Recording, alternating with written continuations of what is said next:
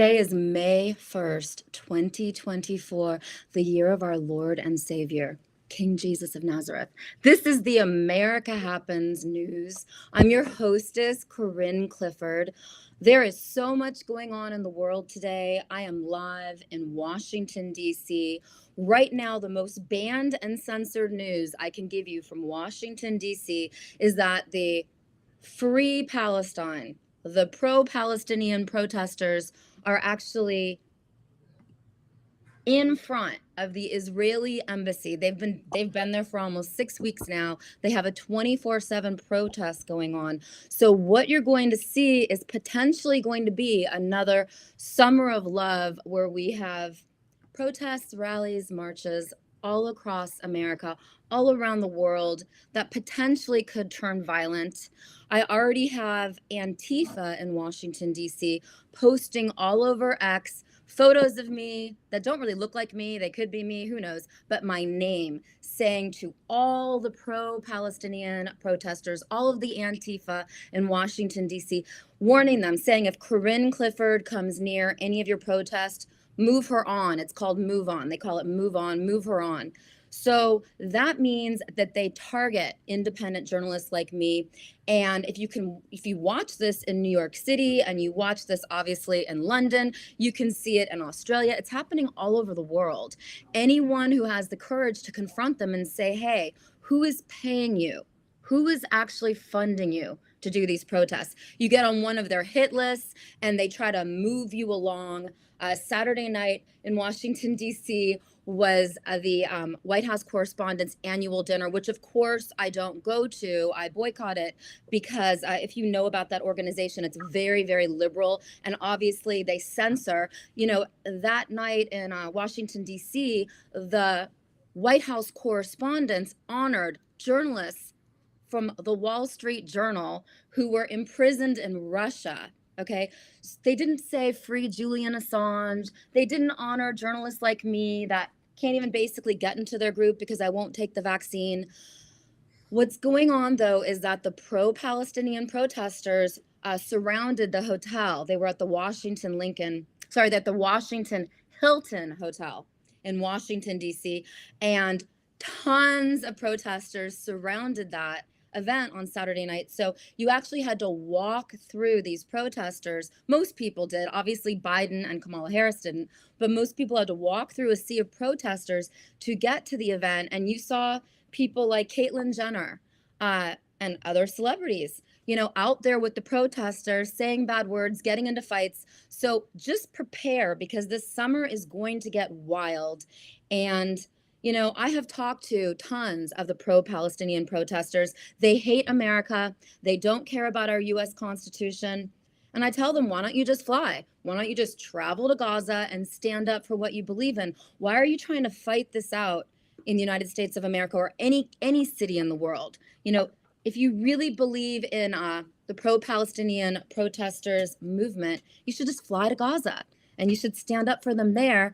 Obviously, none of us respect what the globalists are doing with Israel. But in the United States of America, we believe, most of us believe that Israel should exist. And, you know, a lot of us now, though, are saying that it's time for Benjamin Netanyahu to resign. There does need to be a new leader of Israel, but Israel should exist. And if all of these pro-Palestinian protesters continue, they stopped a whole graduation at USC, the college that I went to, that my family has a school of journalism at. They stopped that whole graduation. If that continues, you know, that's not what our First Amendment was meant for. Our First Amendment was to stand up for what you believe in peacefully, of course. So we're going to cover this. I mean, all the news today is about the different protests across the United States of America. The major protest has been in front of the Israeli embassy the second that a man who was in the U.S. military burned himself to death 2 months ago in front of the Israeli embassy. So 24/7, there's an encampment in front of the Israeli embassy. There's also been an encampment of pro-Palestinian protesters in front of Secretary Blinken's house. So this is going to get really gnarly. And, you know, I rarely say this, but I do know that there are feds in these protest movements who are actually encouraging people to get violent and volatile. So if you see a Fed is usually white all American. They usually have muscles. They usually look totally normal. And they say, oh, get violent, or they encourage violence.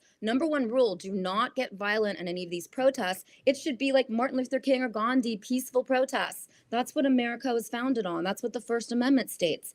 So I am tracking who the feds are in each of these groups, and I am 100% interested. You guys all know that I have a phone just for whistleblowers. If you want to be a whistleblower and tell me what's really going on in your town, in your city, in your county, text me 917-287-1314. Tomorrow I'm going to go spend some time with a couple from Virginia who just got their door beaten down by the FBI because of what did or did not happen on January 6th, 2021 at the US Capitol, and because they expose election corruption in Virginia. So this is going to get really spicy and really interesting. And I want to say thank you to the founder of America Happens, Them Miller, for always giving us the America Happens Network, where we don't censor. I want to introduce my first guest of May 2024. This is Michael Proper, and I met him in Las Vegas at the Sheriff's Convention, and what he was saying was so passionate and so enthusiastic.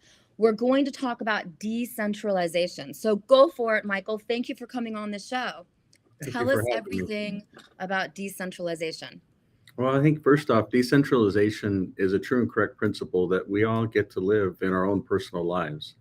You know, we see it in our bodies, we see it in the universe. It's all around us. But the key is the world is going to shift through some of the things that you talked about, these wars and rumors of wars and financial reset and digital control.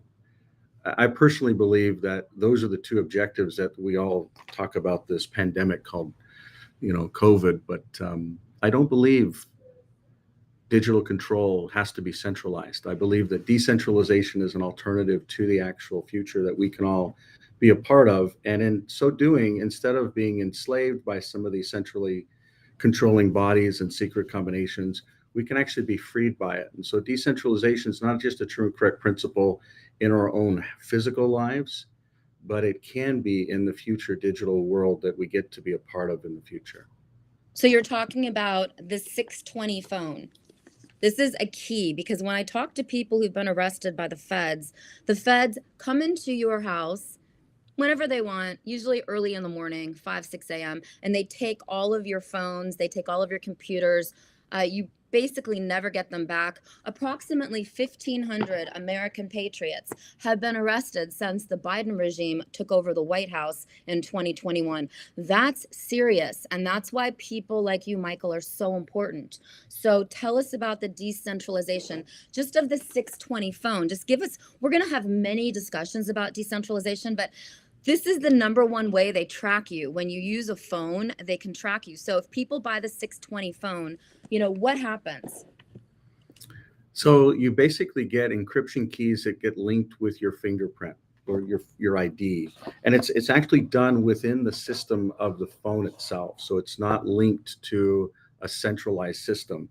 Today, we have systems like Apple and Google that are the primary phones that are out there. And when you get those phones, you actually log into their systems. With Apple, you don't even own the phone, let alone you think you bought it. But you don't own the hardware, and you don't own the software, and the data that goes into their systems, your photos, your messages, it's technically legally not yours. So they own it. So they can watch everything we're doing. And I would say that, they're not necessarily there from a watching standpoint. That wasn't their original goal and objective. They wanted to build devices that helped access technology, whether it was search, whether it was, simplicity. But ultimately, there's a governments that have been taken over by secret combinations, and I'll just leave it at that, that then have the ability to send in requests. And if you don't believe me, go read a book called Tools and Weapons. It was actually written by the chief legal counsel of Microsoft at that time. Now he's the president, and it was forwarded by Bill Gates. So you can actually read exactly what I'm going to talk about around the data is actually centrally controlled. So when when a report or request gets sent in from governmental agencies, these individuals that you just talked about that were profiled, they can basically send in requests that says, I want to know this individual with this name, with this phone number, with this email address or email addresses or aliases, all this information on them. And what's important is, Apple, Microsoft, Google, Facebook, etc., they all are forced to legally comply and provide that data. What's the problem is the individual that's being profiled has no idea that it's actually occurring.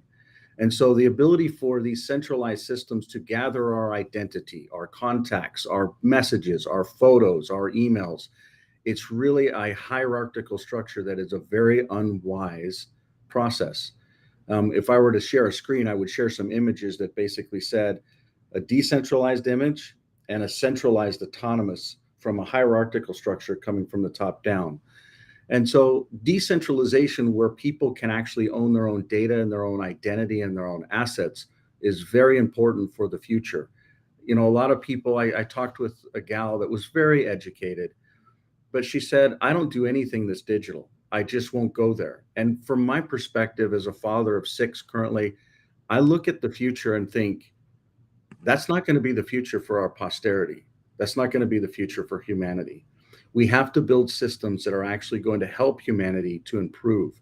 And that's really what I believe. Decentralization is not just a system, it's a true and correct principle within this universe. Like literally, if you look up through a telescope, you can see it in the universe. Intelligently organized elements. If you look through a microscope, you can see it inside of us at the cellular layer. These cells just automatically know how and what to do. So decentralization is really important. The key is, people would call Bitcoin decentralized and the first decentralized thing. And I would agree it's a very good litmus test. But the way that governments are rolling it out, like Venezuela, they're rolling it out in a centralized approach. Why? Because Bitcoin takes an average of 10 minutes per transaction to actually settle. And someone wanting to buy a dozen eggs wants to get it within 10 seconds. And so what they do is they layer on it a Lightning network, which was basically, if you look at the DNA of the Lightning network, it's ties back to Visa, ties back to Bank of America, ties back to a lot of the different banks, ties back to some of the centralized secret combinations, BlackRock, etc. And ultimately, you're giving away your data and systems to centralized ecosystems. I'll give you an example. In Venezuela, if you don't want to wait 10 minutes to get a transaction, you just sign up for a new service. They call it is this positive service. And you give them your phone number, your name, and your date of birth. And with those 3 pieces of data and your public address for your Bitcoin address, they can triangulate who you are as an individual. And I don't know if you really understand what just happened, but you just centralized decentralization.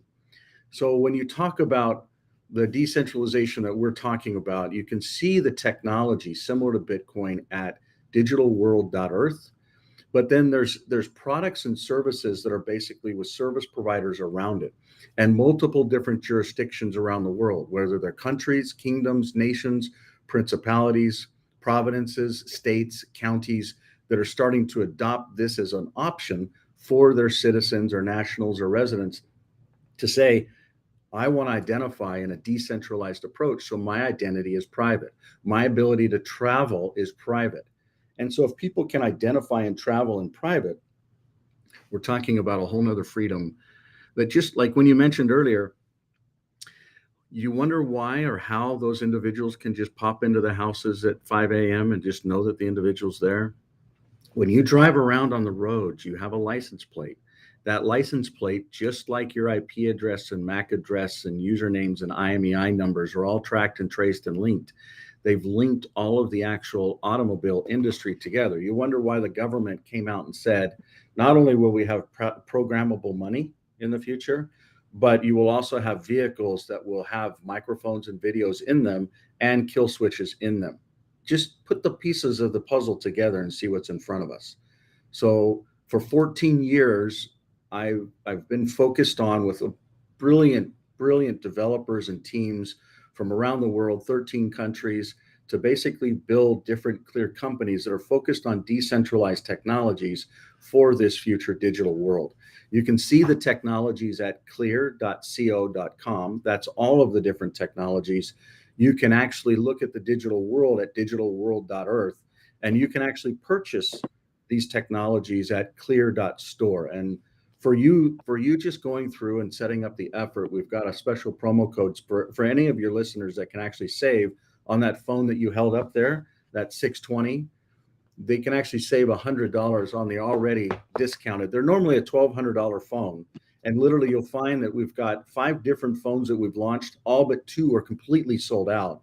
This is a $1,200 phone discounted down to $899. With your promo code, your listeners can actually snag it for $799 today. That's incredible. And then you can set up the service with phone123.com. This is what the phone looks like. This is an incredible phone. I'm about to set it up later this week because I just don't like to endanger anyone. I have to be honest, Michael. Do you know who calls me all day long? I mostly get phone calls from political prisoners. My phone rings. I have 3 phones, okay? So my phones ring off the hook by people who have been arrested by the U.S. federal government, and I'm very upfront about it. And because I'm a journalist, I have to be. But the people who call me are under duress, and if anything happens in the future, I think it's all going to culminate in November. So this is my best for everyone out there. If we have an election in November, exposing the election corruption to people like me on my whistleblower number, which is 917-287-1314. It looks ridiculous because I have a unicorn on it. But the bottom line is that that is what's actually going to cause a lot of drama in the United States of America. And that's why it's really important that we all switch over to phones like the 620. So I'm going to be doing the switch because my iPhones are spying on me. They've been tape recording me without my permission. It's so weird. I have phone calls that I didn't think anyone could tape record them. All of a sudden, the iPhone starts tape recording it, and then they text it to somebody without my permission. So the iPhone is done. No one should be using an iPhone ever. I'm slowly but surely switching my life over to phones like the 620. This is the phone to get because it's huge and it has everything on it. Can you use apps on this phone? It has its own marketplace and its own operating system that tied to an app store that has about 250,000 apps. You can see them at clearos.app. So Okay. they're all literally there, or on your phone, you just click on the Clear apps and it pulls them all up. So I don't think it's safe for me to even go back to having one phone. So I'm going to slowly but surely switch from the iPhone to the Clear 620 phone. I'll try. I'm going to have an iPhone and then I'm going to have the 620.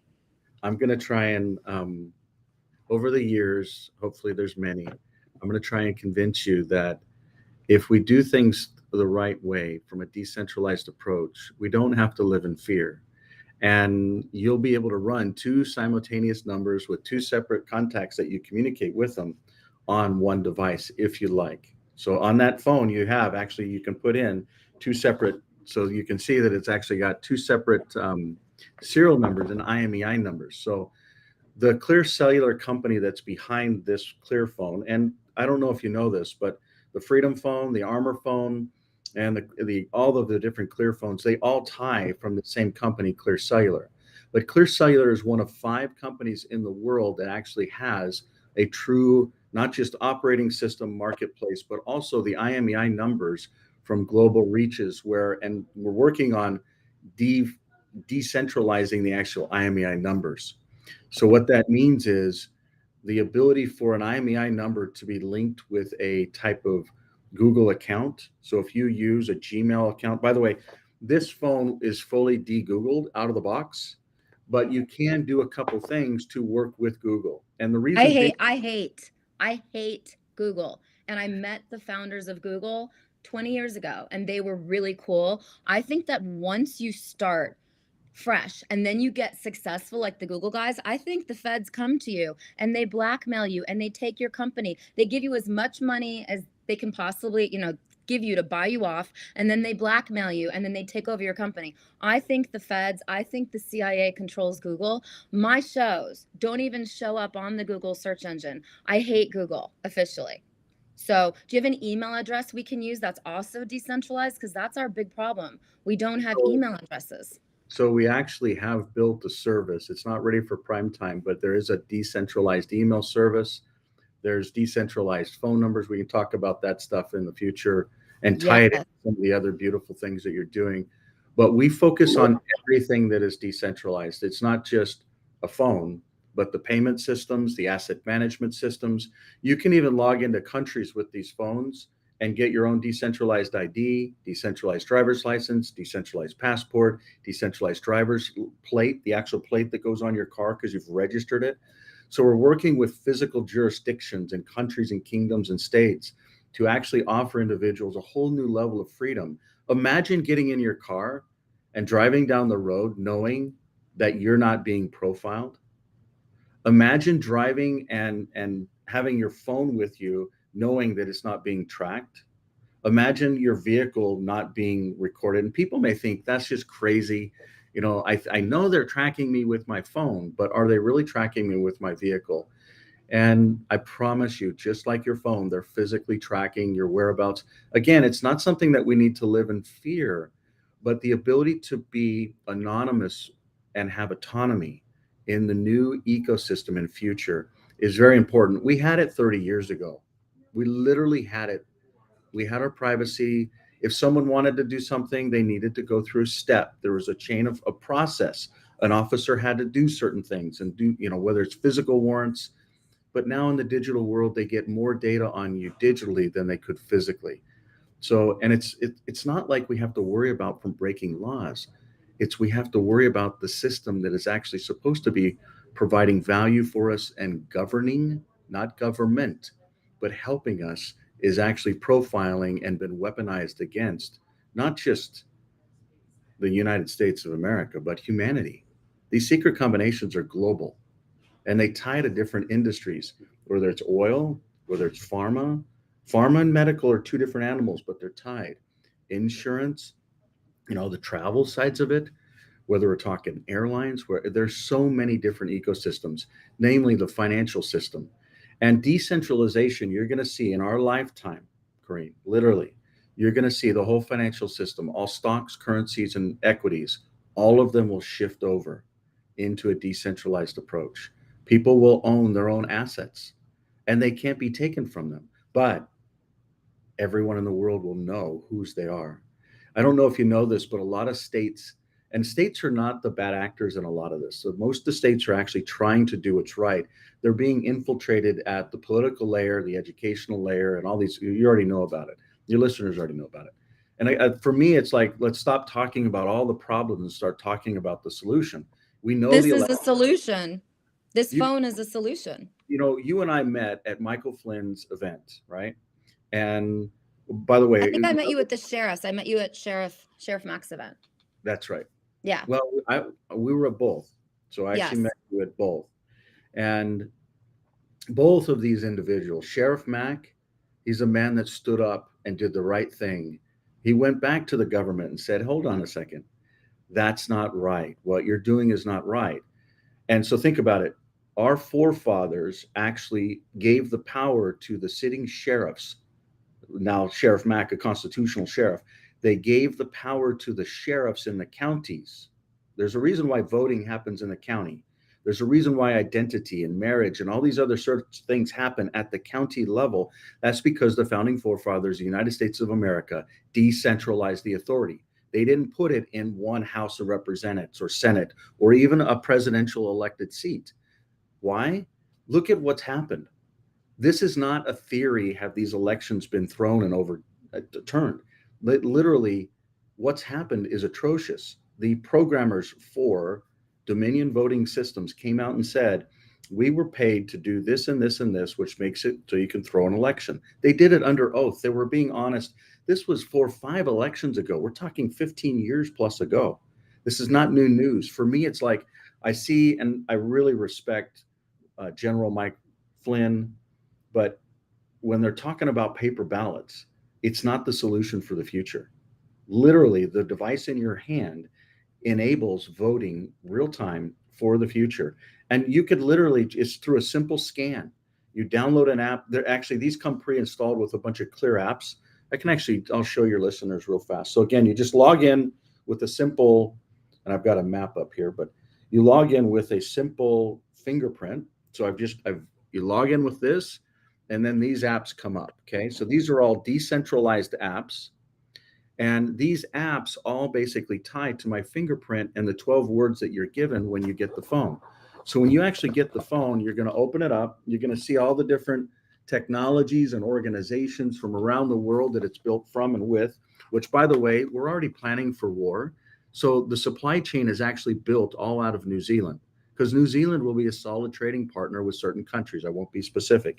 But when you actually get the phone, you can actually put your 12 words in here, as well as with a little, this is called Own Your Own Data. And on the back, you actually have your 12 words. So these 12 words, when you write them down, you pair them with your fingerprint on the phone, and that actually becomes your new identity. Not only the way to log into the phone, but you'll actually log into websites and new types of governments in the future. When I say new types of governments, I'm telling you, I've physically been in 21 countries in the last 20 months, literally. And so far, the countries are in a particular part of the world that spans half the world. I won't be specific.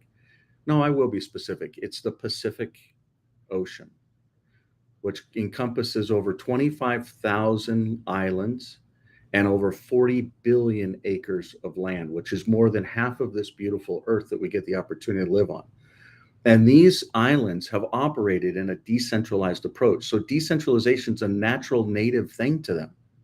So I've met with many countries, from Vanuatu to Tuvalu to Fiji to Tonga to Samoa to Aotearoa, which is the original name for New Zealand, to the Hawaiian Islands, which were illegally annexed about 130 years ago. So was, drum roll, Texas. So not only meeting with all of those people in the Pacific, but you've got Texas, you've got Nevada, you've got Arizona, you've got Idaho, you've got elements of Utah, which is an element I've spent a long time in. And then, believe it or not, California. These different parts, these different states have movements within them that are actually looking at a new way to govern themselves. And the type of decentralized technology that we're talking about here can actually enable that to become a reality. So I don't know if we're connecting This all is so dots. exciting. You've got to come back. Michael, you have to come back and tell us everything. Thank you I'm for ready. having me, and thank I'm you gonna for bring you back. Yeah, now you have an example of what I do. So I do this pretty much every day, and I want you to come back again and again and again, and then we'll figure out what you really want to talk about, because we need to move to a decentralization. You know that. That's Yeah. the highest level of the news. It really is. It's massively important. And most folks don't even understand what it is, let alone how to adopt it. The way to adopt it, go to www.clear.store, grab whichever phone or device that you want. The particular 620 that Corrine has there, if you type Corrine USA, or if you use the URL www.clear.store/Corrine USA, it'll give you a discount of $100 off on that phone right there. So it's only $799 to get into it. The last set of models, literally, they're just gone. They sell out like that. So please snag them today. Start using it. It comes with support, remote support if you have it. If you need it, they literally can come on your phone, walk through it, teach you. And we're here for America. We're here for humanity to be able to stand up for truth and for what our forefathers originally set for this beautiful country we get to live in. Thank you, Michael. You're amazing. You've got to come back on Monday. Now you see what I do. I'm going to have a sitting sheriff right now that I'm going to bring on. Thank you, Michael. God bless you. Peace. Much love. Talk to you later. God bless you. I want to bring on a sitting sheriff. This is Sheriff Bob Songer, and he is from Washington, the great state of Washington. How are you, Sheriff Bob? Good. Yourself? I am so good. I'm live in Washington, D.C., and I wanted to bring you on because you are a sitting sheriff. Correct. Yes. What's the biggest problem we're going to face for November 2024? Well, if Trump's not elected, we're in deep, deep trouble. Did Trump win 2020 in your county, in your state? I believe he did not. Of course, you got to understand we're in a extremely blue state, sanctuary state, run by a bunch of woke liberals, the governor and attorney general, and they're in a state in our state. They're doing everything they can to take your gun rights away from you, which I've stood up against that. I tell citizens in our county, we're not going to enforce these woke gun laws they're trying to get out there and limit magazines and, 10 round magazines and all that kind of nonsense. And it So was the you're same. Go you're ahead. in Klickitat County. Where is that exactly? Exactly. Klickitat County in Okay. Washington. It's along the Columbia River. We're on Highway 97 going to Yakima. We're about 10 miles up off the river. And if you're on 97 and traveling north, you would end up in the city of Yakima, county of Yakima. Do you have a migrant problem happening right now? Has that affected your county yet? Yes, to a degree, more so in the Yakima Valley, however. But it's a sanctuary state, so we're really not even allowed, according to our governor, uh, allowed to ask them if they're illegals or not. You're not allowed to ask them if they're illegal? No. Oh my gosh. Yeah, That's yeah, crazy. yeah. Oh, it gets better. It gets better. Okay. Give us your best. Has the federal government been persecuting you and prosecuting you like they are to Sheriff Darleaf in Michigan? Well, I haven't had the federal government try to prosecute me yet, but Thank if God. they come into our county to do that, then I'll tell them to get the hell out of our county. That's The why the sheriff. sheriffs have all of the power. Tell us about the power of the sheriff because you've been a sheriff for how many years? Yes, as an elected sheriff, I'm a constitutional sheriff. Now, don't get me wrong, we work in conjunction with the FBI, DEA on criminal matters that don't violate the Constitution. But if they come into our county and they're going to violate an individual's constitutional rights, then they need to get the hell out of our county because we won't tolerate it. And then have you had to actually, have you made any arrests of people in your county who wouldn't follow the Constitution? Uh, well, I don't know how that won't follow the Constitution. I mean, have you made arrests where the prosecutor will not keep the charges going? Like, do you have problems with your main prosecutor? Oh yes, yes. He leans a little left. Yeah, he likes to think he runs the sheriff's office and all the other elected officials, but that's not the case. He needs to stay in his lane of travel, prosecute cases we present to him, and if but he has the power as a prosecuting attorney to decide to prosecute or not prosecute. So that's where at times we're at loggerheads over that. Uh, our deputies are professional. They're out there. They're trained, and they do a good job of trying to enforce the laws, legitimate laws that are on the books. Uh, but you know, one of the things that COVID-19 come along, our governor mandated a state of emergency, right? You had to wear a mask. You had to be 6 foot apart. You're going to have relatives over for Thanksgiving or Christmas. There could only be like 6 of them, and they had to be masks. I mean, the whole thing was a sham, in my opinion. About a week of that, when it first broke, this brought concern to a lot of people.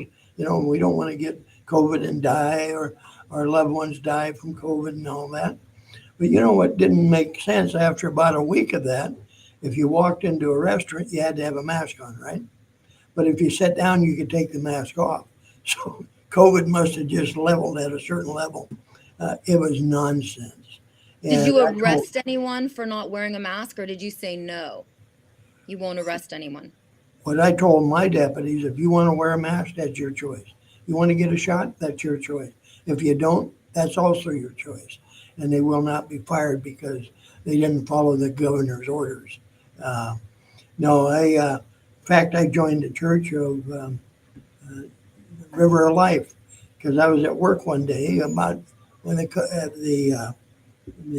COVID was in full swing at this time. The churches weren't supposed to have meetings and couldn't sing in church because you had to have mass. So I walk out of the courthouse. It was on a Sunday. I was down there doing some paperwork. I walked out and I heard this religious music being played around the front of the courthouse. And I thought, what in the world?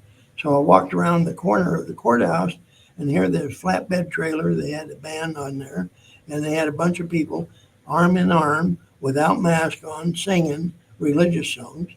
And the gentleman that approached me was a minister, Rod Smith, and his wife, Kathy, both ministers. Anyway, they approached me and Rod said, well, I suppose I'm in trouble. I said, no, you're not in trouble. Keep right on singing. Because he had a set, I joined him. I joined the church. So there was churches sitting down that needed to stand up to that nonsense of government overreach. What the purpose of that whole thing was, in my opinion, was control. How much control can we have over the citizens of Washington? And unfortunately, they gained some groundwork there. They wanted to close down businesses. Churches were non-essential. Small restaurants, non-essential.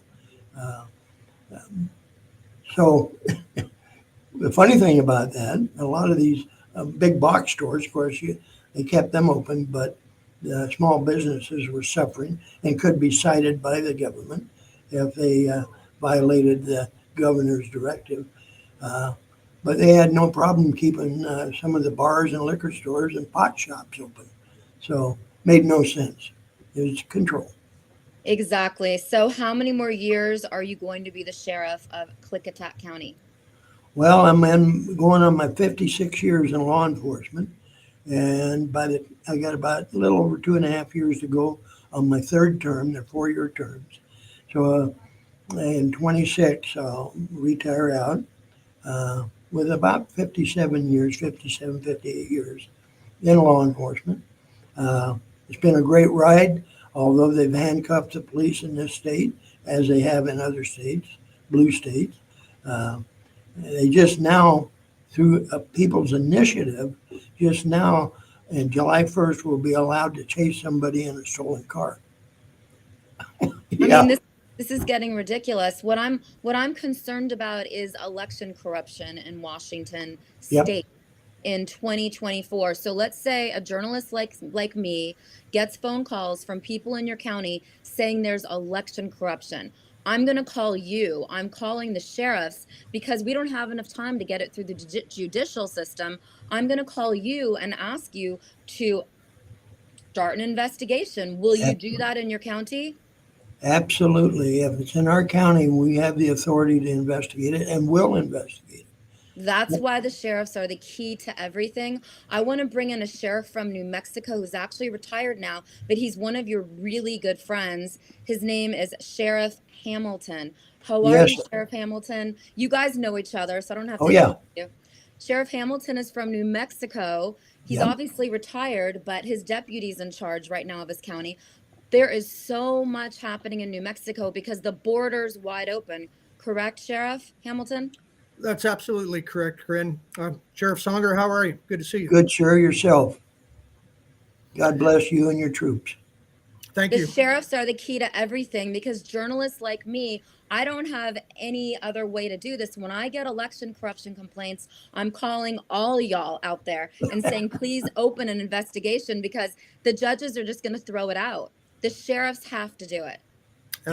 As well as you should. Again, anyone who suspects that there's any type of a crime that's been committed in their county, whether it be voter fraud or, again, even constitutional encroachments and or orders that are being thrust upon you by other elected officials, whether it be your mayor or your governor.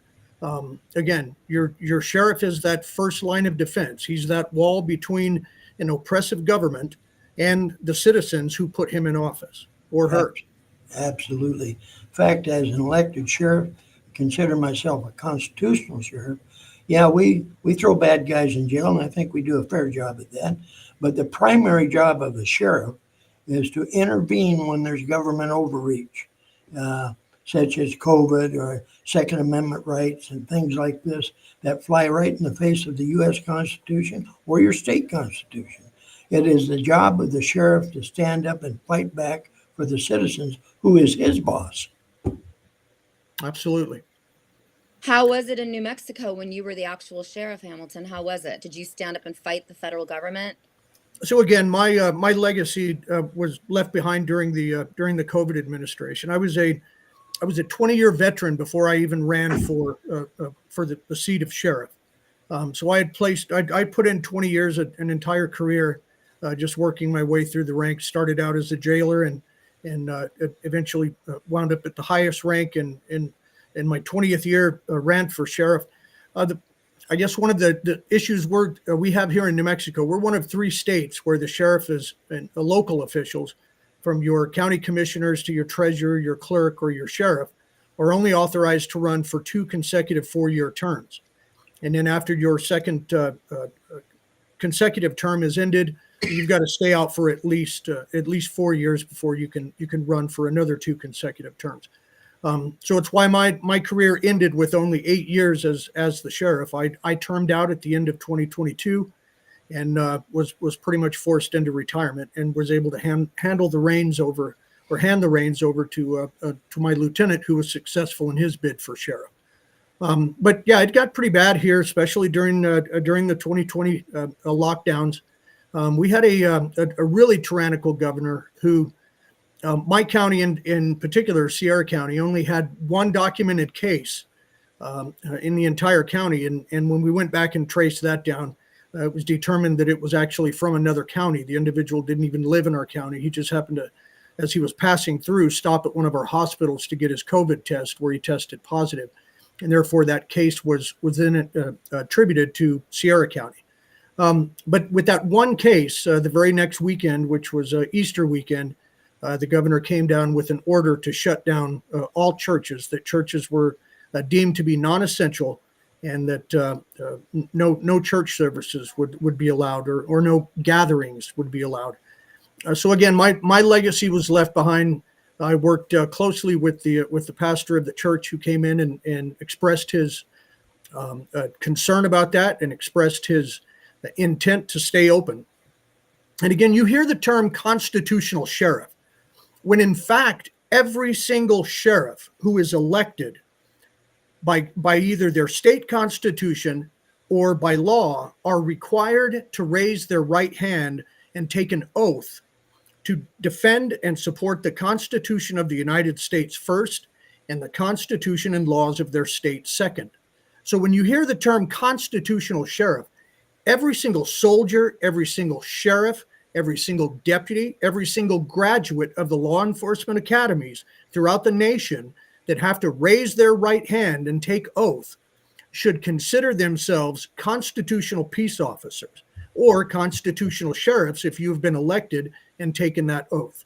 Right. It is a requirement. So when you hear the term constitutional sheriff, we're not just some right-wing extreme fringe group out there.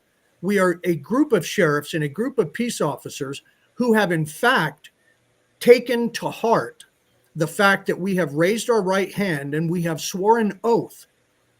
If you swear, if by constitution or if by law you are required to take that oath, then there must therefore be some type of punitive action that can be taken against you when you have violated that oath.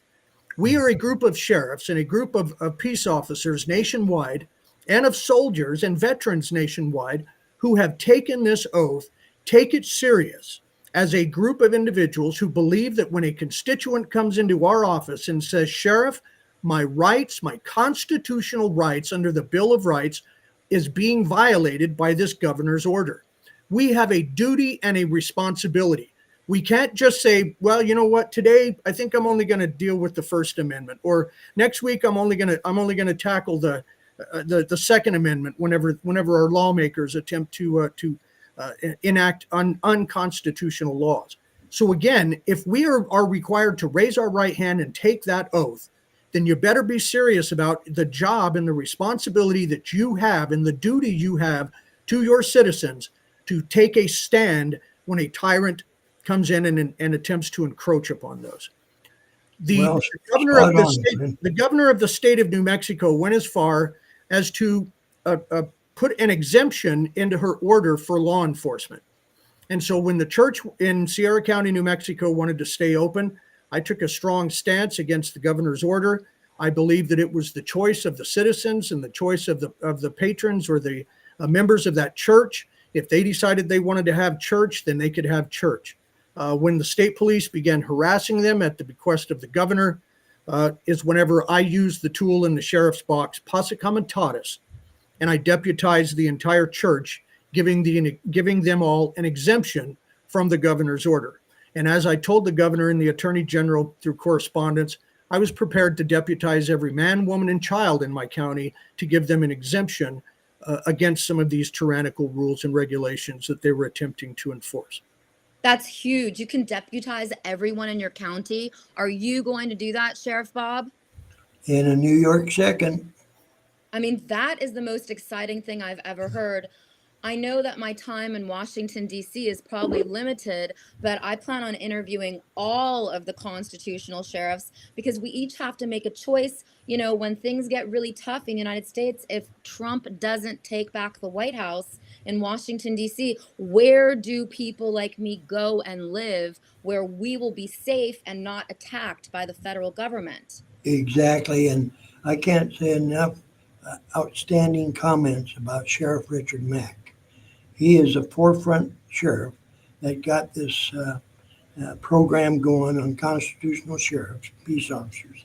And in 2019, we received, myself and Warren Cope, police chief at the time, stood up against our government, Washington state government, Governor Inslee, when they did the I-1639 they passed, which restricted your gun rights, and we fought against that. So I had a gentleman come into my office the other day, and he says, "Well, Sheriff, I've got a Glock pistol and then 17-round magazines, and I can now with this new law in Washington, do I need to put 10 rounds in that because they're limited to 10 rounds?" And I said, "Well, in Clickitat County, I don't care if you carry a 30-round magazine. You're not going to get charged in our county." I mean, this is ridiculous. They're violating our citizens' constitutional rights. And Glenn was spot on. And here's the funny thing about it. Yes, sheriffs are the last stand of defense as far as we're concerned as an elected sheriff. Of course, our state's trying to minimize those elections and go to appointed type sheriff. But here's the problem. In law enforcement, you go through a background check, a polygraph, and a psych in order to qualify Okay. to be hired as a peace officer, a city officer, Washington State Patrol, or a sheriff deputy. And the sheriff goes through the same thing. I think it would be great if we had our governor and our attorney generals going through that same process. Chances How are do we they do might. that? How do we do Of course they won't. Of course they won't. that? No, because they wouldn't pass. Some of them wouldn't even make it to the first base. But we have to. They take the same oath that I take. Uphold the Constitution of the United States and the state constitution. But once that ceremony is over, with a lot of these elected officials, it's nothing but a ceremony. Then they think they're in charge of everybody. What they forget and lose sight of, they work for the people. The people of the state is their boss, not them the reverse. So anyway, we'll fight. We'll fight the good fight. We're going to keep it up as elected sheriffs and make damn sure that we intervene when government tries to push our citizens around and violate their rights. That's what our job is. Our main job is, of course, protecting citizens' rights. I mean, can you give me a really good story? Give me your best story about the most unconstitutional thing that you've witnessed in all of your years as a sheriff. Oh, wow. It's a long time. As Well, I would have to say a Second Amendment, and right after that would be COVID. The Second Amendment in this state, you cannot even purchase a semi-automatic rifle. If you go down to buy a lever action pump shotgun or whatever, wait a minute, you can't even purchase that unless you've gone through a government-approved hunter safety program, firearm safety program. You have to show that certificate before you can even buy a gun that you're entitled to under the Second Amendment. And but it's our state is so out of touch with reality that they want to control the masses of our state. Take your guns away. The next thing is to control your food source and then your medication source, and then they own you. Flat own you.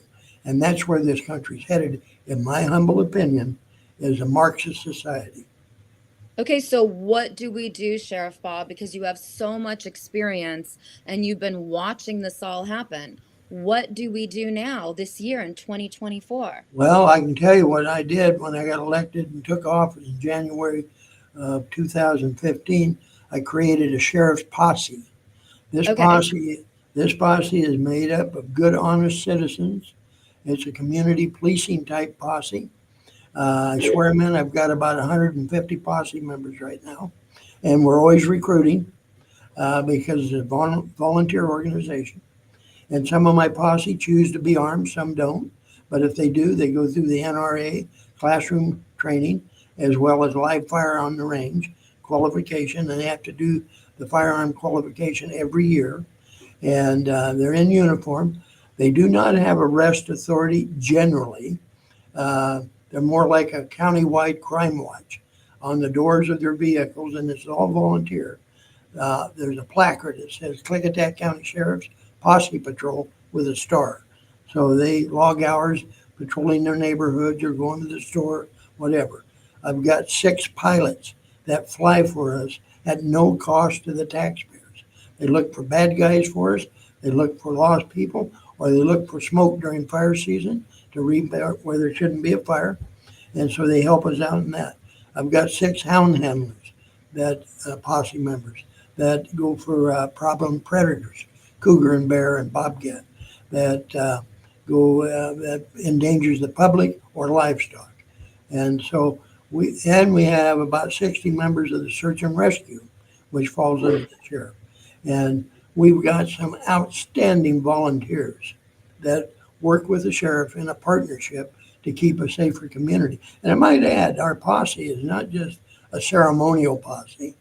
They work parades, they work rodeos, they work county fairs, they work all of these events for us because I could not afford to pull a deputy off the road. We got 3 deputies usually, pull one off the road in order to attend these events and stuff for security reasons, help parking and so forth. And I wouldn't have anybody on the road to do 911 calls, domestics and so forth.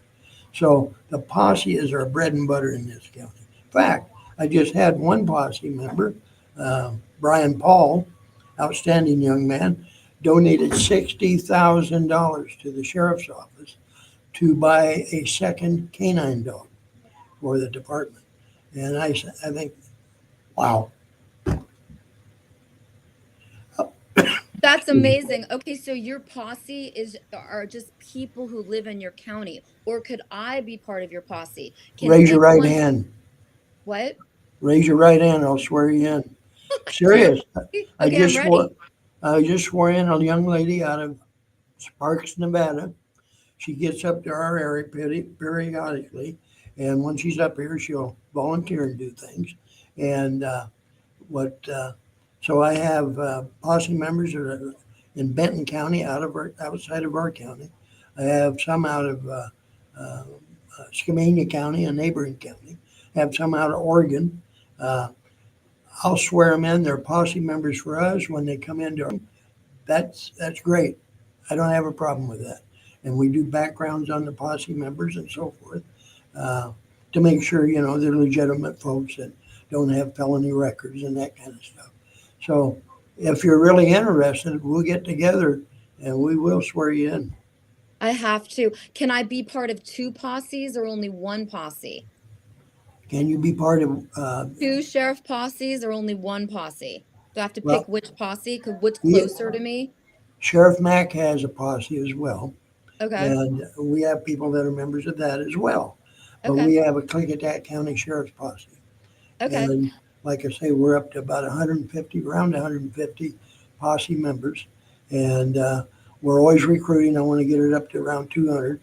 And when I first started that posse, you got to remember, this is a sanctuary blue state, right? When I first started that posse, they were scared we were going to run around hanging immigrants from oak trees, and sheriff is doing all these bad things. Well, they've come to learn in time. They're now requesting posse to help out at the schools, various other programs. So they had some of the far left woke people trying to shut down the posse. Of course, they don't like me anyway, so anything I do, they're going to attack, and which is fine. They're entitled to that under the First Amendment. Doesn't mean I have to buy into their nonsense, but they have that right. And but we have a outstanding county with volunteer citizens that help us out. And if something really bad happened, there's no doubt in my mind, not only I could call upon my posse, but I know a number of citizens that are not part of the posse would show up and take the oath and become special deputies to fight anything where we'd have to shut down roads or really get into it. So That is so powerful. We have Sheriff Hamilton back. Can I be part of all the posses or do I have to pick Sheriff Hamilton? Do you have to just be loyal to one posse or can you be part of two posses? So actually, in the way New Mexico's law is, the sheriff has the authority in his county to issue special deputization during time of emergency to anyone who is currently in his county. So there were a number of people during the rally a few weeks later at the church where they come to there was probably over 4,000 people that came down throughout all of New Mexico, Texas, and Arizona area into Sierra County to show their support for what we were doing here. And again, deputized every single one of those individuals here. The sheriff has the authority, even though they may not be residents of the county. It's whoever's in the county at the time to aid the sheriff in the time when, in a period of time where the sheriff needs emergency assistance. right. Yeah, you can be a member of in New Mexico. You can be a member of any sheriff's posse in any of the counties. Why is the border on New Mexico wide open? And the border of Washington State is wide open too. Why are these borders wide open? So, that's, again, I blame first and foremost the Biden administration and Mayorkas. They're the ones that are charged with enforcing the law, our immigration laws. And that, as we all know, that ever since President Biden took office, he in fact has sent message to his frontline officers along the border who are charged with protecting and defending those borders. Sent message to them to essentially look the other way, catch and release, let them go. One of the specific issues that we have here in New Mexico, we've seen some of our neighboring sheriffs in Arizona, Sheriff Mark Daniels in Cochise County, who has particularly been hit hard with the smugglers, human smuggling, and his border's been just inundated. But what we saw were sheriffs that were taking action and setting up task forces along with the U.S. Customs and Border Enforcement officials that were actually pushing. Illegal immigration is a lot like water. It's going to follow the path of least resistance. And so when we have Arizona, Sheriff Daniels down in Cochise County taking action and putting in mechanisms to mitigating mechanisms to stop the flow there. When we have Texas and Governor Abbott, who is putting in measures there in Texas to stop the flow and to give aid and support through National Guard channels to his border sheriffs there and also his state police, then they're going to follow the path of least resistance. Remember, here in New Mexico, we have a governor who says, no problem here, no crisis on our border. She actually traveled down to the southern section of the border near El Paso, Texas, just south of Las Cruces, and stood on a patch of grass in front of cameras and basically said, "We have no crisis here in New Mexico." Now, keep in mind, Las Cruces, just north of El Paso, Texas, where the majority of the influx of those individuals, migrants who are coming in, and illegal immigrants who are coming in and turning themselves in, claiming asylum. Las Cruces, New Mexico, has in fact declared itself a sanctuary city. So again, these individuals, when we have Arizona and Texas that are starting to tighten up their ends, New Mexico is wide open, and we're looking at a major influx. A lot of our illegal trafficking, in some cases in my discussions with some of Border Patrol and Immigration Customs Enforcement along the boot heel of New Mexico, where most of our illegal fentanyl and our illegal crossers are the gotaways that you hear about. Those individuals are coming through in such numbers there that there's absolutely no control on it whatsoever. You've got a big, huge section of the wall, and then it stops right at the base of a hill. And then you can look up that hill, and it's got 3 strands of barbed wire that are laying down on the ground and nothing but openness between the 2 borders. So this is truly what they look for, the path of least resistance. And if they know that they're being looked at, or they're being photographed, or they're being filmed as they're tripping the sensors that Sheriff Daniels and his crew have put along their border, then they know that New Mexico is pretty much an open wilderness and an open area. For those that want to claim asylum, and those that want to get their free phones and their free money and all of their benefits, and then of course be placed on a bus and shipped off north to either Colorado or Kansas, they know that all they have to do is make it to El Paso, Texas, and turn themselves over.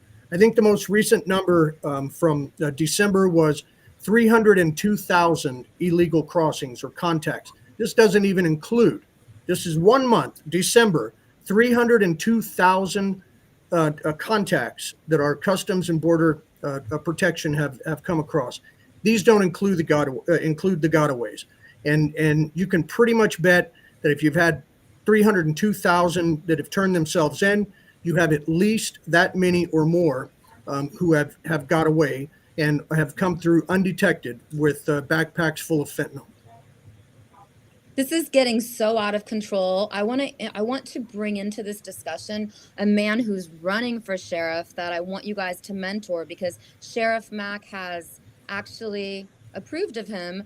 I think you guys all met. This is Kevin Henry. He's running for sheriff just outside of Houston in Brazoria, Texas. Did I say that right? How's it going? It's Brazoria, Texas. Brazoria, Texas. Yes. Yeah. So we have this about is Sheriff Bob and Sheriff How are you? Hamilton. Hi, how you doing? Nice to see you again. Yeah, Yes. I listened to your speech there at the CSPOA, and it was awesome. It kind of woke me up to the powers of what we can do with the posse, and and I think there's a lot of retired military here and a lot of law enforcement officers that would be happy to help in my area, just because they're tired of watching the devastation in our community. And I don't think it would be a problem at all recruiting these people. I do have a question though. Do you guys do they ever do like patrol and then they just keep in touch with deputies in one way or the other?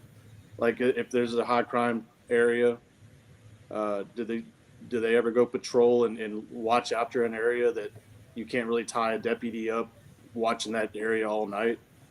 Yes. What we do, our posse members, they're instructed and trained. They go through training every month, monthly meetings. And I've got Central, West, and East posse groups. And they go through the training. But their job is when they observe, and they can be assigned to a neighborhood or several of them, or they're driving around periodically, they're getting document, report, and in other words, write it down, take photos of it, whatever we need, license plates, so forth, and report it to a deputy, usually narcotic deputy, who would follow up on that stuff. Or if it's in progress, even better yet, where but they're not allowed to get involved in the arrest because they have not gone through the academy and all this stuff. Correct. But when they're volunteers, they are covered by insurance, county insurance, when they're a volunteer. But yeah, we do use them for that purpose. If we have a drug house we're concerned about, or if we have some other criminal activity going on, they help us out at crime scenes, guarding crime scenes, doing surveillance work for us. So we use them in a lot of areas. They're very helpful. Okay, so Sheriff Hamilton, what is your guidance for Kevin Henry as he's running for sheriff in Texas? So Kevin, again, we had the opportunity to speak at the CSPOA event there. And again, I want to commend you first and foremost for having the bravery to even want to run for this office. Thank you. But yeah, if I had any advice for him is that, again, you've got a door hanger or something that you hand out as you're talking with the folks out there that have a list of things that you plan on doing, a list of concerns that you have either identified, or a list of tasks which you plan on doing. My advice is when you're elected, do those. Make sure that you're able to check those off. And again, you've taken the first step, and the second and the third. I'm sure you've familiarized yourself with the duties, responsibilities of the office of sheriff. Otherwise, you probably wouldn't be running for it there. So, again, it's a huge responsibility that you're taking on. But know that when you raise that right hand and you take that oath to support and defend the Constitution of the United States first and foremost, that's your first and foremost your responsibility. And again, sometimes it's going to be easy. There are other times where something is going to come down the line where you're going to be faced with a choice to make, and you're going to have a choice to make. My recommendation is stay on the Constitution, stay with the Constitution, and your actions will always be right. Okay. Thank you. Yes, Sheriff Bob, give us a recommendation. Tell us what your best guidance for Kevin Henry Well, I is. think Glenn covered that pretty well. But no, he's absolutely spot on. And I would let the people know that you're talking to. If you're elected, if they elect you, you will never forget who you work for, and that's them, the Right. citizens. Not the county commissioners, not the governor, not even the president of the United States. You work for the people that put you in office, and that's your boss. Absolutely. And I think generally most people recognize that and appreciate it. Okay. What do Thank you you. think, Kevin? And Kevin, if I could just add one more thing. Every morning when you pin that badge on and you strap that gun on, ask the good Lord above for guidance, for knowledge, for wisdom, and for strength. Absolutely. Thank Well you. put. I appreciate that, gentlemen. I wish Congress felt the same way you guys feel about being sheriffs. I think someone needs to remind Congress to stand up for their people. I wish most of the sheriffs felt that way. You know, Ugh. it's unfortunate what we're going through right now. Is in the sheriff role, a lot of them are they're protecting the government and they're not protecting the people. That's right. And that's exactly why I'm running. I'm a business owner. I'm not a politician by any stretch of the imagination. This is the first time I've ever ran for office. And I'm actually a new police officer. I got tired of watching the corruption in our government, and I decided to throw my hat. I mean, I went to the police academy. I did very well in police academy. Got the highest score in my class. I got the second highest. I was 1 point away from tying the state score in the whole state of Texas, and they gave me the leadership award in the class, which was an honor. I went to the academy with a lot of great people, but my background is in oil and gas.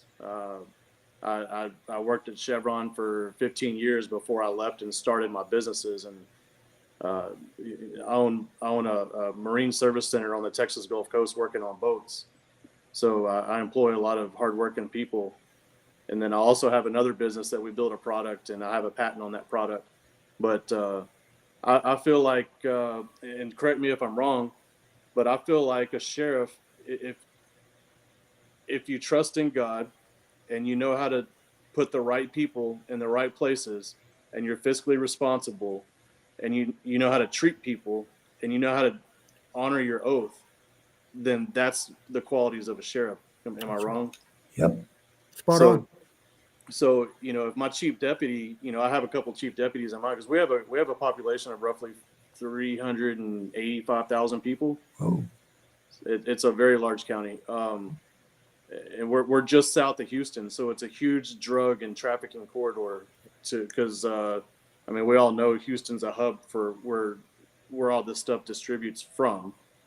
Coming up from the open borders. I think we can put a pretty big dent in it if we actually formed, a group of, a task force that would actually look for this stuff and go out and seek after it to where they, I don't think crime's ever going to go away, but we can detour it from this county. We can make sure that they think twice about running that stuff through our county. But we have a large problem with drugs and trafficking and prostitution now. We have these 8-liner machine gambling houses that are popping up all over our county now. And they're all in county control because all the cities pass ordinances against them because of what they bring into our community. They stay open 24 hours a day. They have the violent crime rates have gone sky high because of these 8-liner machines that are going on in our county.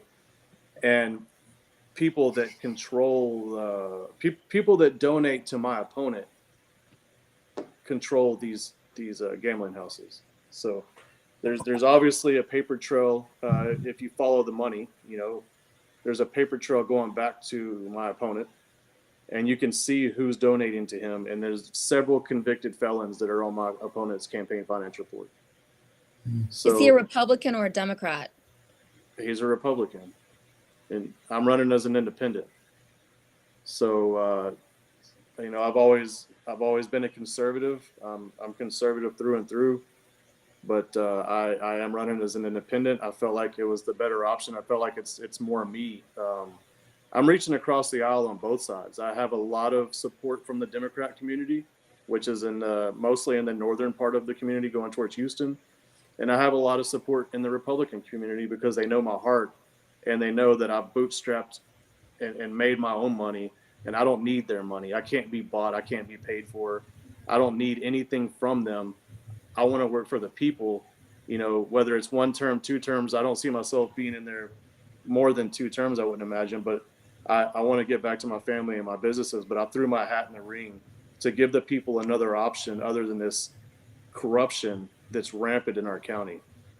So What is your website? What's your website so people can contact you, because you're having an event that's really important? I am. So it's kevinhenryforsheriff.com. And I'm also on Facebook at Kevin Henry for Sheriff on Facebook. And I don't think we've set up the Instagram yet. It might be there, but I don't think we're very active in the Instagram community. Because you're going to be on the ballot no matter what, correct? You have the signatures, you have everything you need. So yeah, to touch on that a little bit. So to run as an independent, you file your letter of intent about the time that they filed in the Republican Democrat area. I think it was December 11th is when I had to file my letter of intent with the county.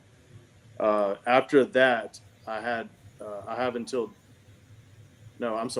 that, I had to wait until the Republican/Democrat primary, but there was no Democrats running, to get my petition signatures, which was 500. So I think we're at 500 now on the petition signatures, but I'm going to double that because I think the county's going to possibly try to omit as many as they can for one reason or the other. So I have until June 28th. So I have plenty of time. I've been going out to festivals and events, and I'm trying to hit every city in our community. I just got back from a nice event in Freeport. It was called Freeport River Fest. So they had boat races, and they had vendors come out and set up. So I set up a nice booth out there and met the public down there. Got a lot of signatures from Freeport. This weekend, I'm going to a town called Sweeney. They're having their event. It's a 65-year annual event that they have there that the community comes out to parade, the whole nine. So I'll be out there shaking hands and selling pulled pork barbecue sandwiches for fundraising opportunity and getting signatures from those guys. And that's Friday, Saturday. That's tomorrow and Saturday. And then Sunday, I'm going to the north end of the county for another event where we're going to pop up our tent. It's called Pearland Market Day. So I'm going to be there shaking hands and meeting the public out there. I just got back from a luncheon for the community here, where it's an organization that it's a food bank basically, and it's called the Help Center, and they give food to the the less fortunate, to the young moms, to the people that don't have money. It's an awesome organization. So I went to that banquet and was able to meet a lot of people there today at lunch. So I have completely stepped away from my businesses, and I'm fully involved with this campaign. And I met so many great people like yourself at the CSPOA conference. All the speakers were amazing. I was very impressed and intrigued. It fired me up. It wanted me to get back home fast and get to work. It was awesome. So what's your guidance, Sheriff Bob? What do you have to say to this amazing man who's risking his life and his liberty to run for sheriff in Texas? Well, first of all, I like Texas. I think it's a great state. Governor Abbott and the crew. But I think you're saying a lot of the right things, and I think you're sincere about that. One of the things I'd hammer home, because you are out of Texas, and I don't know about your county, I don't know that much about it, but is the Second Amendment is a big one. People trying to take your guns away. I know in our state, in Washington State, it's a blue state, and they're going all out to get your guns away from you. And so if the people know that you're going to stand up for their constitutional rights, one of the big ones, not only the First Amendment, but is that Second Amendment. Absolutely. It shall not be infringed. What do you say, Sheriff Hamilton? Because you've been around for many years, and you're actually mentoring the current sheriff in New Mexico, correct? Correct. Yeah, and yeah, Kevin. Like I said, I agree with Sheriff Songer. You're right on track with your message there. And I actually appreciate the fact that you've in a county like yours, as close to Houston as what you are, you're going to need Democrat votes. There's nothing wrong with reaching out to the other side. You'd be surprised there are actually individuals in that party who actually believe and share some of the same values that we do as conservative Americans. You'll find that it's their party that has been hijacked by the statists, the Marxists, and the progressives. So there are many that feel that pain or feel that sting that they have been left behind. So you're doing great in being able to cross the aisles and reach across to the other side, because again, you'll find that many of the conservative values that resonate with Republicans will also resonate with many Democrats, especially when it's when they don't have some of the lamestream media that is pumping stuff into their ear as you're trying to talk with them. I had the opportunity to read some of the articles from the CSPOA event, and again, the lamestream media that were present that day did not hesitate in any way, shape, or form to try to turn everyone into racists, extreme right-wing fringe groups. So again, I think you have a great message, and your only hurdle is the time span that you have to work with from the time that the primaries, both the Republican and Democrat, end, and you're able to really start campaigning in earnest, is to reach out to be able to reach as many people as you possibly can. Right. Absolutely. Yeah, I'm finding joy in it now. At first, it was pretty bad because they were going after me personally. They were attacking my character, my family. They were going after my businesses, leaving me bad Google reviews on my business pages, and these are people that I've never even worked on their boats, and they're finding ways to try to demonetize me and spreading whisper campaigns about myself and, just politics. I never really got into politics until the last 3 or 4 years. I never really If you'd have asked me a year and a half, 2 years ago, if you'd run for something, I would have laughed at you. You know, there's no way. There's just, but after just getting so much, you know, fed so much and so fast, I felt a fire in me to do something instead of complaining. So I'm hoping that there's more people out there that are ready to get active and take our counties, our community, our local communities back, because it's important. I mean, you see how fast that they can try to brainwash your kids and put pornography in the schools and Yep. and destroy our communities with just outright crime and lawlessness. And if we can take that back, if we can all, you know, if I can join both parties and unify both parties in our county, that's a huge step in the right direction. That we're all sitting at the same table and we're all making decisions that are better for the community and not just one party. And that's my whole message, is that I'm trying to unify both parties. And I don't care if you're green, yellow, red, purple, whatever. I don't care if you're Democrat, Republican. We're all human. We all live in this county together. We're all sick of the crap. You know, we're all sick of the nonsense and the corruption. We all see it. It's all, I mean, if you don't see it at this point, I don't know what else is out there to wake you up, because it's there. It's blatantly obvious and it's in your face.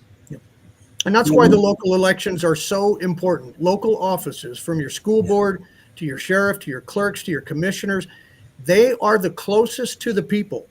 Those offices are the closest to the people on the ground. And when we're talking about affecting true change in our nation, it has got to come and start with our counties. Once we're able to turn each one of those, then we're going to turn our states. And then once we're able to turn our states, then we're going to be able to change our federal government as well and start taking some of those overreaches back. Absolutely. And Kevin, for those who are doing the whisper campaigns against you, spreading lies and all kinds of derogatory things, get used to it if you're elected sheriff. But on the other hand, only the way I look at it from a positive standpoint, when their hair's on fire, you know you're over the target. Right. You're winning. Absolutely. And besides that, you got God on your side, you'll do well. 100%. Thank you, Sheriff. Listen, I have Antifa all over Washington, D.C. torture my X account, which I know is hard for you guys to really comprehend, but journalists like me, we survive using our X account, former Twitter, of course, it's called X now. We survive using that account, and so I get major attacks by Antifa. So just expect it and prepare yourself, tell your children, tell your family. It's really traumatic in the beginning because they know how to get to you. That's why I think Antifa and these attackers are funded by some type of Fed group or some type of high-level CIA, because they always know what to say to really get your goat, to really get you triggered. So they're doing something higher level than just being stupid, dumb Antifa. So just prepare, because we need you, and you need to win. Yeah, I'm giving it everything I have. They actually put a death threat video out against me, and it depicted. So it was my opponent's, one of his largest financial contributors, family members. So it was a video, and it was a pretty poor quality video, but it was a video of a guy with I don't remember if he had a cowboy hat on, but a guy on his knees, and another guy walked up to the back of him and put a gun to the back of his head. And then they said Kevin Henry several times in that video. Well, I brought it up to my chief at the PD and told him about it. And so I filed a report with the Texas Rangers, and I filed a report with the FBI in Virginia. Does the FBI care? First Amendment. They said it was their First Amendment. Okay, so you're not allowed to threaten to kill someone. What do you think, Sheriff Bob? What do you think, Sheriff Hamilton? We have an FBI that will not protect American patriots. Well, wait a minute. They did, Director Ray did say to the National Sheriff's Association that they have terror cells that have come across both borders, southern border as well as the northern border in Canada. And there is going to be concern, and they're doing all they can to try to focus in on these people. But at the same time, the FBI is, I don't know, they're so busy going after the January 6 people that were standing out in a crowd had nothing to do. They have no problem arresting these people. And if that was a true insurrection, there wasn't any firearms involved except the one that shot the veteran, the young lady.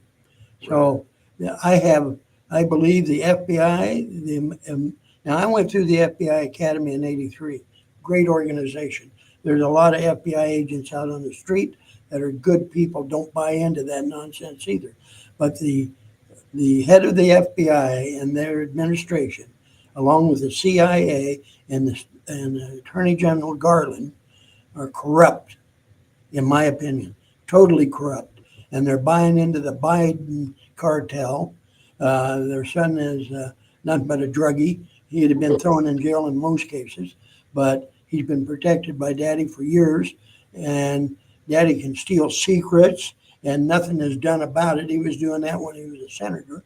But who do they go after? They go after somebody that's a threat to them, and that's President Trump. He had every right to have the secrets he was in charge of. He was a president. But they say Biden generally is too old to be prosecuted. That's BS. If he's that too old to be prosecuted, then he needs to resign as president of this country. No, you get me on that rant, I'll go forever. Wait, No, I I don't want you have on much that rant. confidence in the I want you on that FBI. rant, but another day. In fact, Garland put a word out to their assistant U.S. attorneys to get with the FBI, have the FBI partner up with the local law enforcement and go to school board meetings, because when parents get out of line, that's possible, a domestic terror story. So I wrote a letter to Garland, told him to keep the FBI out of our county if they're there for that purpose. We'll take care of any threats being made. And by the way, Mr. Garland, that's part of their constitutional rights under the First Amendment. And I fired that off to him. It wasn't very nice in my letter. And I'm sure Mr. Garland never seen it. One of his staffers probably threw it in the garbage can.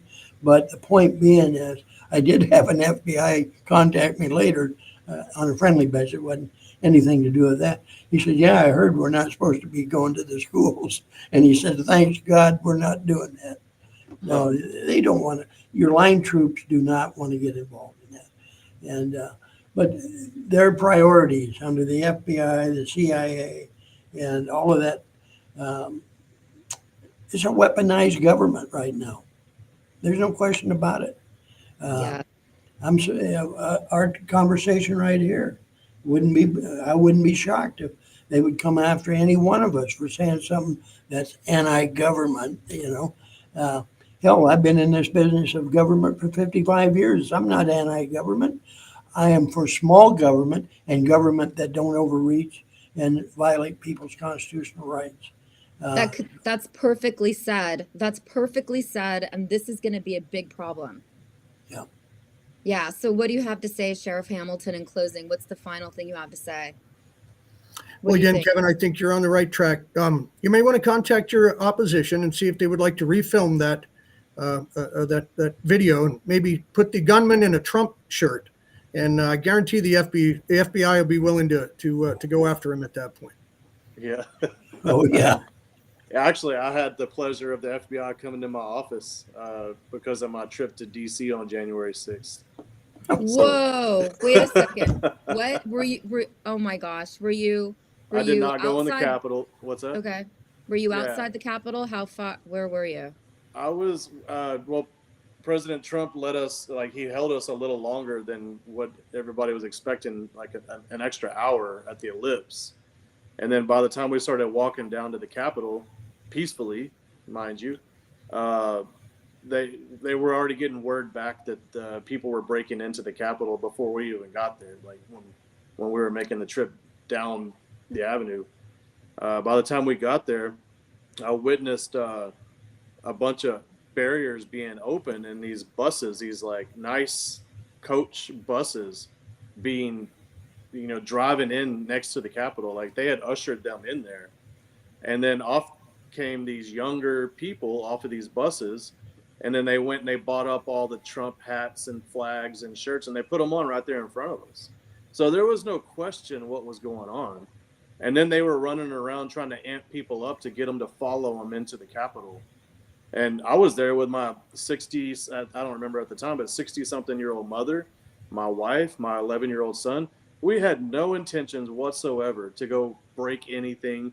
We had no intentions on doing anything.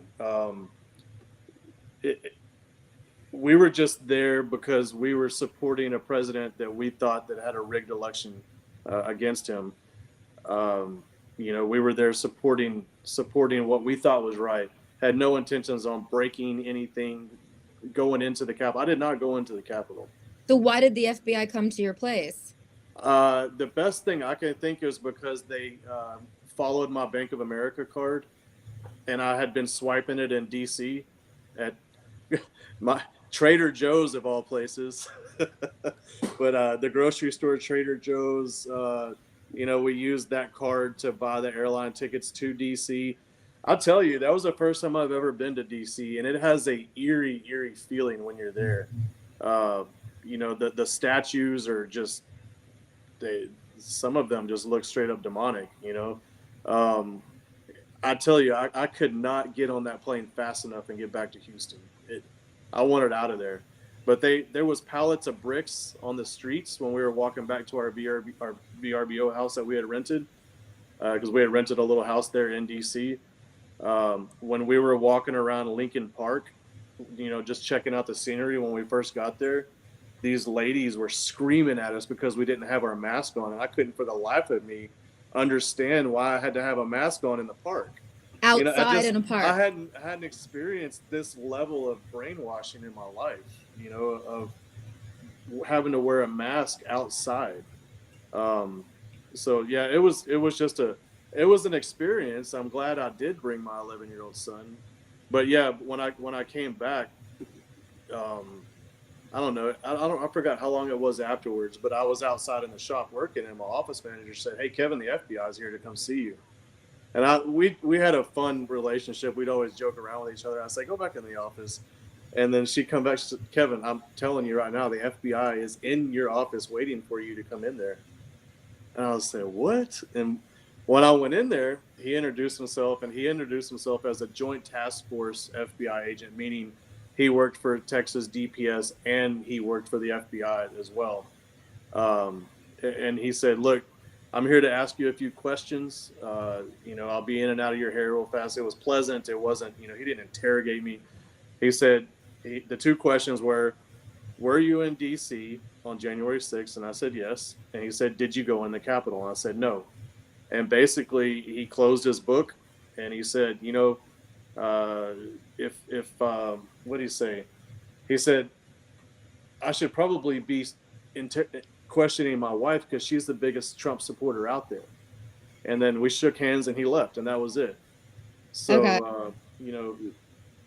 Had I gone in the Capitol, it probably would have been a little bit different story, I'd imagine. I don't know that for a fact, but we did not do anything illegal whatsoever. I mean, in fact, Of course. we bought stuff. We stimulated the economy. We bought stuff in DC. We hung out, and it was weird though because most of the stuff, all the businesses were closed, like closed. And that was weird to see. How the only thing that was open was Trader Joe's. I mean, there is so much to say. You just opened a Pandora's box that I focus on. I just found a doctor and his wife, who just got arrested. Actually, she's the doctor and he is the husband. But I just found a couple in Virginia that just got arrested about 10 days ago by the FBI. The FBI never called them, never said they were coming. These people are totally law-abiding American patriots, and they shouldn't have been arrested in a volatile manner. So this is the issue. The sheriffs, you men have the power to keep the FBI out of your county, and you have the power to tell the FBI and the feds to stop harassing American patriots. And that's why we need you. So I hope you all come back on the show anytime you have something you want to say, because as we enter into the election 2024 season, journalists like me, like I've said again in the show, are going to come to you guys, the sheriffs, to expose the election corruption when we find it in your county. Yeah. Sheriff Hamilton, what do you have to say in parting? again, thank you, Corinne, for inviting me. I'd love to come on the show and anytime you've got a empty spot. Again, this is a message that we need to continue to resonate across this country, and especially leading up to the 2024 elections. It's time that we start educating our sheriffs out there as to what their sole responsibility is. First and foremost is that Constitution. Absolutely. And then we can work on the conservation and being the conservative of the peace and all that other stuff there. But again, Kevin, surround yourself with knowledgeable, competent individuals, and you're going to succeed. I appreciate that. Corinne, if I could just real quick, for some of your viewers there, again, if you'd like to know my story and the legacy that we left behind, go to libertyfirstsociety.com. You can download the movie. If you want to order the movie, you can order it. I encourage you to show it at all of your community events when you have a movie night on Wednesdays or Fridays or whenever you have them. Great movie to show. Nominated documentary of the year in 2024. Who made that? And J.C. Hall did a wonderful job. Okay, who made that movie? Did you make that movie? Who made it?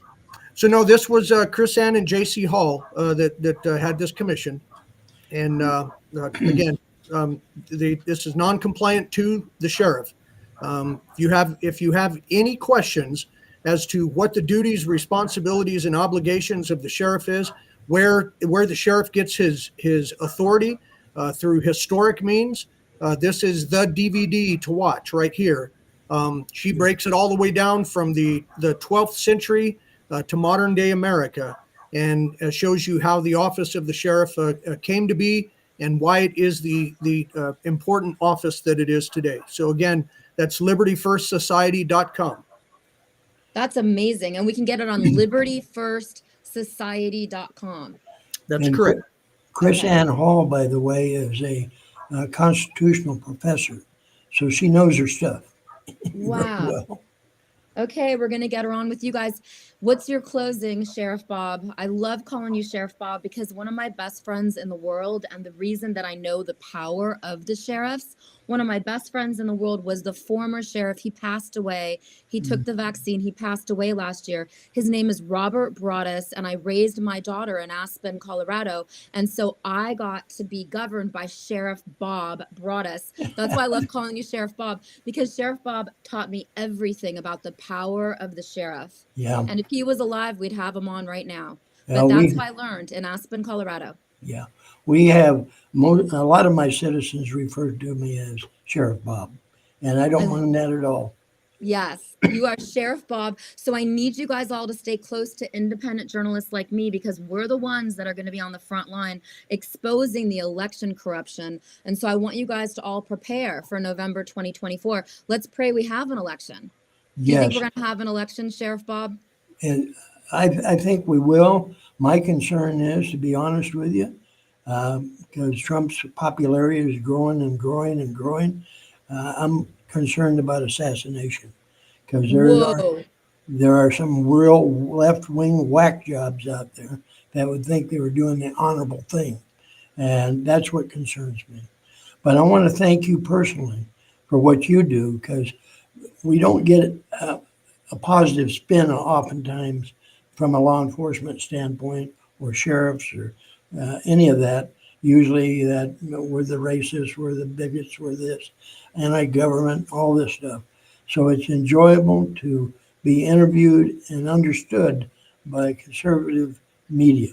Yes, I'm conservative Christian media, and I do all the Yes. news that's banned and censored. I do higher level news sometimes than even Steve Bannon does. I get to do Yep. the highest level news. So thank you for coming, and you guys are all invited back anytime you have the time, and I'll bring you on to all of my shows if something happens that's newsworthy, because we have to be united right now as we enter into the November 2024 election cycle. Exactly, and we need to touch bases so I can swear you in.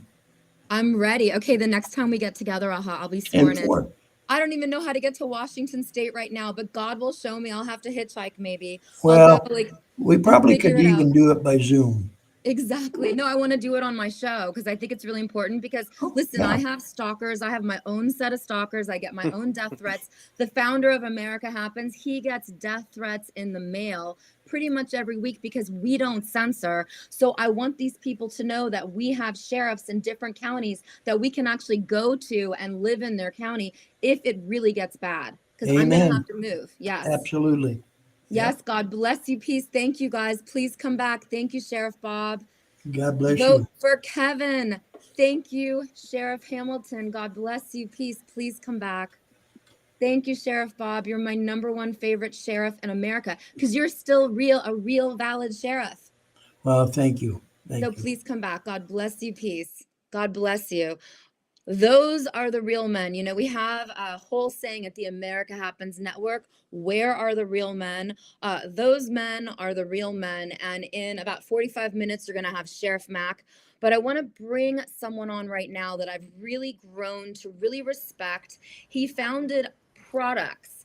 Welcome, Michael. This is Michael. I really want to bring you guys into the mix now because these products are so powerful. Wait, is this Sheriff Mack? Oh my gosh, we got Sheriff Mack on. Are you there? I was gonna bring Curativa Bay, but I lost him. Sheriff Mack's here. Okay, we're gonna bring you back in 20 minutes, Sheriff Mack. I'll bring you back. I'm gonna go to Curativa Bay. We'll be right back.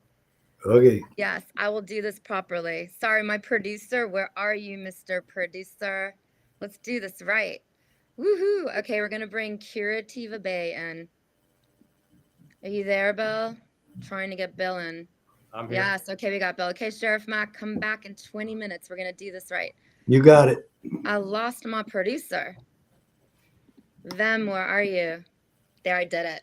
Yes. See, right now, what happens is that when I have a show like this with tons of guests, I lose my producers. And so the producers are the key to everything, just like the sheriffs. So I want to welcome you to the America Happens News. And this is Bill Maher. And I'm so grateful to have you, Bill, because you created a line of products called Curativa Bay that I have right over here. And I want to talk about all of them because this is the key to solving major problems like acne.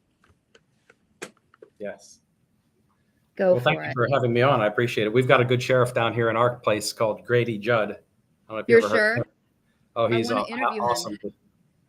But yeah, thanks for having me on. Appreciate it. Yes. Yes, go for it. So tell us about Curativa Bay. Well, Curativa Bay was something that I created after I sold a business back in 2016. And I found it by accident. And I think we already discussed how I found it.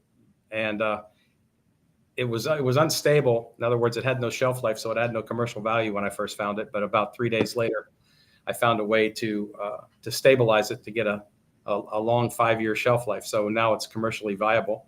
And if you have never heard about it before, it's called hypochlorous acid. Okay. And hypochlorous acid is first and foremost the strongest antimicrobial antiviral on the planet. It's so safe that you can spray it in your eyes, mouth, non-toxic, but it kills all viruses from common cold, COVID, all the way up to C. diff and MRSA. And that is our nasal spray. We developed that as a saline solution that has 0.004% hypochlorous in it. So if you use that after you've been in a big crowd, a flight, or an airplane, it'll keep your nasal passages clean. It'll cut down almost 90% chance that you will not get any kind of virus or not even a cold. It's made of Dead Sea salt and purified water, and then we run an electrical current through it to bring out hypochlorous acid, which is something that's in your white blood cells of your body, and it's used in your body to get over the common cold, get over the flu, heal burns and cuts and things like that. So it does the same thing in our strength that we make here in Clearwater, Florida. I mean, people need to realize that there are alternative products than what's just thrown at them in Target and Walmart. And these are the key. It's called Curativa Bay. What's your website? It's www.curativa, CURATIVABAY, curativabay.com.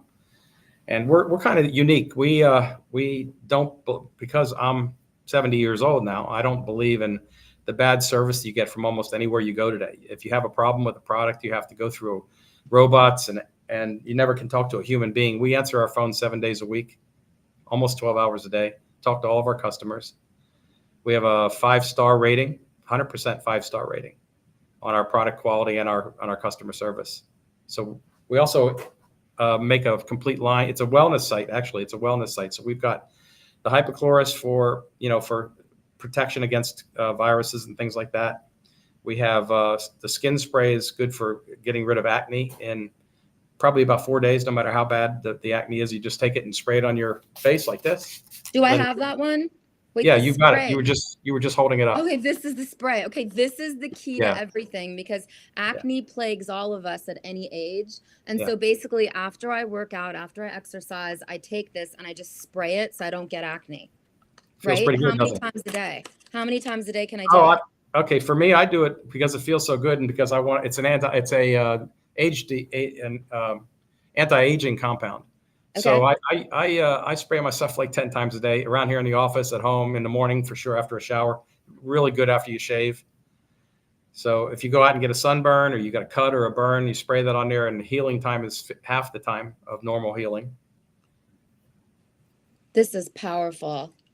Oh my gosh, I love it. I love stuff. Yeah. So, in order to sell these products, which I really want to sell, because to support the journalism that I do, I have to sell products, and people really need to understand that. We're not funded. And so, No. the only way that we can support what we do is to sell products. So, if you Curativa Bay right now and you go to curativabay.com and go and use my code Corinne, CORINNE USA, Corinne USA, you will get a discount, and you can also buy the most incredible products. I mean, all of your products, when you go on there, you even have natural cleaning solution, which I'm really into. Yeah, we have a hospital grade disinfectant that kills everything up to C. diff and MRSA. It's also made out of hypochlorous, and it's an EPA product. We have a complete line of supplements made right here in Florida, U.S.-made supplements that actually do things for you. We have a gardening center for organic gardening in the season, in spring. And we also have a complete line of organic natural skincare products, and all the ingredients are made right here in the U.S. That is so powerful. And then you have Rose. Rose is the key to everything. You have Rose products. Tell us about those. Well, we make a serum. Actually, we stay more sold out on that than anything else.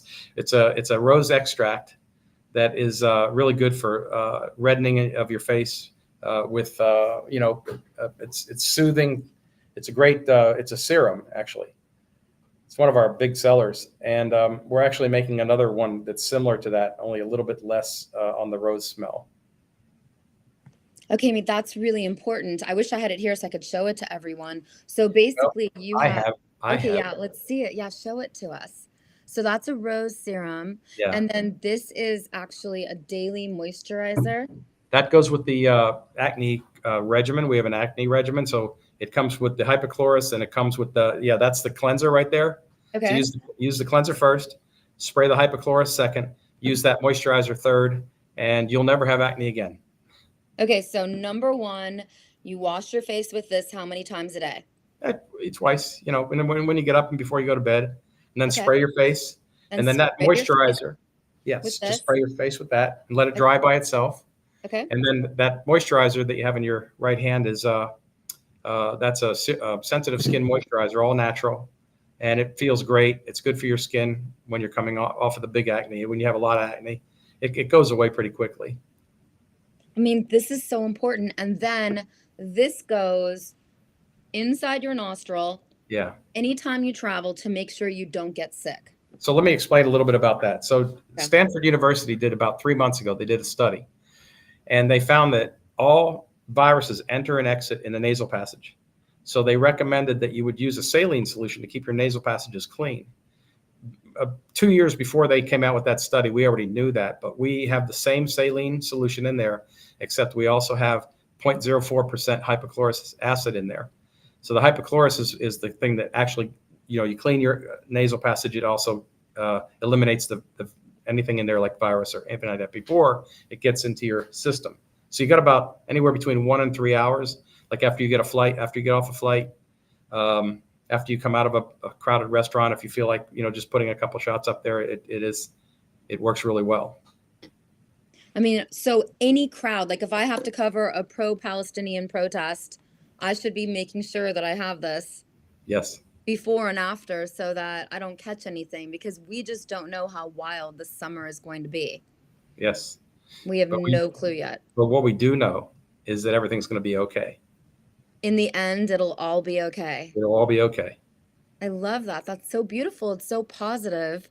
I think that people who have acne really suffer. Like and a lot of kids really get put on medication, Yeah. which is It's acceptable. poison. It's poison. Yes. So In how fact- much is this 3-step process?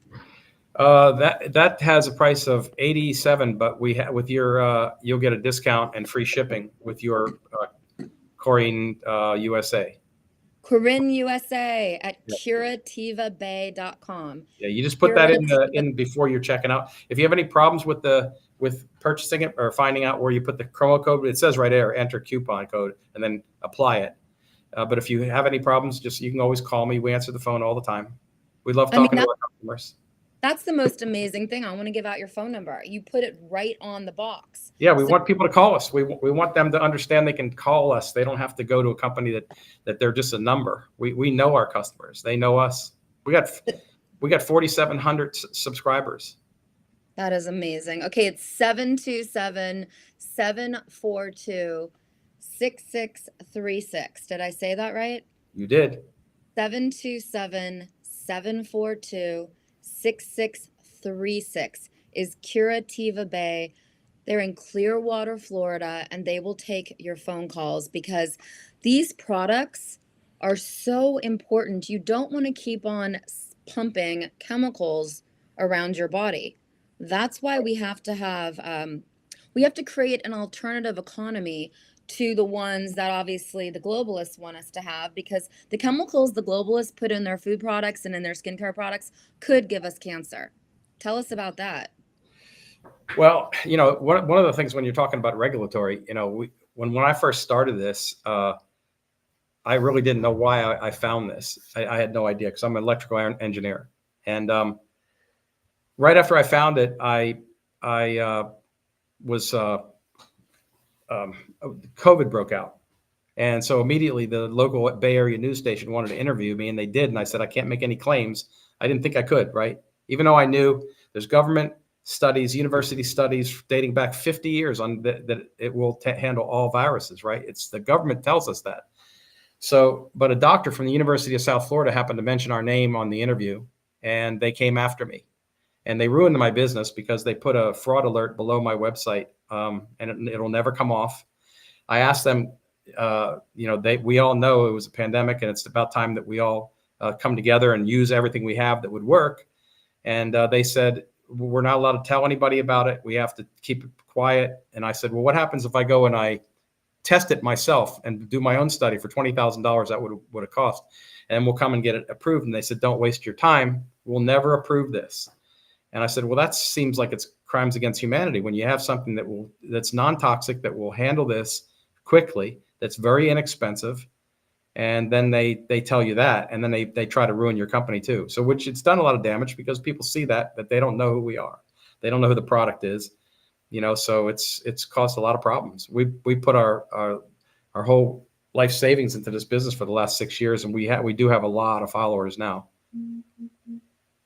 I mean, that's the most important thing, because people need to know that you're out there. And so when people know that there's alternatives, then, to Target, then to obviously Walmart, then to Amazon. Can they buy you on Amazon? We personally don't sell on Amazon, but we have one distributor that sells it on Amazon. Okay.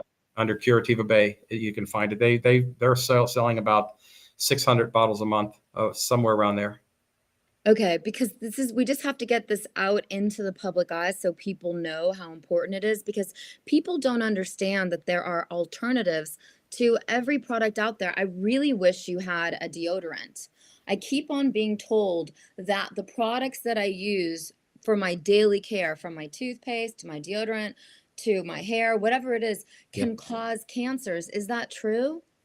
Well, I mean, you look at deodorant. Yeah, deodorant's got chemicals in it, that aluminum powder and things like that are not really good, and they absorb through your skin. I don't use it, but I do use the hypochlorous as an oxidizer, and it kills the bacteria that causes that. But the problem is, once it works, it doesn't stay. It's like not doesn't stay all day. It wasn't meant for that, But it is, everything that you are eating right now. I mean, when Bill Gates owns the largest 260,000 acres of farmland, and he's experimenting to put vaccines in lettuce, and what's that tell you? Where are we headed with this? I mean, I'm actually terrified on that topic. That's such a huge topic. I don't even really go to grocery stores anymore I don't because either. I live in Washington, D.C., and everyone knows the quality of our food is disgusting. And so I have to have food shipped to me, unless I can go like to Virginia and buy it from a farm. We Farmers don't market. know. We Yeah, we don't don't know. know. Mm-mm. I mean, they could be putting vaccines in the air. We don't know what they're doing to us. But I I'll know. tell you one thing, I have not felt the same since COVID happened. I get extremely exhausted for no reason, and we've all felt the effects of this COVID situation, and something's got to give. We need more whistleblowers. If you're a whistleblower and you want to tell me the truth about any corruption from the US federal government, please call me or text me 24/7 at 917-287-1314. I have a dedicated phone line. I know it looks ridiculous. It's a unicorn, but I have a dedicated phone line for whistleblowers to expose the truth. And so I'm going to start using this clear phone 620, and then I'm going to use phone123.com, phone123.com to hook up the service, because right now, the way the federal government is tracking people is really out of control. And that gets us to the FDA. What's the truth about the FDA? I know that you probably could get in trouble for talking about the FDA, but have you had any issues with the FDA? Well, that's who shut me down or tried to shut me down. But I'll reiterate, I don't make any claims on the skincare products, even though they're the same products that the EPA lets me make all the claims for all the viruses as a surface cleaner. But the product itself is the same.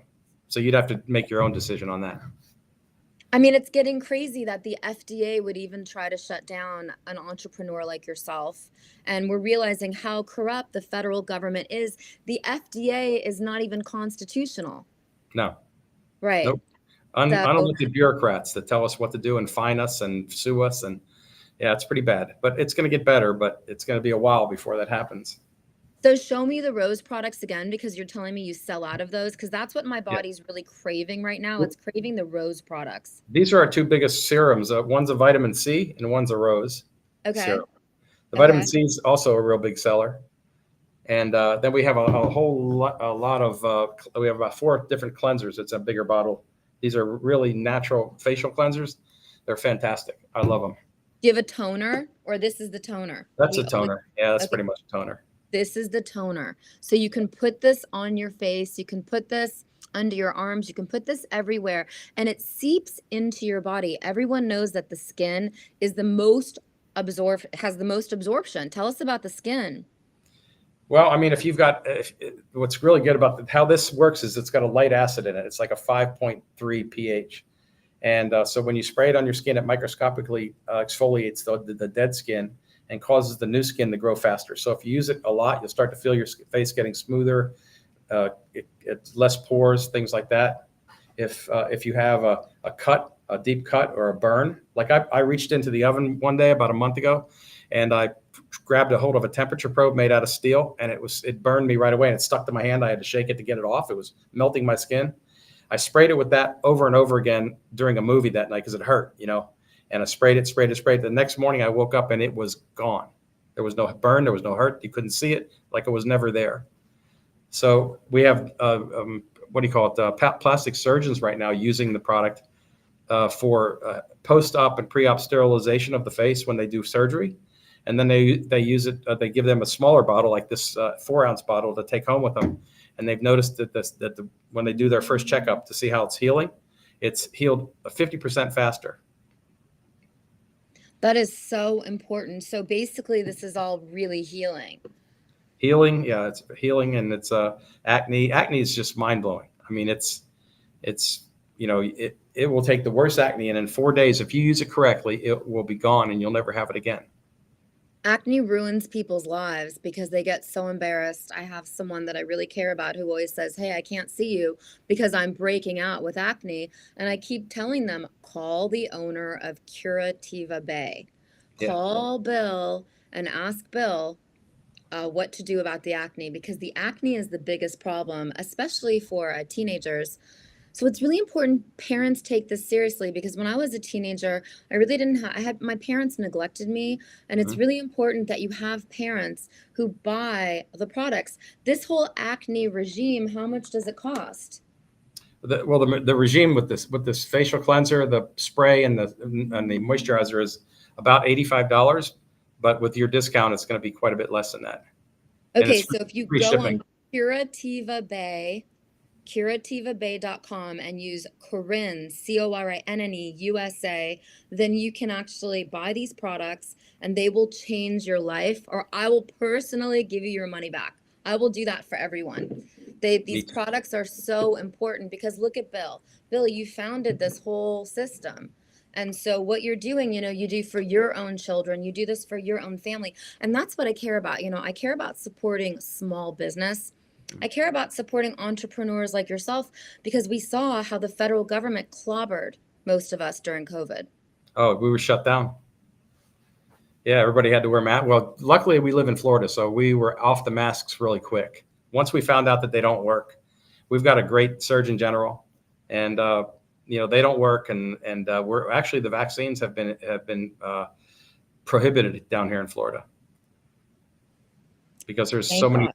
thousands and thousands of people that died from them that you never hear it on mainstream media.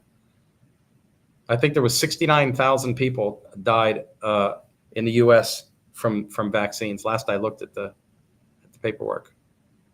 It's a shame. I mean, the My truth wife, is, yeah. my wife has something called non-tubercular microbacterium, and she got it from having a destroyed immune system, because she had to get the vaccine to see her 91-year-old mother in a nursing home, and because of that, because it destroyed her immune system, she got something that nobody ever gets before. But now they're seeing a whole lot more cases of it right now, and it's life-threatening. I mean, this shouldn't have happened to us. It's the most horrible.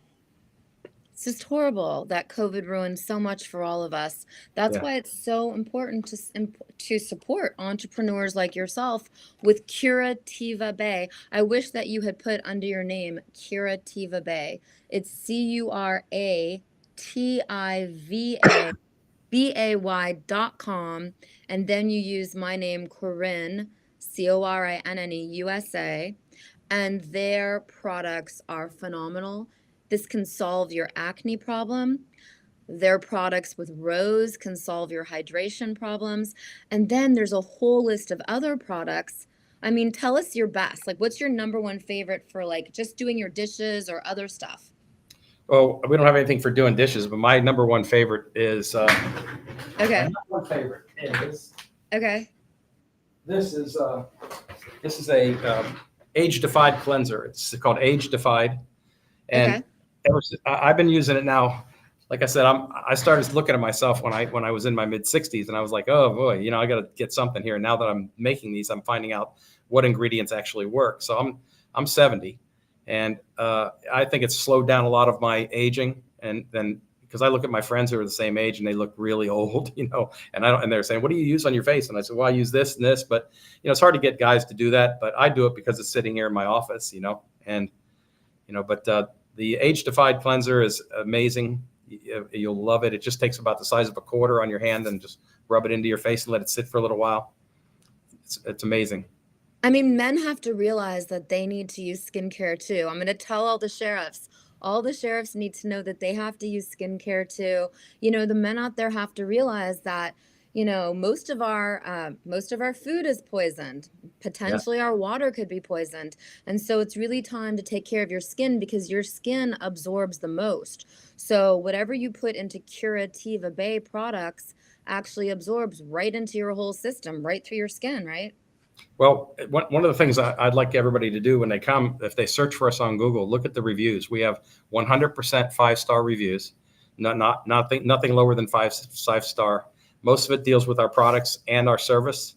Our customer service is second to none. We really do enjoy talking to the customers. And if we do anything wrong, or if there's something that they don't like, we don't even question it. It's, you keep the product and we give you a full refund that minute. You don't have to wait Okay. around. You don't have to hear a voicemail and call back in 2 days and all that kind of crap. We don't do that. That is so powerful. So I don't even have to insure the product myself. You will at Curativa Bay. Curativa Bay will insure the product. So Yeah. everyone needs to go out there right now and try this, because this is for men and women. This is for everyone to use. And you just spray it on your face. You spray it under your arms, wherever you want to. And this is very high level healing. So tell us one last time, Bill, because I'll have you on again. But I think it's really important that people realize that they have to take care of their skin. Yes. And take care of and protect themselves. So And you're saying, yeah, besides taking care of your skin, this protects you from getting all these crazy sicknesses. Yep. Yes. Okay. Well, So- thank you so much. Yes. Okay. Well, thank you too. We're at curativabay.com. And the phone number again is 727-742-6636. And we usually answer between 8 a.m. and 8 p.m. 7 days. Sometimes if I'm playing golf, I might call you back, but we answer the phone all the time. That is so kind. I appreciate that so much, Bill, because we have to stand up for entrepreneurs and small business and everything that the American dream was supposed to allow us to have. It's the most important thing. Okay. Yep. God Well, thank bless you so much you. for having me on. God bless you too. And thank you so much. God bless you. Please come back. Yes. Okay. Thank you. Anytime. Thank you. Bye-bye. Thank you. I want to talk about something right now that's really important. I think that everyone needs to understand that it is time to get a satellite phone. Okay. And look, this is the antenna for the satellite phone. So it's really important to get these satellite phones because they don't work inside hotels and things like that. But when you're outside, if there is an emergency, these phones will work, especially if you're traveling all over the world. This phone will work. Okay.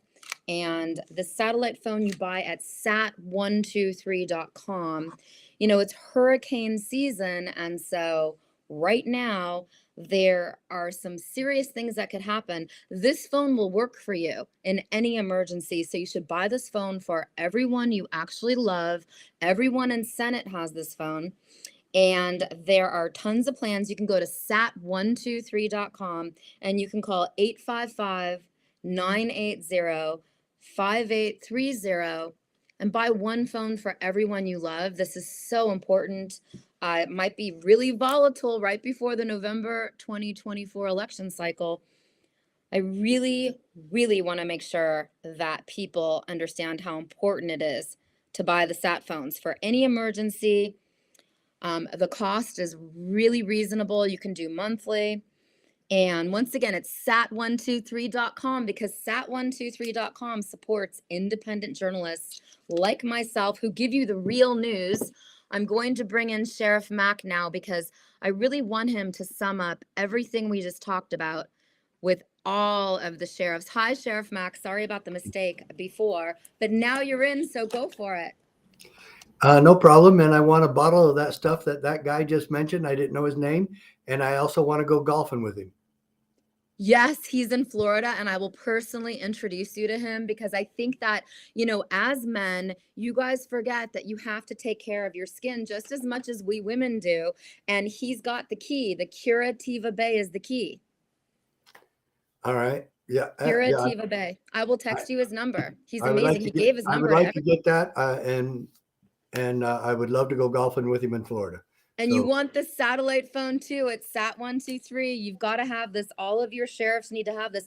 Listen, this is why I brought you on today. I am so concerned about election corruption because since I met you in Virginia on Saturday at that event with American Patriots, I've had at least 10 phone calls of just people from Virginians telling me about election corruption that they experienced. So journalists like me, you know, what are we supposed to do when we get all of the election corruption? We have to bring it to the sheriff in the county where the election corruption happened. So I think your role, Sheriff Mack, is going to skyrocket by November of 2024. Well, it should. And by the way, I also sell those satellite phones on my website. Yay. I totally agree with you. Great. Everybody should get it. Yeah. Anyway, it's Have the you best. been in the middle of nowhere where SAT 123 works? Oh, yeah, absolutely. And it's the best communication insurance you can have for you and your family. So when the towers go down for cell phones, this will keep working. sat123.com, and they support constitutional sheriffs and independent journalists Yes, like they do. me. So I'm grateful. Yes. I mean, we have to sell They do. products to support what we do. Correct. Just going to your event, you know, was a $50, $75 Uber ride. So I spend a lot of my own money, but I do have to sell products. So whenever you guys want to, go to sat123.com. And then, of course, Curativa Bay. This is the key because men have to take care of their skin. That's another thing, Sheriff Mack. I love to tell you stuff because I feel like, you know, you're just such a high level person with respect to a guide. Like you become a guide now for people, and you're such a positive male role model. And one thing we do is we always look and say, where are the real men? And you are a real man. Sheriff Richard Mack is a real man, and so I'm grateful to know you. And you've steered me throughout this last year in the best directions. So talk Uncensored. Well, I think you were at our event in Las Vegas on April 17th, and that was a tremendous training seminar, tremendous, what would I call it, event with the national media. So CBS, NBC, CNN, they were all there. And then we had Russia Today and a news agency called Wired from London. And the Russian No, but one, what did CBS really do about for you? What did NBC? Well, what I is a haven't seen mainstream anything from CBS yet, but Okay. NBC ripped us a new one. NBC could only hear one thing, and that is what they wanted to hear. They couldn't hear anything else.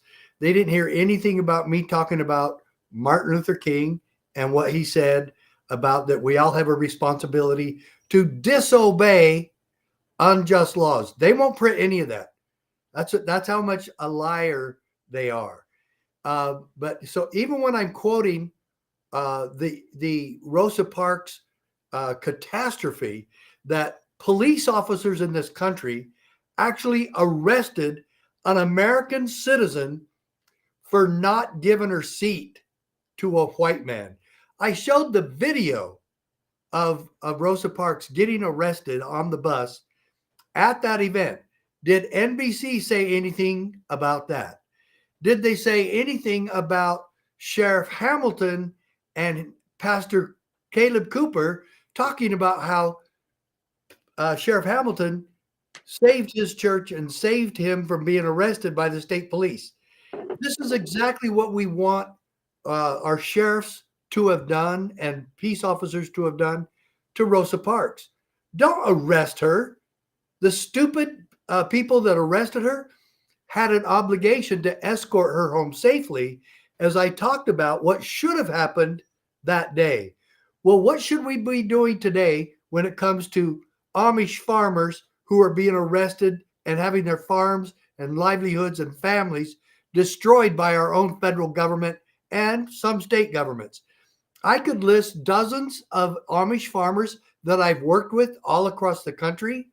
David Hostetler in Indiana, Vernon Hirschberger in Wisconsin, and now Amos Miller in Pennsylvania, and Sam Gerard, who was arrested and given 6 years in prison by this crook of a judge named Danny C. Reeves in Kentucky because he didn't get permission from the king all high in Washington, D.C., the FDA, to make a salve out of chickweed. It's chickweed. It's not a controlled substance. They act like it is. If you don't get permission from the FDA, then you go to prison. That is not a crime. Not getting permission from the FDA is not a crime. And so now I ask the police today, why would we arrest an Amish farmer and put him in prison. Why would we allow anybody to do that in our government, and especially this crook of a judge, Danny C. Reeves in Kentucky? What a horrible man, what a horrible American he is. And he swore an oath to uphold and defend the Constitution, just like the rest of us. And I am absolutely ashamed of the justice system we have today. It is corrupt. It is political. It is two-tier. And just like, look at all the riots going on in our nation's colleges and universities. If that had happened by Trump people or MAGA people, this is worse than what was going on January 6th. But yet, look at the anti-Semitism going on. Where's the Southern Poverty Law Center? Why aren't they screaming bloody murder? Where's the IREHR? Where's the ADL? The ADL isn't even coming out against the anti-Jewish, anti-Israel, anti-Semite movement in these colleges, because it's happening from the left. So they won't do anything. And this is what hypocrisy we're dealing with. They'll come after CSPOA. They'll come after you. They'll come after Sam Bushman. And they'll come after amazing American patriots who are just trying to stand for liberty, who aren't doing anything wrong. They'll come after them. If you assail the way we're voting in America, if you will assail the lack of security at the border, and if you will criticize government, and you will tell them, look at the voter fraud you are committing by having illegal aliens come into our country, and now they're getting registered to vote. That, my dear friends, is election fraud, and it is harboring criminals and fugitives from justice who are coming into our country illegally. This is a plan and a scheme fabricated by the left and the Democrats and the Biden administration to make sure that they get a voter monopoly nationwide from the left. And this is a movement to destroy America and to take over America from within by increasing the voter rolls by about 30 million people. It is a catastrophe. It is a shame. It is a sham, and it is treason. I mean, that's why it's going to be so important when journalists like me get the election corruption, and when American patriots identify where the election corruption is happening in November 2024, that we bring it to your sheriffs, because you know all the constitutional sheriffs in the United States. Out of all of the counties, there's what, 3,000? How many counties are there in the United States? 3,086. Okay, 3,086 counties. Mm-hmm. How many constitutional sheriffs are there, honestly, that will take your phone call and say, yes, Sheriff Mack, we will do something? Maybe 200, maybe 250, at the very most 300, which is not even 10%. So I worry about it, because we've been doing this for a long time now. And when we first started, we had many more sheriffs involved, but that was 12 years ago. And a lot of those sheriffs are no longer sheriffs. Some of them have passed away. And now there's a real fear going on amongst the sheriffs. They don't want to be attacked like I have been attacked. And they know it's a lie. I've talked to some of the sheriffs. I know they're lying about you, but I don't want them lying about me. I don't want them to hurt my campaign. And so I'm sorry, I'm going to call a spade here. The problem in America right now is we could have all of this solved, but the problem is we have just too many damn wimpy sheriffs. We have too many cowards that wear the badge. And I'm sorry, I am not going to suggest for one moment that it's okay to compromise the liberty of the citizens in your county or the collective citizens in this country because you want to be reelected or because you want to keep your retirement padded. We want good sheriffs to be reelected, and most of the time they are. but it's usually because they have the courage to stand for what's right. I'm not asking you to stand for me. If you want to throw me under the bus, throw me under the bus. But for God's sakes, keep your word, keep your oath, and defend your people from tyrants and tyranny, oppression, and the corruption that has saturated America from Hawaii to Bangor, Maine. We have got to stand for what's right. And if we had enough sheriffs doing this, it wouldn't hurt politically, but because they're so timid to put their foot in the water and test the waters, they're so afraid to do that, they won't do it. And yeah, I could tell you story after story about sheriffs who have done it, but I could tell you many more who have not. And we need a third of the sheriffs of this country, which means we're not even halfway there. What we really need to make sure that this would be irreversible and an irrefutable solution that's peaceful and effective. And so my hat's off to the good sheriffs like you just had on with you. One good candidate, one retired sheriff, and one current sheriff, Bob Songer. And he is a stalwart. He and Sheriff Darleaf from Michigan are the two best sheriffs we have in America. And I would pray that the rest of the sheriffs would humble themselves and see the necessity of standing for America. Sheriffs, all of you, have the power to change the course of America and take us back to our constitutional republic. If you don't do it, it's not going to happen, and there's no way to get it back. If you're not involved in this process, there's no way to get it back peacefully. I mean, this is why I'm going so hard and heavy. Every episode I do, I'm going to try to have a sheriff on, or someone who's running for sheriff, or a retired sheriff, because the history, what we're going through right now in history, is looking so bleak and miserable. I have to give answers. So usually I give like the Bible as an answer at the end of the show, but now I'm going to bring the sheriffs into the mix, all the retired sheriffs, all the sheriffs you give me, anybody running for sheriff, because the sheriffs are the key. If we had counties where the sheriff would follow the Constitution, then we'd have resolution for election corruption and every problem we have. Right now, our biggest problem facing American patriots is actually the FBI. So I want to get into that because the FBI is out of control. Just at the event where I met you at in Virginia on this last Saturday, there was a couple there who got arrested by the feds in a really violent, volatile way. And I want to go through this. Does the FBI have the right to go and arrest American patriots without calling them on the phone and saying, hey, we're going to arrest you?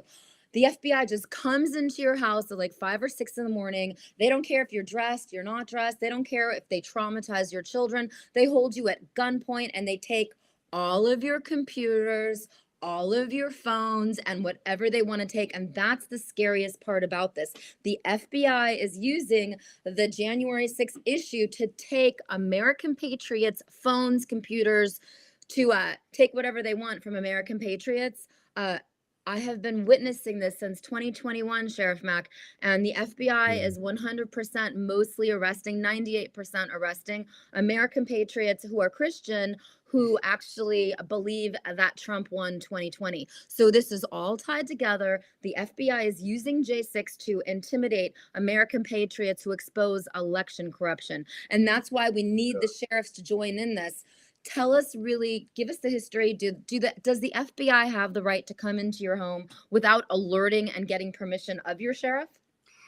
Well, first, the sheriffs should be working in tandem to put the FBI, IRS, FDA, EPA, USDA, DEA, on and on and on. I showed in my presentation, as you'll recall, a newspaper article from 2015, March of 2015, on the front page of USA Today, where DEA agents were never arrested, but they were investigated for having sex parties in Colombia.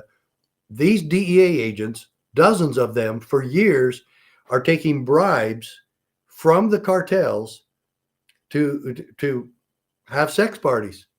And it was all provided by the very people they're hired to stop dealing drugs, human trafficking, and sexual exploitation of children.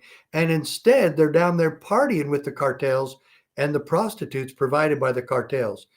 Not one of these agents was ever disciplined.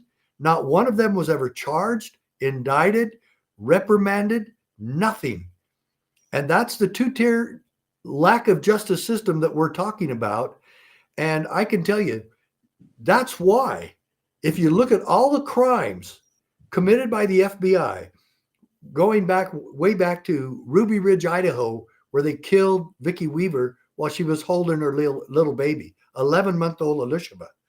And they killed the family dog, riddled him with a machine gun, and then they killed Sam Weaver, a 13-year-old boy who looked about 10, very small for his age, and they killed him, shooting him in the back. And then the next day, they, of course, kill Vicki Weaver. Then you have the 85 people, men, women, and children that were killed at Waco. And the FBI says, oh, that was Koresh's fault because he had a suicide pact. I've interviewed 5 people that were inside that compound, and all 5 of them said, we had friends and relatives killed in there. There was never a suicide pact from David Koresh or anyone else. If all 5 of them lost family and friends in there, would they have lied to protect David Koresh? No. David Koresh would be a murderer and would have murdered their friends. They all 5 of them said it did not happen. So now we have the FBI saying, we're in charge now. When they came in, we're in charge, not David Koresh. So they turned off all the utilities, and the only way they had to have light or warmth was kerosene lamps. So, of course, what does the federal government, what does the FBI do? Gets a tank and knocks over the walls. When you have kerosene lamps in there, what do you think is going to happen? Well, it started on fire. And these people, the FBI lies about all of this. And then get this. I lost my 3rd election attempt in Arizona when I sued the federal government. And I understand why people wanted me to go down the road, push me down the road. That's fine. I understand, because my lawsuit became very controversial. And most people in my county thought I was wasting my time. And they didn't want an activist sheriff. They wanted a sheriff. So I lost my 3rd election. Well, I moved back to Utah and ran for sheriff in Utah County, where I started my police career.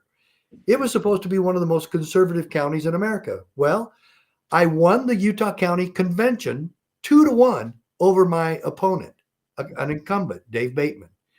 And the momentum was on my side. Both my opponent and I, at every public forum and debate, we both said that the election was going to be extremely close. The newspaper said the election was going to be extremely close. However, the FBI had a different idea. They wanted a different outcome. So 3 days before the election, they raided my office. My wife happened to be the receptionist, and she called me on my cell phone and said, the FBI and IRS are here and they want to see you. Well, this was a client a client of mine, and I had a little office where he had a big office and huge rooms. I had lots of other clients. He did something I did not know about. He was selling securities without a license. Had nothing to do with me. I wasn't part of that. But they served a search warrant on him, and they put my name on it. And so the newspaper had a great big old headline, big thing, Mac raided by the FBI. Well, I lost, and after that, I never heard from the FBI or IRS again. Never. So they really weren't wanting me to be brought to justice. They wanted me to lose, and that's what they got. They got you to lose. Yeah. So now what? Now we're dedicated for the next 6 months to try to educate the sheriffs. You know, one of my greatest traumas was going to the Sheriff's Association meeting in Washington, D.C. They wouldn't give me press passes this last February. Oh, And If I One of the even said great, I love that. anything. One of the greatest traumas you've ever Yes. had. But the last final thing, let me say this about the FBI and the sheriffs. Yeah. Okay. The sheriff should be working in tandem together nationwide and putting the FBI and all these other alphabet soup agencies on notice that they are to check with them when they come into their county to do anything, and that the sheriff will review the paperwork. And this was already settled in a court case in Bighorn County, Wyoming, with Sheriff Dave Mattis, where the judge actually endorsed this for the sheriff to make sure that abuses in his county by the federal agencies that come into his county would follow that program. So it's not like this never has happened. It has, and it was done pursuant to a court order. And so I'm telling you, if we're really going to protect the American people, we must protect them from all these alphabet soup agencies in Washington, D.C., especially the FBI and the IRS. Okay, so let's get really specific then, because this is going to get really serious. Right now, there's a movement with American patriots who say they no longer want to pay their federal taxes, so that could explode. We also have the J6 political prisoners getting arrested at least 1 or 2 per day since January. People think it's over. 3 years later, the FBI is still arresting 1 to 2 American patriots for January 6th since January of this year. And then we're going to have people like Tina Peters, of course, but any one of us is at risk when we expose the election corruption. And what I said before is that I'm noticing the people who are getting arrested by the FBI for J6 are 98% people who exposed election corruption. Yeah. Well, they have, and every time anyone's arrested from J6, so it just exposes more corruption, because the Constitution requires, when you're in one jurisdiction and being taken back to another, it requires extradition. The FBI has done every one of those arrests without a single extradition. And Okay, Washington, D.C. that's is huge. not the same jurisdiction as Sacramento, California. And these people get away with murder. They get away with breaking the law and breaking their oath. And I used to think there were still good people working in the FBI, and maybe they are. Every single one of them will just follow orders. And that's why the FBI needs to be completely revamped, if not completely abolished, along with the IRS. That's a bunch of bullies who do not follow the law, and they harass people to the extent that people don't know where to go except commit suicide. This government is so out of control and so corrupt that we have got to get Trump back in there, and we've got to get some law and order back in this country. And the sheriffs are the answer to that part. What happens if we don't get Trump back in and we have to go to the counties? That's why I'm glad that's the best question you've asked, or anyone's asked me in a long time. The sheriffs will be our only hope. And I have a book, The County Sheriff, America's Last Hope. Folks, get the book and find out. CSPOA.org.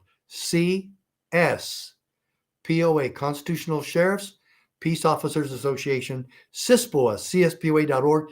Get the book, get a copy of my Supreme Court decision. It's right here. You need to see this because it has the answers. And this is what we talked about over and over at our conference on April 17th, and where you saw me in Virginia. And still, not one time did NBC talk about this case or what I said. I talked for 50 minutes about what this case said. She didn't mention one iota of what I mentioned from this case. So this is the problem we're dealing with. It's so corrupt. The media is so corrupt. The federal government is so corrupt. Biden is so corrupt, and they all get to skate. And so the only solution that we will have that's both peaceful and effective, if Trump doesn't get back in, will be your county sheriff and county commissioners, all forming pockets of liberty across this country that will make the federal government irrelevant, make this corrupt government irrelevant. And I'm quoting James Madison. We can safely rely on the states to erect the barriers against the encroachments of the national authority. That's what we need, and that will be our only hope if Trump doesn't get in. I mean, that's really huge because we're going to have to go back to the counties if Trump doesn't take back the White House. Well, we should be doing it right now. We should be Yeah. doing it now and getting prepared because it's fine to do it, whether he gets in or not. But if he doesn't get in, we absolutely have to do it. I mean, that's why after you've dedicated your whole life to this, you can't just quit. This is the most important I'm summer. not. The next 6 months are going to be making and breaking our history of our freedom, Correct. of our right to have freedom. So you Correct. can't quit. You've got to work harder than ever. We're all already exhausted, but the thing is that this Yeah. next 6 months until November Yeah. are really going to be important. Well, yeah, and I've been traveling all over just a couple of days before April 17th in Las Vegas for our big event there. I was in Coeur d'Alene, Idaho, and then obviously we had 3 days in Las Vegas, and then I went right to Virginia where I saw you. This weekend I go back to Florida again, and then right after that I go to help Kevin Henry get elected in Texas, doing a fundraiser for him. And so we've got so much to do. And folks, I can't do it alone. I hope that every one of you will go to our website and become a member of our CSPOA posse. We need you. This movement needs you. It's the only peaceful and effective solution we have left. And especially if Trump doesn't get in, it will be the only way you could achieve liberty and personal individual civil rights in this county and in this country. And we have to do it county by county.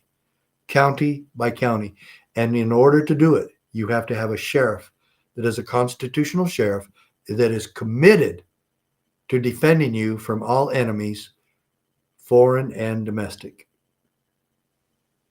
That includes the FBI, Afraid so. includes the Yeah. CIA, the FBI. They've That is they've made themselves enemies to our Constitution. I did not do that. It does not please me to say that. My dad retired from the FBI way back in the 70s. It doesn't please me to see this happen to the FBI, but it's a crooked organization. It's a political hit squad, and I've been a victim of their tyranny and criminality. I lost my career over these guys. I've never served a day in law enforcement since that day they raided my office, and they ended my career. That was all there is to it. And so now I've dedicated my life to my Supreme Court victory. The only time in history that sheriffs did this, sued the federal government and won at the U.S. Supreme Court. And I have the credibility with that decision. And I'm asking every sheriff in this country, if sheriffs sued the federal government and won to protect the office of sheriff, would you not want to see what that case was about? Come on, let's get together, let's wake up, and let's save America. I mean, that is so eloquent and so well said, but specifically, what do we do? Do you think there's going to be an election in November? I'm 50-50 on that. I think there still will be because they know they can cheat and get away with it.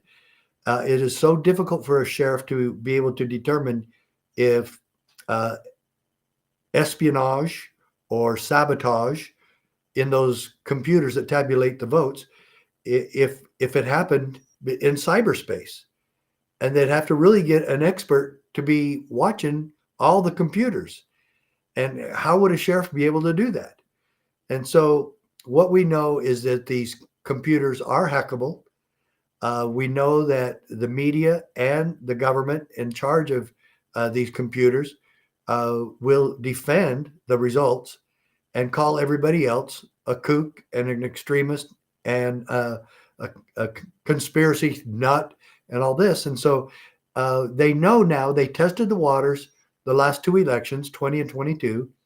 They cheated in both, not just Trump's case election in 2020, but many others. And it's really sad that we don't have sheriffs that investigated every election in every county. And even if we'd have had 500 investigations, but we only had sheriffs that investigated about six or seven cases across this country. 4 of them came up with arrests and positive evidence that it did happen. 4 out of the 7.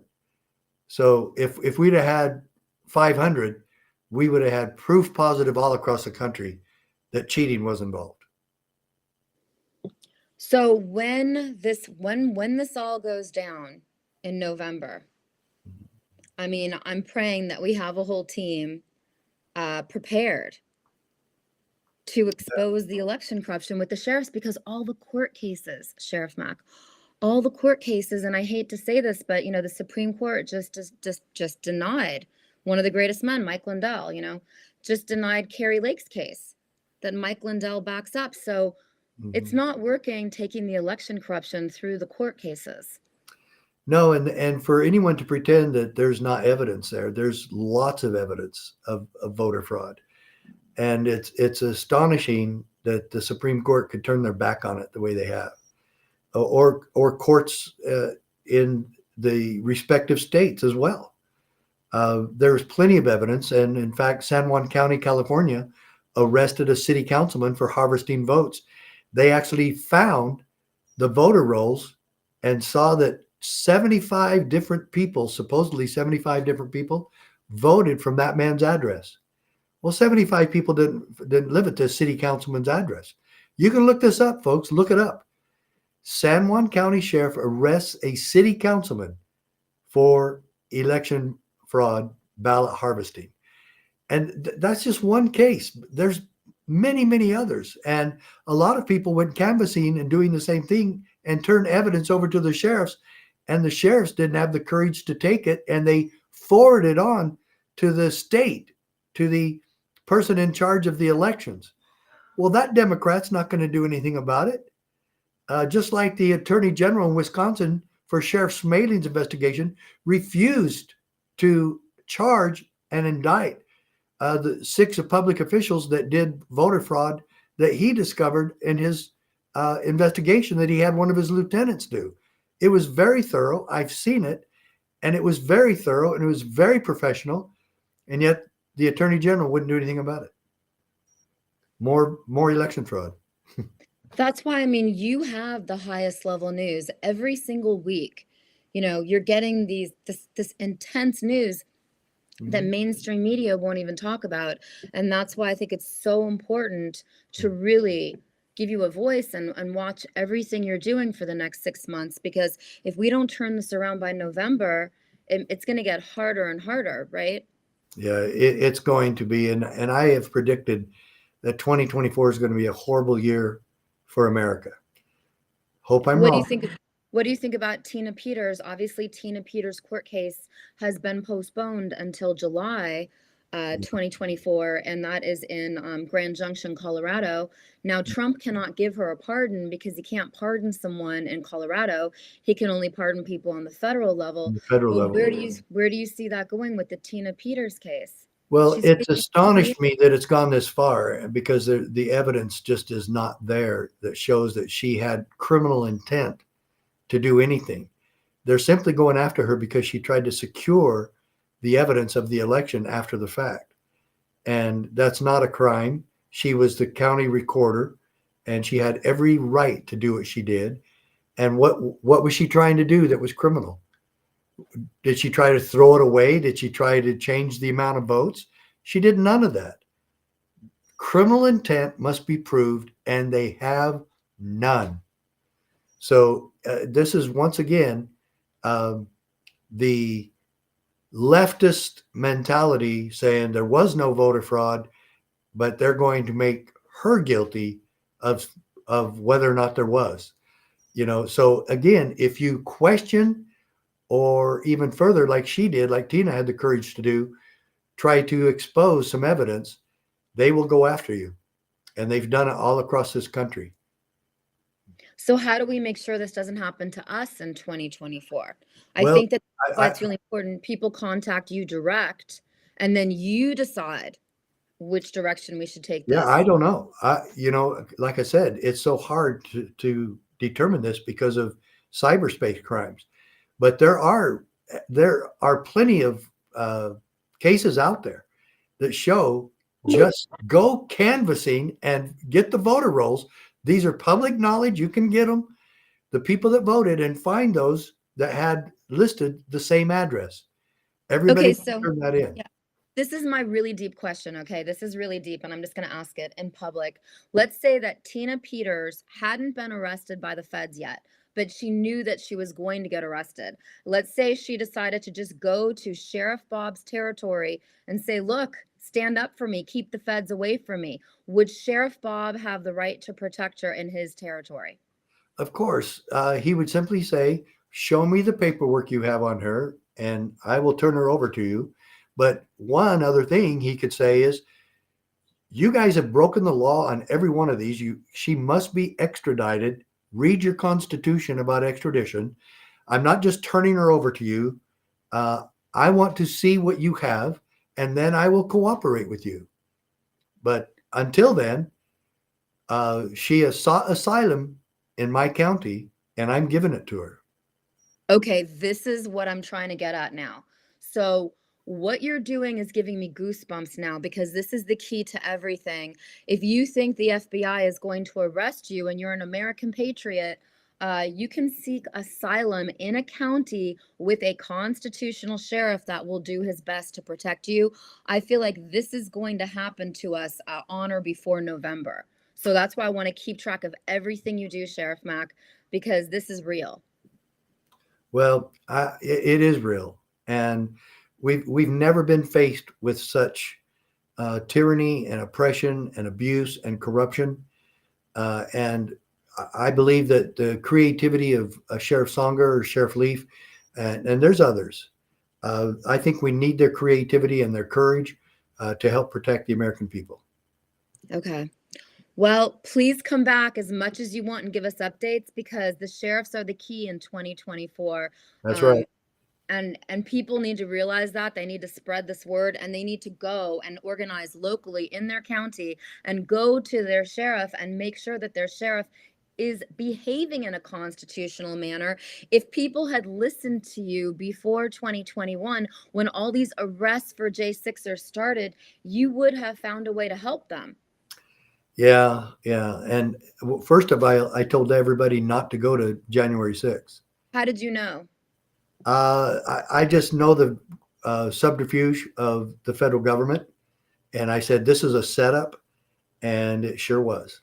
And Wow. I told everybody not to go. Not one single person from the CSPOA went to January 6th. No one. That's why I'm sticking close to the CSPOA. I had my airline ticket purchased for me. I was living in Beverly Hills at that time. My daughter was about to go to college and she got COVID. So I didn't get on the flight. God saved my Good for life. you. Good I for you. would I'm have glad walked you all did. the way in. Yeah, I would have walked all the way in because I had been interviewing John Sullivan, Baked Alaska, Taylor Hansen, a lot of the boys that you saw that were there. I had interactions with them, and Hey, I well, thought it was okay. I Uh, didn't know. I've got a 5 o'clock posse webinar from CSPOA. I've got to get to God that. bless you. But Yes, well, I say 5 o'clock my time anyway. So yes. I've got to get. Bless But thank you, Corinne. Thank you Thank so you. very, very much. It's good to see you again. It was good to see you last weekend, and it was good to see you April 17th. Yes, and the real men are with Sheriff Mack. God bless you. Peace. Thank you. Thank you, See Sheriff you Mack. soon. Bye bye. Yes. I think that it's so important to talk about the role of the sheriffs because what happened on January 6th will happen again before November. There will be another high level setup by the feds. And I think that we need to really keep track of what Sheriff Mack is doing. But I really want to juxtapose this because everyone needs to keep their health together. And that's why it's so important that I have my next guest on, Dr. Sherwood. It's really important that as we face these really serious issues, we keep our health together. You know, in 2020, I was pretty healthy. By 2021, my health was falling apart. And then in January 2021, I decided to move to Washington, D.C. to stand up after I didn't go on January 6th. I actually felt bad that I didn't go. I was so stupid. But in Washington, D.C., my health is falling apart.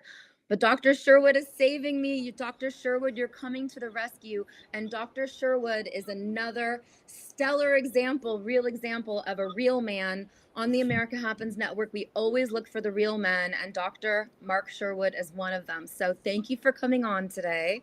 I'm always grateful when you give us your time because I know you're so busy.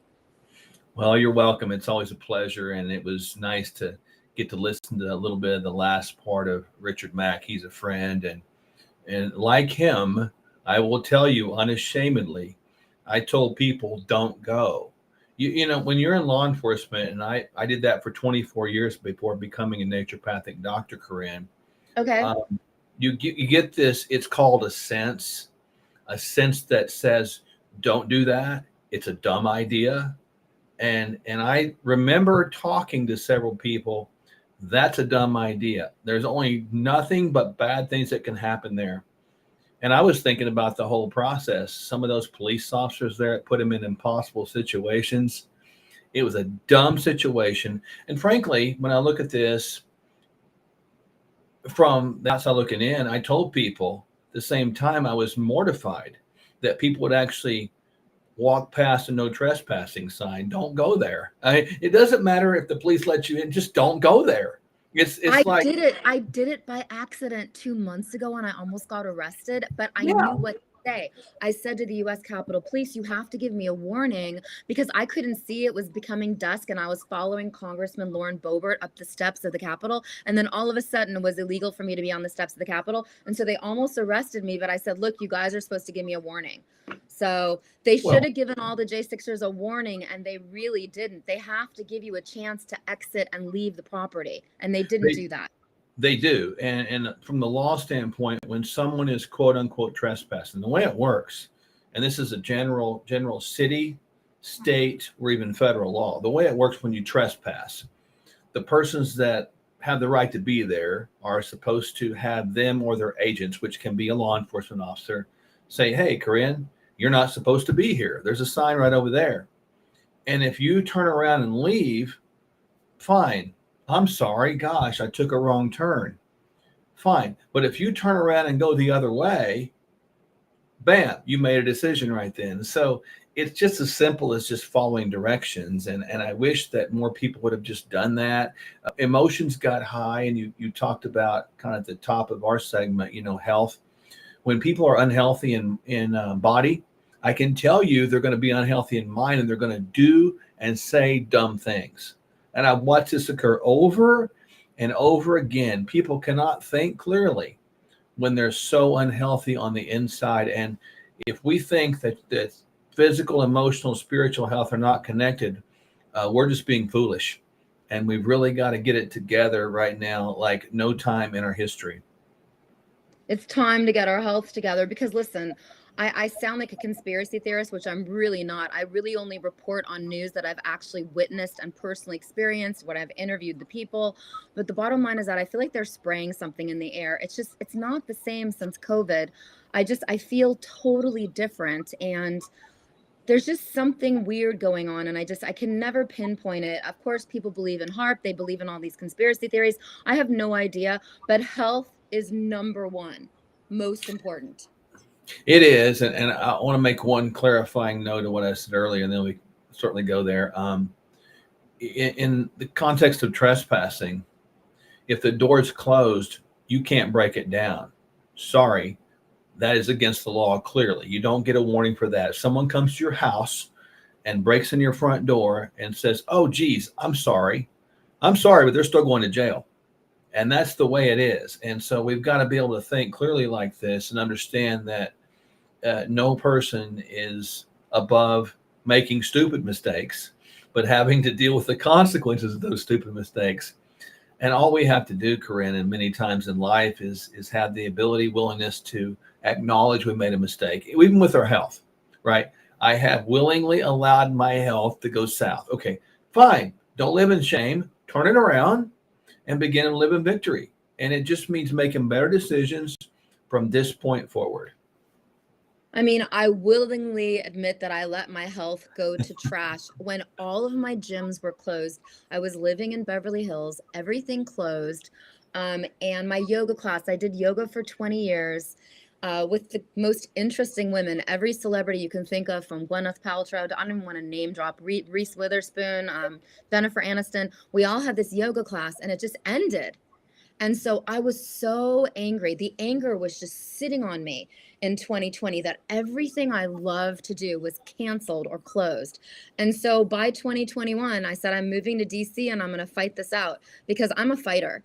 And it's not what I thought it would be, but now I'm in DC. And so I'm dedicated to being here through the November 2024 election cycle to expose the truth. But my health is falling apart in DC. So your products are saving my life. And this is number one now. I'm obsessed with this now. This is the H2O water machine. And so it's called Kingdom H2O. And it's $200, but it's totally worth it because you turn it on. Look how gorgeous that looks. And you can use any water that you find that's healthy to drink. Obviously, you can't use dirty water. You've got to use clean water. And you put it in here and you press it on and it turns your water into this miraculous thing. So tell us about this, because when I drink this, I don't crave soda. Yeah, it is a miracle. So what you're talking about there is one of our hydrogen machines. And so when you look at hydrogen, just this little chemistry here, go back to basic periodic table of elements, upper left corner, smallest one of them all is hydrogen. That's significant, Karim, because hydrogen, because of its molecular size, can go everywhere and get into every space of the body, including into all cells and all mitochondria organelles. And that's a big deal. The reason this device is so powerful is because the little machine at the bottom there that separates the clear cylinder is a machine that via electrolysis creates hydrogen. And those little bubbles that you see coming up in the water that you put in the top is hydrogen being infused into that water. So it doesn't become H3O, it's becoming H2O with hydrogen in it. So it's H2O with H2 is what it is. And so the water, then just as you drink it, carries, again, the water's just a carry. You have to have water to live, might as well make it count. It carries hydrogen into your body. And when hydrogen gets there, it actually goes into all the cells with one mission. This is where it gets cool and so fascinating. It quenches or diminishes all excessive free radicals, which create excessive inflammation. So all that said, what did we just do? We actually minimized and mitigated some of the aging processes and some of the sick processes by simply drinking water. One of the greatest things that we have available to us in this country is clean water. Other countries don't. So we're pretty blessed people. But when we have the ability to make the water even better by carrying hydrogen, I think, frankly, that every single person listening right now needs to have one of those. And it's not, and you can get those type of quote unquote machines for cheaper, but you're not going to get the quality.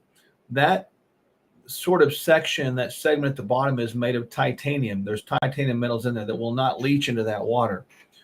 Every one of those balls that we have are individually tested for saturation of the hydrogen within the water and for heavy metal toxicity. And they have to pass that test or we will not have them. So yes, indeed, I'm all about quality. I'm not about junk. And that thing is virtually indestructible. It's got a little USB port. It's not going to run out. And so I use mine. You didn't ask me this, but here's mine right here. I use it every day and use it multiple times a day. I probably drink 6-7 of those glasses a day.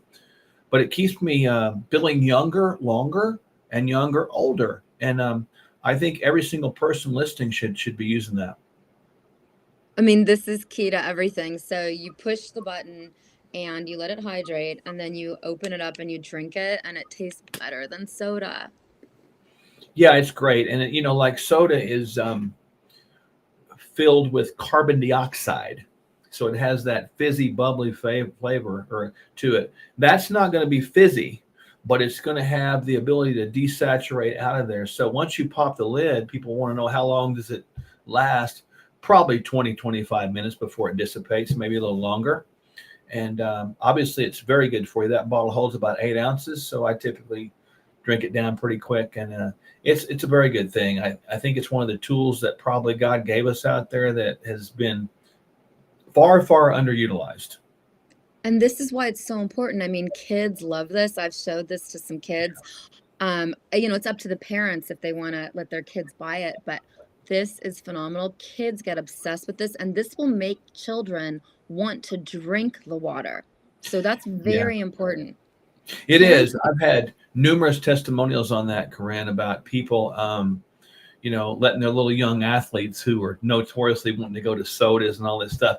And I was talking to a person just today that has a 2-year-old son, and the 2-year-old son, turn on the water, mommy, that kind of thing. How cute is that? And they love the colors, the blue light, the bubbles, and it sort of creates attention. And some parents are calling it kind of special water or healing water. And they like to have these little cute names for their kids to utilize it. But no matter who you are, I've seen many adults that needed to get hydrated more, use it better. So whatever makes you drink more water is good. But then if you add the extra benefit of the hydrogen in the water that can create lowering inflammation across the body, I don't know why you wouldn't do that. I mean, I think that's the biggest issue is that during this whole COVID situation, we're getting inflamed. My body experiences crazy intense inflammation, which sometimes is debilitating. But since I've been doing the Kingdom Fuel since April 1st, I've been doing the Kingdom Fuel.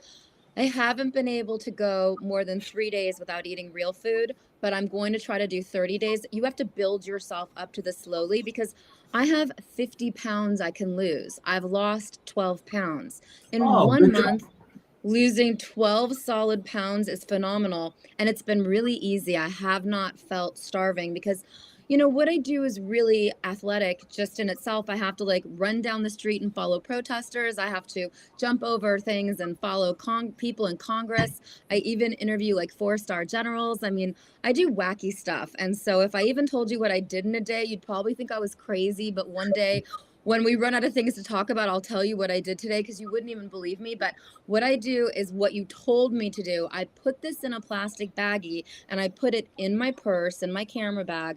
And so you do 3 scoops and I put it in my camera bag. It's called Kingdom Fuel. It's so yummy. It comes in chocolate and vanilla. And then I put it in my purse with the water and then I can just shake it up.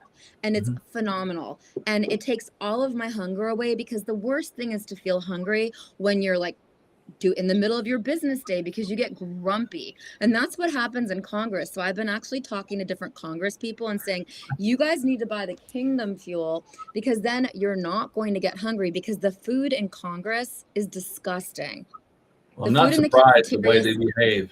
They behave like little kids that are sugared up on poor food. I mean, just the behavior is just abysmal and shocking. And I'm talking both sides of the aisle. It's disgusting. And so I encourage people to put real food. Kingdom Fuel is a whole meal.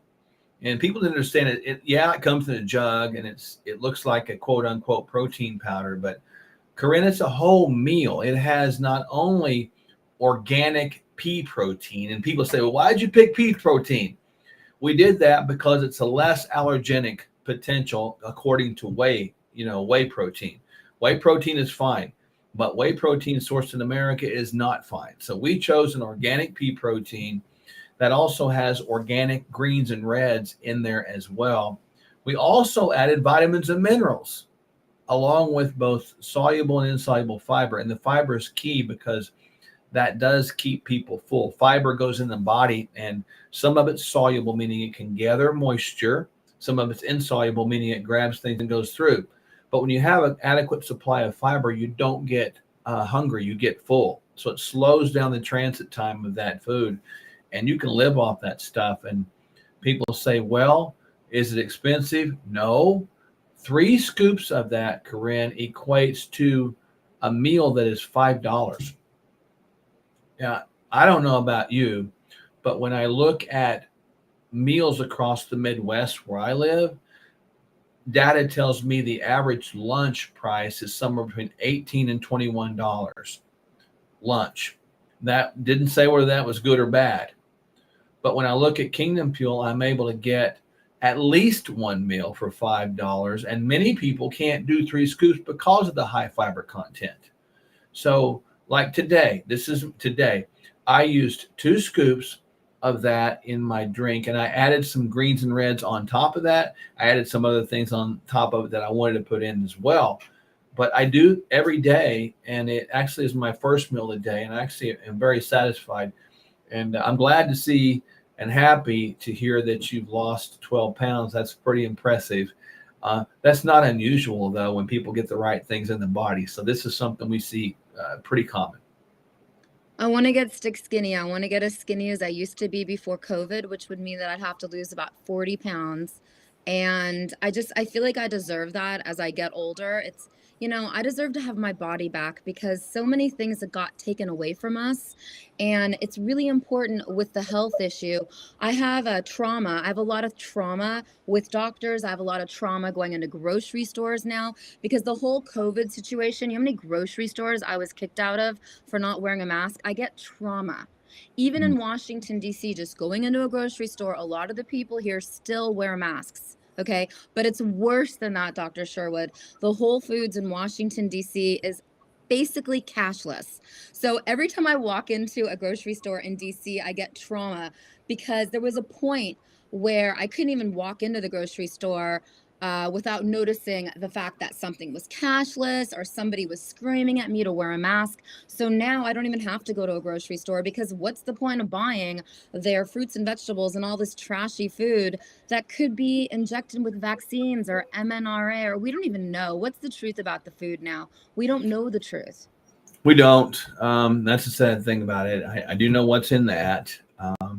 I can't and don't claim to know everything. All I know is what I know. And then once I'm able to communicate that to someone, a person cannot make excuses for what they don't know. So in other words, we're not creating ignorance. We're creating knowledgeable people to make good decisions. And so I can't guarantee what's in our food supply unless you know the farmer, unless you know the rancher, unless you know the grocer personally. You're taking your chances. Do I think that all of our meats are full of vaccines now? I don't know. But I do know what they are full of. They're full of substances that are carcinogenic. They're full of substances that are obesogenic. And they're full of substances that we know create all kinds of other disease processes because our cows and that whole dairy industry, the beef industry, is subsidized by our government. You go right back to the governmental subsidization. They feed our beef with antibiotics and hormones. 3/4 of all the antibiotics in the world are used right here in this country on animals. And what you eat becomes what you are. And so when you look at this, it's like, I don't want any part of that. There are people up there in the city you're at right now in DC, and I've challenged them. They won't do it. They all take money from Big Pharma. Check their ethics report. All of them. Even the ones that say are doing investigations. Come on. It's a sham. It's a whole big old scam, and we're getting conned about that as people of America, and it really gets under my skin, quite frankly. So I'm about solutions, and so that's why we did that, because I can't make people change. All I can do is give people an opportunity to make a better choice, right? And frankly, that's what America's about, having a choice. And these yahoos over the last couple of years tried to take our choice away, didn't they? They took your choice away. They tried to take my choice away, and it's not going to happen anymore. Not at all. But nonetheless, to make the right choice, I encourage people to weigh out the pros and the cons. In Kingdom Fuel right there, I can vouch for that because I do put it in my body every day. Make no mistake about it. And my wife and I live this stuff out. So again, I've seen many parents introduce that to their children and make it fun. I've watched parents put little pieces of strawberry in there or berry in there and blend it in and make it a fun smoothie day. I've watched parents get this, do this. This is cool. I've watched them create it so thick when a good blender that the kids can eat it with a spoon like a sorbet. I've watched parents create it so thick and put one of those tongue depressor things in there and freeze them and make little pops out of them. I've seen all kinds of creative recipes, and people can do that. and they can actually have fun getting healthy. I mean, that's so important because what we're about to experience with November 2024, anything can happen. Were you educated before the Clay Clark show started? Were you educated? Did you know what was happening to us? Yeah, I appreciate that question because a lot of people kind of assume or presume that we just kind of did what we did because of the Reawaken tour. Couldn't be farther from the truth. My wife and I started the Functional Medical Institute way back when, probably 15 years ago now. And it was under the pretext, and a lot of people know this story. My wife is a trained osteopathic doctor, board certified, top of her class, valedictorian. She is fellowship boarded in internal medicine and sports medicine. Okay, pretty highly educated. She's even a naturopathic doctor as well as myself. I'm a traditional naturopathic doctor. And so my wife was in the system with this idea that she's going to heal people, help them, teach them. And sure enough, she did. She got people off medications and got them well again, and they did need to come back for those doctor visits. But whoa, alas, something happened. Her bosses called her in and said, hey, your payer mix is not what we want. Maybe you need to move on. And they fired her. They terminated my wife. And What so year? What year? That would have been 2011, 2012. Okay. And so at that moment in time, here she is without a job, without hope, and buried down. And I commend her for this because she sat there and there was a movie made about her life. I hope people can watch that. It's called The Prayer List. So you can find it out there everywhere. So The Prayer List, and it's a great movie. It's on PureFlix, I think, too. The Prayer List on PureFlix? The Prayer List on Pure. That's my wife's story. Okay, The Prayer List on PureFlix. Yeah, and even people can go to our website, sherwood.tv, and you can find it through there as well. It's on several streaming networks. But all that said, to answer your question, at that moment in time, we got together and realized that we needed to start something different. So we started together the Functional Medical Institute. And actually, what year? That would have been 2012, I guess, now. And that's so before Clay Clark. So you influenced Clay Clark. Yeah, totally. And we got kind of known for being the rogues around the area that just thought that the body could heal itself. And we believed that food was medicine. We believed that gut health was important. We were talking about leaky gut and hormones and peptides and all this stuff. And people thought we had lost our minds. But we knew we were right. We were convinced, Corinne, and we were convicted. Because when you get convinced and convicted, you're going to follow your passions. And we didn't try to make anybody change, but we just started following our heart. And before we knew it, we started off, I'm still in my offices right now. We started off, it was just, first of all, it started my wife. She was answering the phone, scheduling an appointment, doing everything herself, had no help. And then we hired one person to answer the phones. And then I came on, and it was just us. And I manned the phones one day myself. And we just kind of worked it and did our best. And then, we just kept building, and it kept coming, and people were coming from everywhere, to see what we had to say. And we didn't advertise. We didn't know how we'd do that. Right. And then all of a sudden, here we get into this February 2020 situation. And, we're thinking COVID, what? And honest to truth, we looked at our textbooks and we found that coronavirus was common to cows. Did you know that? And we said, whoa, if it's common to cows, how come cows aren't dying? They must have the answer. And so all we did is kind of go back through the normal physiology and the normal biology of this process of our immune system and the way it works.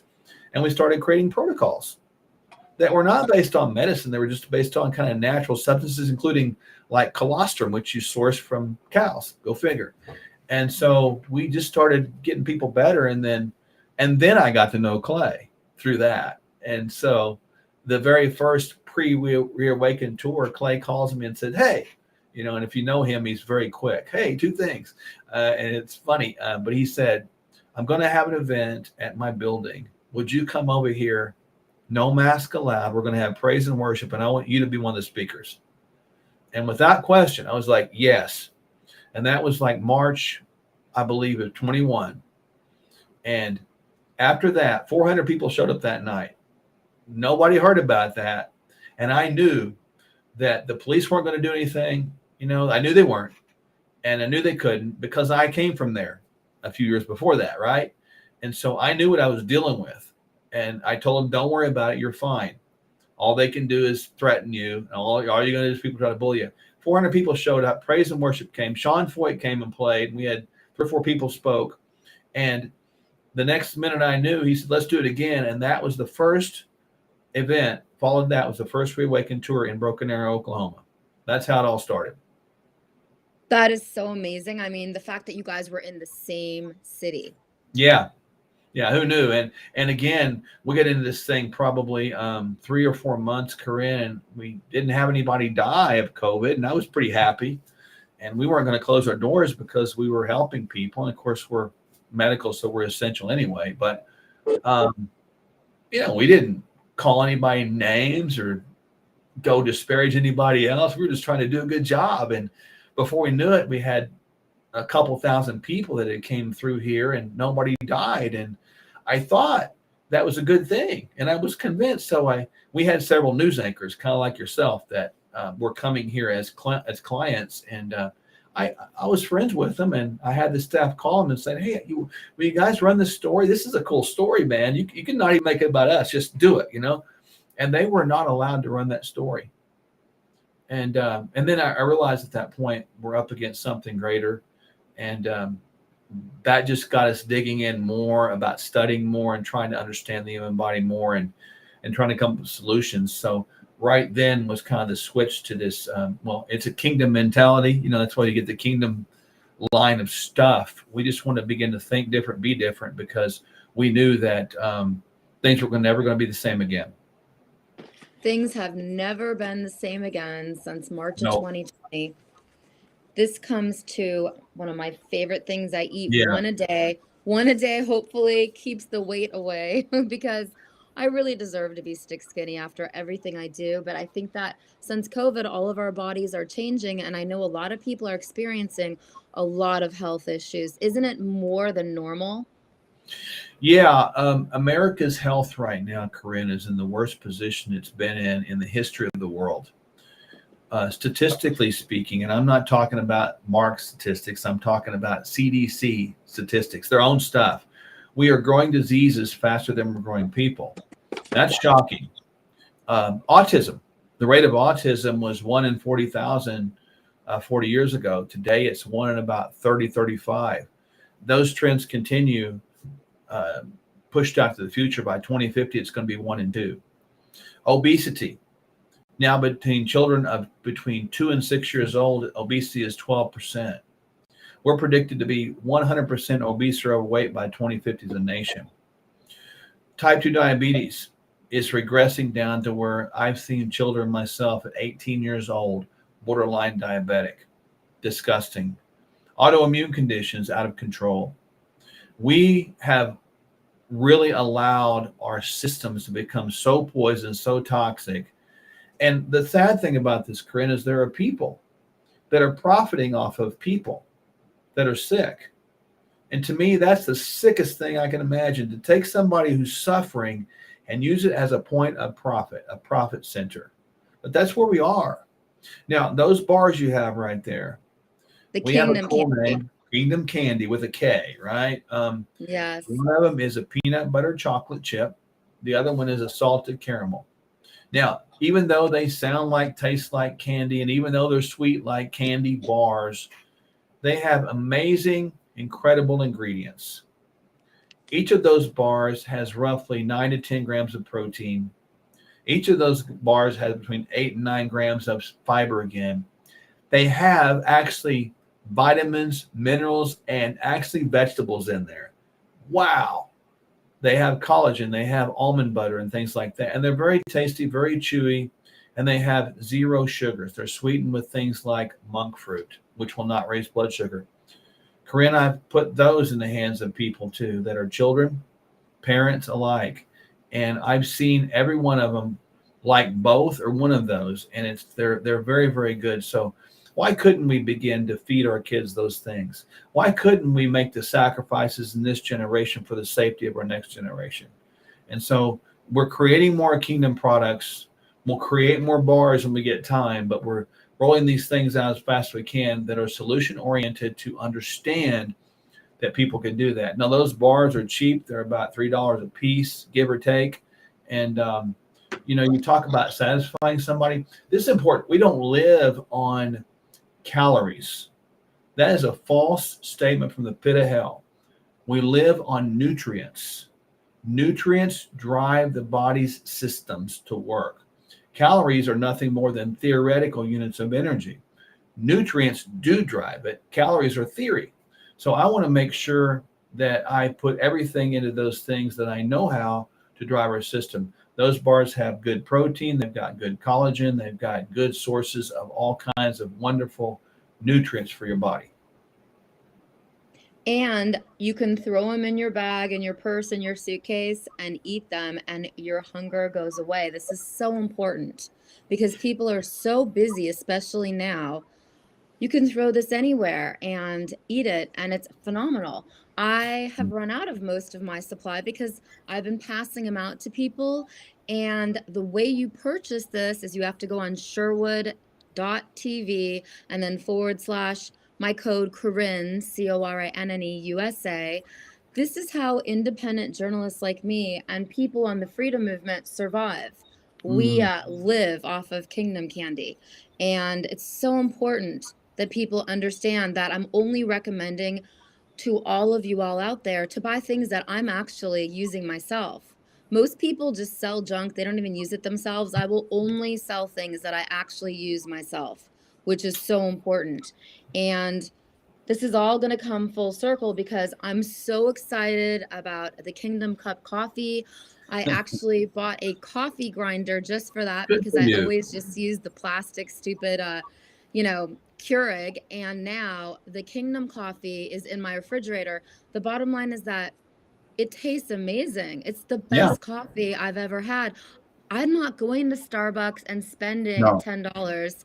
I want my Kingdom coffee. So now I have to figure out, how do I travel with the Kingdom coffee and the Kingdom candy and the power bar and the Kingdom cup, the supplement powder. Those are 3 things I have to travel with. So now I have to figure out how to do that. And then I travel with the water. And this will cure all of your thirst. I mean, I have to get this onto airplanes and I have to drink this pretty much 1 an hour is what I'm averaging. It's so important. Yes. And people need to really take care of themselves. All the sheriffs, all the people out there watching this, all the J6ers, everyone out there, all the moms, all the dads, everyone who's suffering, it's because of hydration. It's because of your nutrients. It's because what you're eating is not good for your body. If you look at ingredients, even Whole Foods, all these stores that say they're for health have been contaminated. Jeff Bezos, the globalist, owns Whole Foods. He doesn't care about us. No, and this is fascinating. I deal with a lot of people who have this effects of COVID or have effects of having vaccinations. And my question is this: I'm not a fan of the vaccines, by the way. I want people to know that's the truth. I didn't think that forcing somebody to do that was part of the American way, and so I was very disappointed in Operation Warp Speed, the whole bit, the whole language. I thought it was bad. Nonetheless, could we be having problems because we have no nutrients in our system? Perhaps lack of nutrients is driving us to have these symptoms that we deal with. And I base that on studies that have been done, Corinne, on long haul COVID. And in every one of them, it is seemingly coming back to mitochondrial dysfunction, or the inability of our powerhouse organelle of the cell to create energy for the cell to operate. Well, could it be that the powerhouse of the cell is not working because it doesn't have the ingredients to make energy, which are vitamins, minerals, amino acids, fatty acids, these micronutrients that come from the macronutrient food groups, protein, carbs, and fats? I would submit to you that I believe we are worsening the problem and probably even potentially creating the problem by eating high caloric, non-dense nutrient foods. And so perhaps we're looking in the wrong place for the wrong answers. And I can tell you without question, we don't have people that are connected to us in our clinic with long haul COVID. We have people that are living a life that is robust, vital, energetic. They're not dealing with debilitative issues for the most part if they just follow the directions. And you mentioned with the Kingdom Cup that we have, right? Coffee has a lot of health benefits. People can look on PubMed, and I know people can say, well, it's sourced terrible. I get that, but there's some good studies on there nonetheless.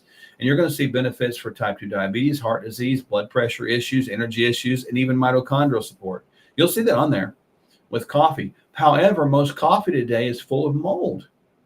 So if we're going culture coffee, let's call it what it is, and we're going to pay $6 at something we call Starbucks, and we're going to get that coffee full of sugar, full of ingredients that are carcinogenic, obesogenic, estrogenic, right? And then we're also going to have mold on top. No wonder we're having problems. So Kingdom Cup is certified mold free. It's certified organic, and it's in a whole bean form. Why is it in a whole bean form? Because powder forms tend to accumulate moisture, and I didn't want to take that chance. So, just like you did, get a little grinder, that just a few bucks, you find them everywhere, they're cheap, and it takes you maybe 30 seconds to push the button, blend that stuff down, the beans come down, it smells great, it's a great medium roast, and it's got kind of a fruity tint to it. And I've had people that like it with, that's like sweet coffee. They had to put something in there. And I've had people, including my wife, say that's the only coffee I've ever been able to drink without sweetener, because it's just got this nice, smooth tone to it. And it can actually help you.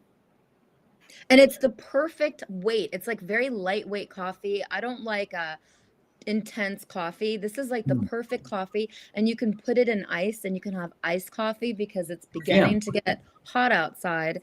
And as summer rolls around, it's just the greatest thing to drink, and you can put it in your Kingdom Cup, and you can take it with you everywhere. Everyone actually needs coffee. Coffee isn't bad for you. No. It's the mold, right? It's the mold. Yeah, coffee is not bad. Coffee has a lot of ergogenic benefits. It can create energy, sometimes improve metabolism a little bit. Certainly, there's a window of time where if coffee is your drink of choice, it can be a little bit of a diuretic, so you want to drink your water with it. So that's where, the Kingdom H2 comes in. But if someone wants to have a couple of 2 or 3 cups of coffee during the day of that, there's not any negative things that I can see. Now, if you have high blood pressure, because of other situations going on, caffeine can raise blood pressure. So you might want to be aware of that. But with this one, it's really a healthy benefit and add-on, and it's the right thing to do, because I don't want to support some of that establishment stuff from those woke companies, because when you go out there and support it, all you're doing is funding it. But why wouldn't we fund something else that goes to the support of people? And I don't claim to be anything special. All I know is this. Like you said a moment ago, I'm never going to offer anyone anything to sell or use that I'm not doing myself. I don't care what price it costs me. That integrity has got to stand, and I don't want to lose my name by doing something stupid, because I've done a lot of stupid things in my life, man. And it's like, what do you say? We all have. But I'm convinced now that there's a way for us to be healthy by doing the right things and not having to pay our left arm worth. So we can actually save money, gain health, and in the meantime, hey, guess what might happen? We might just be able to save our country. Because the healthier we are, the more we can stand up for what we believe in, because we'll have the energy to do it. And that's what the globalists, honestly, they realize that, because our coffee is polluted, our food is polluted, our meat is polluted, and we really have to focus on our health now. What I want to go back to is the fact that you were already on this path before Clay Clark approached you. You were already on this path with your wife. Yeah, we've done this a long time. I mean, it might sound crazy, but when COVID came along, for a while, I was like, what the heck, COVID? I mean, is this like really going to kill a bunch of people? And this is a true story. We were flying back from Hawaii. We were speaking at a conference over there when March of 2020, and rumor has it we're going to shut the country down and close things down. You're like, oh my gosh, this is real. We were flying back from Hawaii, not knowing really what we were walking into once we got back into our business and things like that. And I remember sitting on that plane right next to my wife, and the word fear just kept popping up. Fear, fear, fear. And I looked at her honestly, Corinne, I said, no, we're not going to do it. I don't care what happens. We're not going to do it, because we've made it this far not living in fear through her job loss and people turning their backs on my wife and ridiculing us. We're going to go forward. And that's the truth, man. And so we were doing this stuff well before, and people have been coming to us for a long, long time. And COVID for us very much helped bring attention to persons that do what we do, that provide ways of healing. So, I look at things like there's good and bad in everything. Depends on the perspective of it, and COVID sort of turned the cruise ship over. People were on that cruise ship getting your little favorite ice cream and favorite dessert, whatever color you wanted. And it turned it over, and people had to learn to swim. Some chose to try to walk on the water and go meet Jesus, Some chose to try to do it on their own, and some were scared out of their wits' end. But it really separated what really was truth from fiction. And I think we have an interesting opportunity now in this time and season we're in, no matter what happens in the election. And I want, obviously, the Republican ticket to advance. I mean, no question about that. But no matter what happens, we still have an individual responsibility to ourselves and our families to have a good life. And so that's what we've been preaching, teaching, and educating for a long, long time. And that's why I think it's really important that people go to the website sherwood.tv/Corinne, CORINNE, USA, because the second Tuesday of every month, you have a very informative situation happening online. Online, you can sign up at sherwood.tv/Corinne USA and go for this very important, I love listening to them. It's going to be May 14th at 6:30 p.m. Central Standard Time, and Dr. Sherwood and his wife come on and they choose a topic. So what's your topic for this next, the second Tuesday of May? What's your topic, Dr. Sherwood? We're going to talk about hormones again. People can't get enough of that. So we'll talk about our processes, like what we do. And there's several processes we focus on, like I call it the big four that we have control over: sleep, movement, nutrition, and even stress management. And then we also talk about hormones and peptides and genetics. And so we run genetic panels on everybody and really learn that well. And then we wrap everything around sort of emotional, spiritual, even financial principles.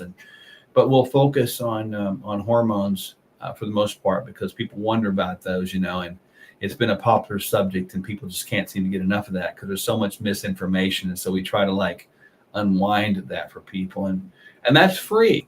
So on May 14th at 6:30 p.m. Central, that's free. And we generally have a couple hundred people there that have the ability to register for that. And they show up and they can ask us questions that are through a chat bar live, and we answer those questions, which is kind of cool. And again, we don't charge anybody for that. And if people say, hey, these people are all right, they're good folks, they seem honest and they answer my questions, if I want to work with them, you can. And then at that point, you can schedule an appointment, and we have appointments set aside just for people that actually went to the webinar. So it's like people can get in within a month and a half or two. And if you know anything about what we do, to get in that quick at anything like this is virtually impossible. Most people have a 6-month, 1-year waiting list. And I suppose we probably do, but we figured out ways to get people in here quicker, get them in the process faster. And, and we've been blessed by it all, and people get better. And sometimes I don't know why they got better, but I'm okay that they did. And I don't take any credit for that, nor does my wife. We do maintain a heavy study load. We just got a brand new next board certification we just passed recently again. But we're about helping folks. And I want people to show up to that webinar and really have a wonderful time, ask your questions. And if you choose to work with us, we'd love to have them.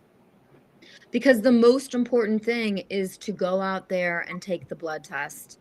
The Yep. most important thing, which you've taught me, which I'm trying to build up my courage to do it. I'm getting a little bit better, but I have a fear. I have a phobia of doctors since COVID. All of my doctors fired me through an email. It was so traumatic and said, we're not seeing you. And then in person, my gynecologist was screaming at me. And it was really traumatic. And these are doctors I went to for 20 years in Beverly Hills. They all fired me because I refused to take the vaccine. And, I lived for 1 year with no medication, no doctors, nothing in Washington, D.C. in the height of stress.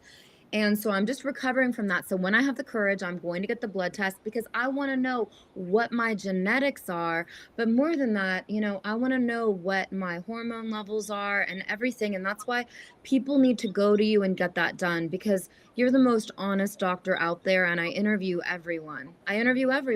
I mean, if I even told you I interviewed, you wouldn't even believe me. Because a lot of times the work that I do, is paid for by other sources. And so I can't say that I did it, but I really am a very behind the scenes journalist. And so when I find really top secret stuff, like yesterday, I found a couple in Virginia who were raided by the FBI for January 6th. But the truth is they were raided because they were exposing election corruption. When I find that stuff, I don't write articles because I don't want my name on the article, because that's how the feds really pick on you. I like to give it to other journalists. And so what I do all day long, I'm just chasing the next most banned and censored news story. And so that's why I really appreciate this time to focus on my health, to focus on your health, to focus on everyone's health, because we have to remember, if we don't focus on our health, we can't fight the good fight that we need to fight before November. We can't, Corinne, and a lot of people don't understand how those two link. And I just want to break it down for people so people can catch this. This is really important. When you get, it's a herd mentality. When you get the herd mentality going the wrong direction, the herd will continue to stampede the wrong direction. But what causes a herd to go the wrong direction? It's the inability to know the right direction. But what causes the indecision? Many times we act so reactionary. We just cut bait and run. It's fight or flight. And that's the way we live. That's called hyper-stressed or hypercortisolemic. And we live like that.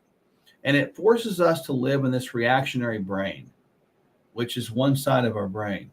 But the other side of our brain is a side of the brain that critically thinks and processes with careful thought all points of data to make a good, reasonable, conscientious, critically thought out decision, which takes time. So you either react or you think about it and make a decision. Chronic reaction is driven by chronic fear.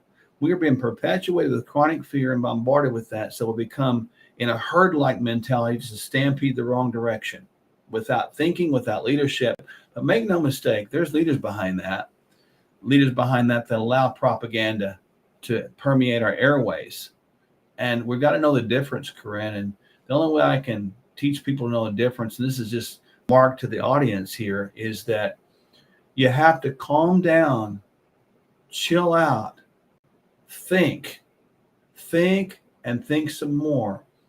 Weigh out every angle, seek out sources. To use a line that we should have been using 3 years ago, exercise informed consent and really make a good decision on what you're going to do and live with the consequences.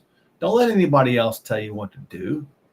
You do your thing, man. That's the American way.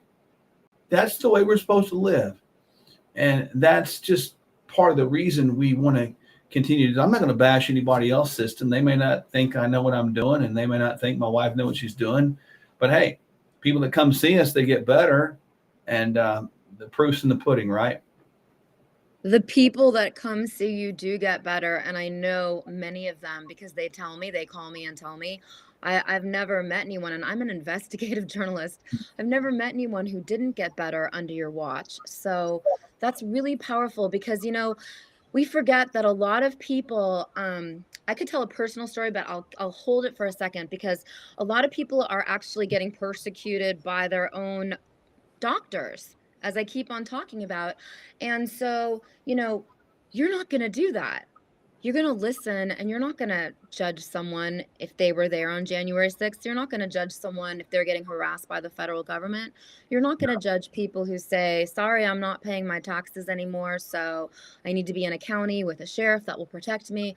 I mean, there's so much going on, and that's what I really appreciate, is that you're a real doctor and you're on the front line standing up for us, because we need the help now. I'm sick of doctors who go to Africa now. I'm so sorry to say this. This sounds crass. It sounds really crass, but I'm sick of doctors going to Africa. Like, we need it in America now. We're a mess in America. We need it now before November. I think that we should understand, and this is some important factual things to understand, that I wasn't trained in the conventional medical system in ways. My wife was. That's why I've got a good understanding of that. But here's the thing: conventional, or what we deem to be traditional medical education, does not include how to keep people well. It includes and is focused on what to do if they get sick. And so what we're doing is we are expecting them to do something that they don't do and have not been trained in. And it might be akin to calling a plumber to your house and just assuming they know how to work on your car. Again, it's not true, and we get mad at the plumber because he didn't know how to work on your car. We have got to really switch it around and gravitate towards people that are true healers. The last I checked, and this is spiritual twist to it, but I think it's appropriate. Jesus empowered his disciples to be healers. He didn't empower them to go out there and prescribe medication. And I'm not saying medication is wrong. I'm not saying you can't do it in some situations. We obviously have medications that roll through our clinic from time to time. But ultimately, we have got to, if people are out there, they gravitate towards healers. And healers come in all walks of life, all phases of life, all sexes and colors. And find a healer, stay with them, and get from them what they have, and then go out and teach somebody else. And so my wife and I have just tried to do that, to be hope dealers and healers, And you're succeeding, and you're successful, and you're helping everyone that I know. So I'm just so grateful. What's the most important thing just this week that we should focus on? Give us something to focus on just this week. I want to ask you a dumb, stupid question really fast. How much exercise should I really be getting? Because I realize too, I have a fear of my own sweat. I don't like my own sweat. That's my new phobia this week. I'm a hypochondriac. I used to see every doctor in Beverly Hills, but since COVID closures and everything that happened, I don't see doctors. You're my first doctor. So I have a fear of sweat. How could that even happen to me?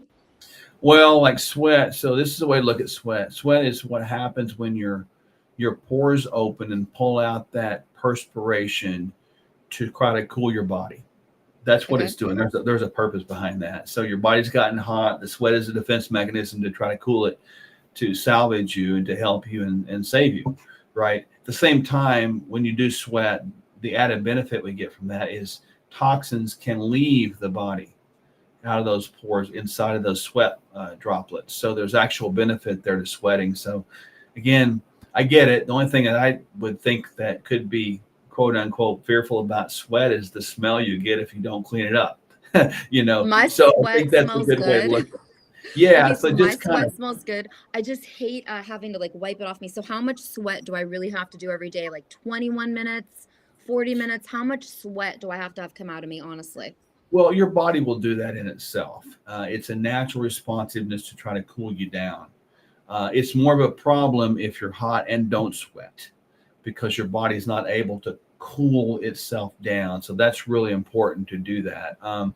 There's a lot of antiperspirants out there that sort of are not full of lead and aluminum and things like that. So search those out. One of the websites that I always direct people to is EWG.org. That's environmentalworkinggroup.org. And they've got all kinds of cool data on there that people have done. So EWG.org is a shout out to those guys. They do a great job. But as far as activity goes, People need to move every day, every single How many day. minutes? What's your Um, basic core?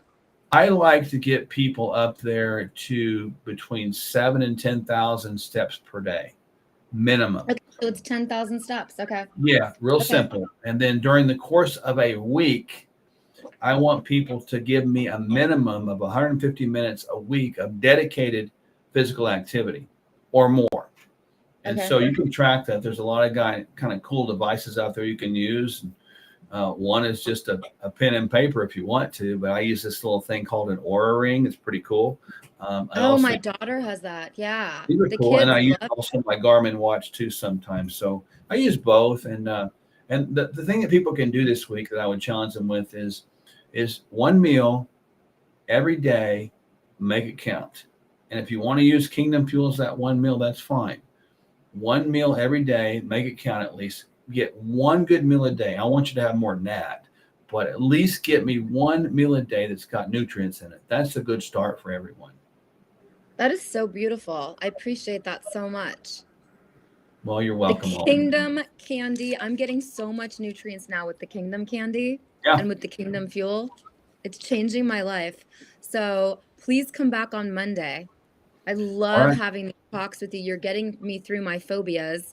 And I think it's really important for other people to see this because I think it's important to see that there are good doctors out there that actually care about you. And wherever you are in the world, a Dr. Sherwood can help you. So go to sherwood.tv/Corinne, Corinne, USA.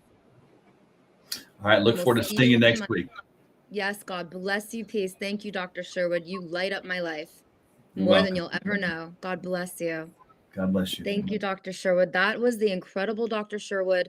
You know, I had really, really have serious phobia of doctors. I keep on saying this, but I don't have phobia. I can walk up to any congressperson. I can walk up to any police, any FBI. I can go sneak into CIA meetings. I super don't care. I don't have fear. But all of a sudden, since COVID, I created this. I know I created it. I created an insane fear of doctors because I just feel like they all lie to us. So Dr. Sherwood has changed my life because you can't live without doctors, honestly. You really should have a doctor watching over you. And Dr. Sherwood won't take your health insurance. Just pay him in cash because the best doctors, honestly, don't take health insurance. So it's really important that you go to Dr. Sherwood, sherwood.tv/Corinne USA. Oh, I'm going to bring in one of my favorite people right now. I'm so excited to have her. And then we're going to talk to a father of a J6 political prisoner who's currently in jail, currently in prison. But I want to bring in someone who I really care about. This is Tina Blanco, and she has the greatest sat123.com. But I know, what do we want to talk about today, Tina? Because I love talking to you. You make me happy. Yeah. Thanks, Corinne. Yeah. I love promoting the satellite phone. It's my favorite thing to promote because people need to realize this is the only thing that's going to work when the world gets crazy, and the antenna is the key. So Sat123, because every independent journalist, including Sheriff Mack that I talk to, is sponsored by Sat123. And I'm just so grateful that you care about us because we care that all y'all out there buy a sat123.com phone right now. Yeah. As you know, Corinne, the phone that you're holding and this phone will work from anywhere on Earth. Compared to cell phones, about 7% of the Earth. This got you covered. You literally carry your cell tower. This is your little personal cell tower. You carry this with you wherever you go on the planet. Doesn't matter if you're in Antarctica or in the middle of the ocean or desert. And this is the reason why the U.S. military uses it too. Not just because it works anywhere on Earth, Corinne, but also this phone is completely secure. There's no tracking. There's no one's gonna listen in. The military uses this because they don't want the bad guys to listen to them. So yeah, no, this is really, really cool. And the phone's about $1,300, but Corinne, we are offering them for free when you sign up on a 24-month agreement. So yeah, go to sat123.com. I think this is going to be the last week, I believe, that we are offering this phone for free. They are going to remove it because we are running low and they're very hard to get. So I think this is going to be the last week for this particular model. The other Wow. thing that, yeah, I didn't so realize that. See, everyone in Senate has this phone.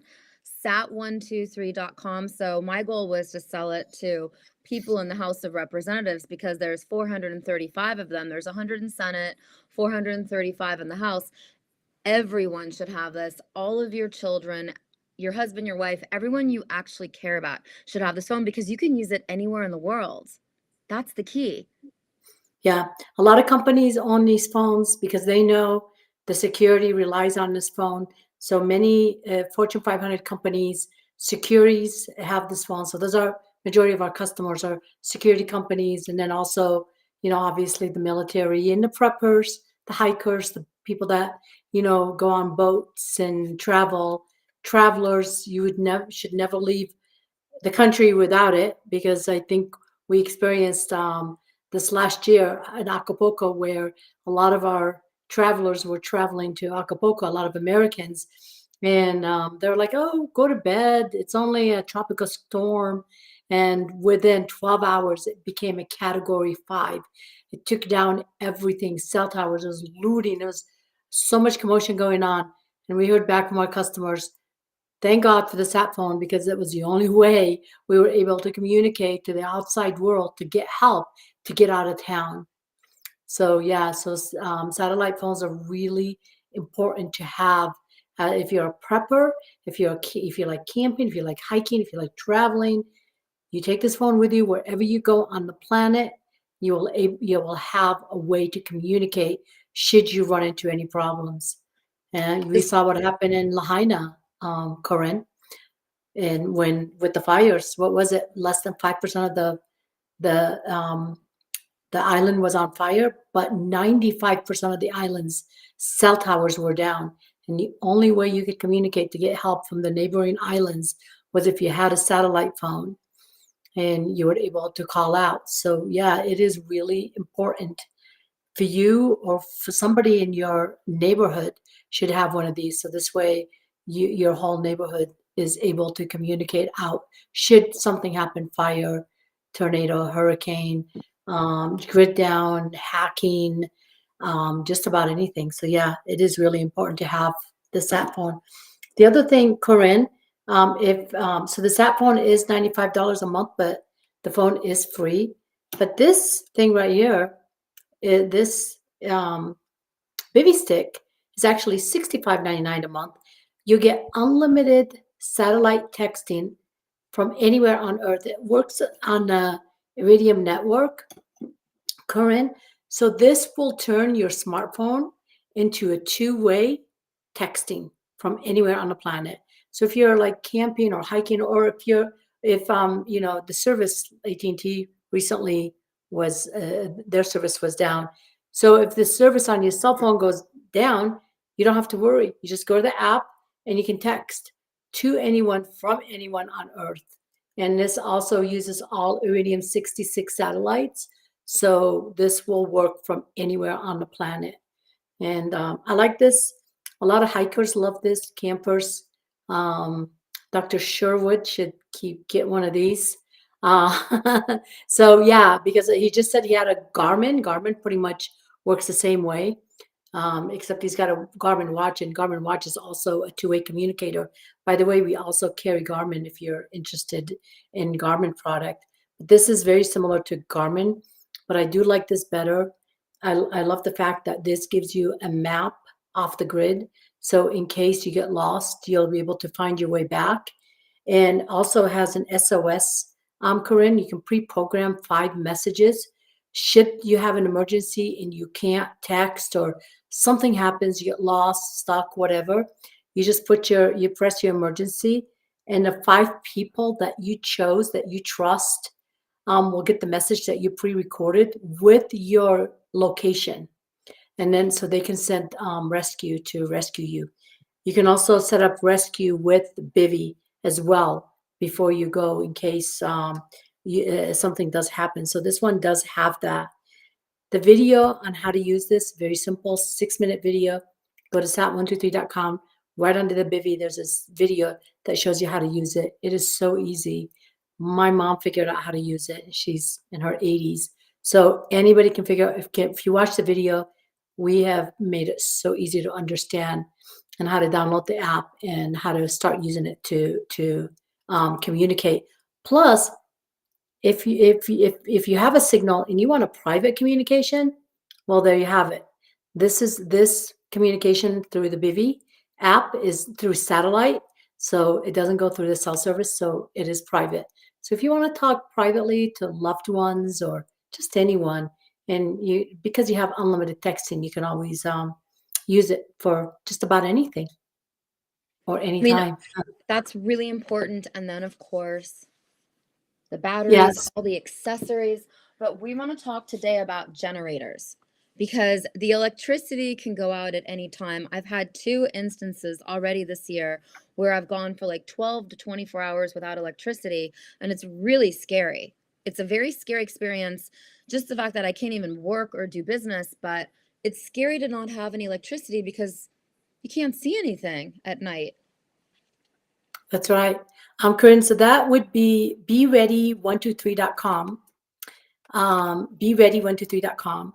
We have put together some amazing packages, Corinne, with the battery pack and generators. So the bigger the generator and the battery pack and the solar panels are, the better, the more you have.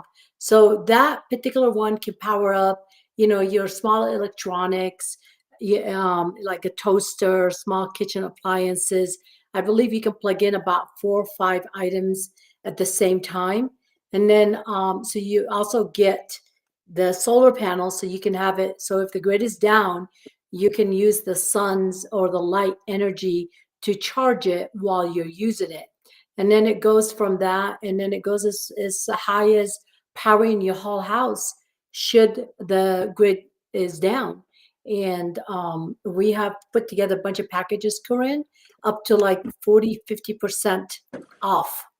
And there's your solar panel, Corinne. I think that's 120 watt. What I And love about this is that it comes with the bag, so you can travel with it. I have to go to a graduation. My daughter's graduation is in 10 days, and I have to go there. And just in case the pro-Palestinian protesters attack her college, because they're attacking all the colleges, I'll be ready because I'm going to have this with me just in case we need it. yeah, and you can charge anything with that. You could charge your phone, your computer. I mean, pretty much just about anything. And it's got all the connectors, so that you can plug in anything you want for it. And one of the things that you notice on that, it is not very heavy. Most solar panels weigh about that strong, weigh about 30 to 40 pounds. That one weighs, I believe, about 10 pounds. Corinne, what do you think?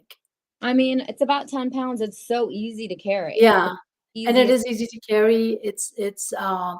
I mean, it's made of really high quality, and it's indestructible. I mean, this thing can go for years and years for you, and power, charge pretty much anything. You take that when you go camping, when you go hiking, or whatever, to charge pretty much anything by the sun. So it is really, really nice to have, Corinne. And you just open it up. It's so easy. You just open it up and put it in the sunlight. It's so simple. It's totally portable.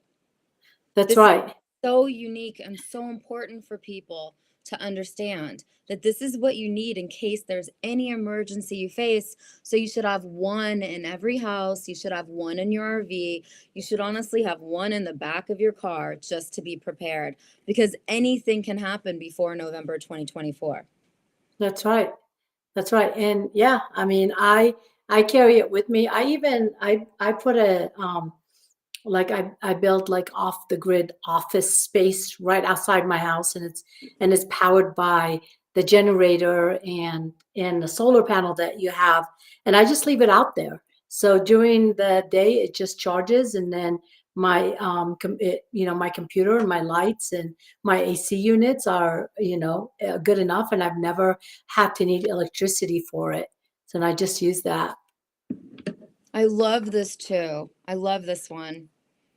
Yeah, that's a small one. So that one will power up like your satellite phone. It will charge your, any smartphone, computer, an iPad, any kind of small equipment. Where the other one, Corinne, the bigger one, that will actually charge the big generators that customers can purchase. Yeah, So you need all three, honestly, to be yeah, safe, because we really need to be safe this year. It's getting wild out there, starting in the colleges. Obviously, it's always been wild in Washington, D.C., but it's getting wild. We don't know if this could be another summer of love where there's tons of protests, and you have to be ready for anything. So important to know that. I'm being yeah, told that June 6th is going to be a big issue, but I don't want to promote that too much because I don't want to scare people. But this really is important to have something to make sure that your phone works. If the electricity doesn't work, if an emergency happens, you need the generator, you have to have light. You can't live on firelight. It doesn't work. I tried. You have to right. have, you have to have a generator. You have to have everything solar powered and be prepared for anything that can happen. That's the That's most right. important thing now. So be ready. 1, 2, 3 is the key to everything. And the way you have it packaged is so simple and so easy. Everything's so simple and so easy to find on Yeah. beready123.com. It's a joy to go through. I want everyone to go to beready123.com right now and look at how simple everything is. It's everything you need because Tina picked it herself. This is you pick these things and put them on the site because you know what people need in an emergency. Yeah, that's right. Your June 6th, are you concerned that the hurricane season starts in first week of June? That's what I'm concerned about. So I'm Yes. in Florida, and yeah, Yeah, the and we've hurricane had season some starts in pretty, Florida. Yep. yeah, we've had some pretty busy hurricanes recently, where we did lose electricity in the town that I live in.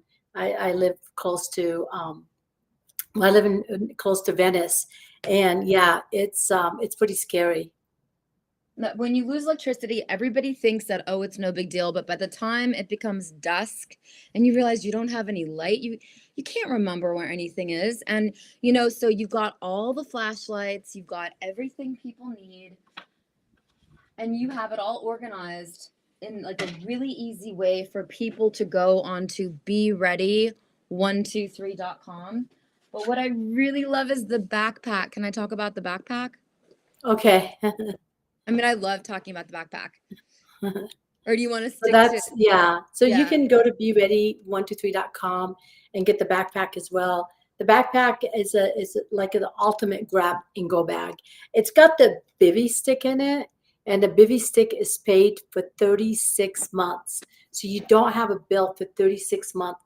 It also has a smartphone included, and the smartphone and the bivy stick, Corinne, if you notice when they come in, they're inside the Faraday bag. So should we have an EMP attack, at least you'll have one smartphone that will work, and then you've got one satellite communicator that will work, so that you'll be able to communicate with the friends and family that are outside of the area that where you are.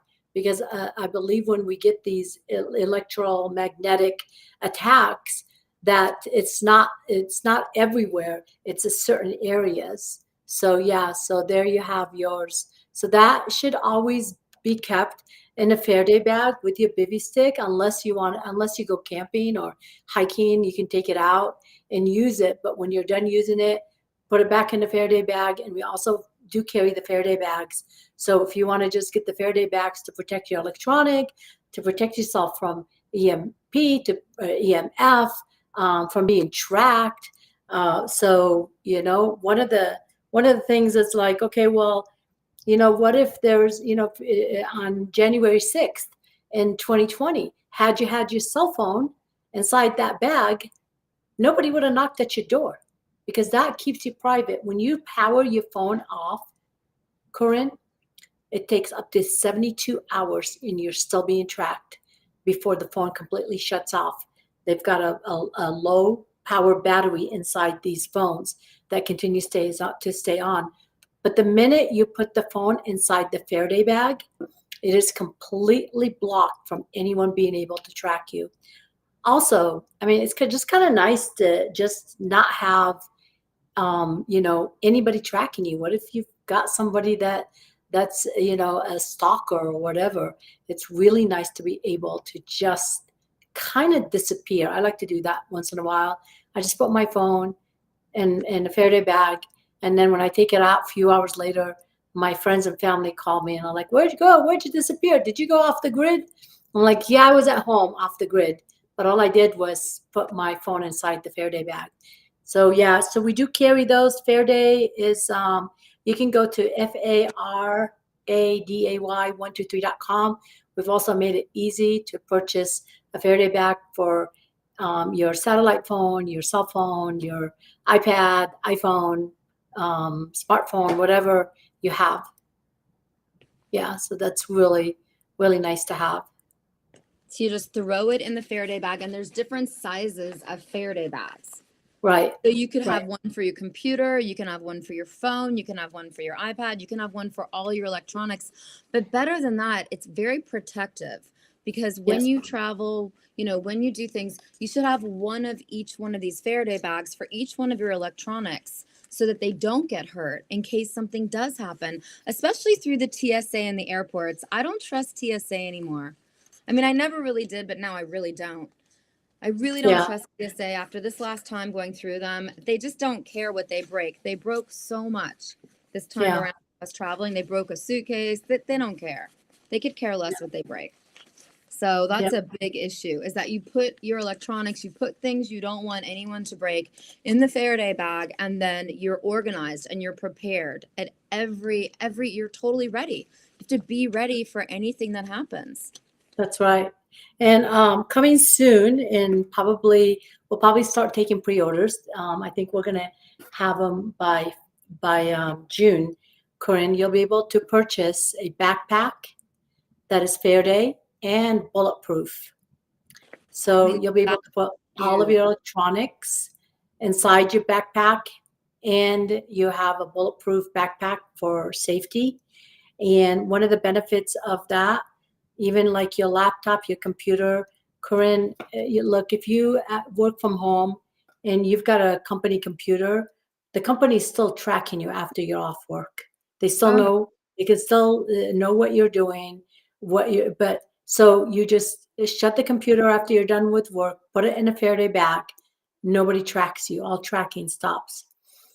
That is a face mask. I love that. I carry that with me. And the reason why, that's got like 7 layers of activated charcoal.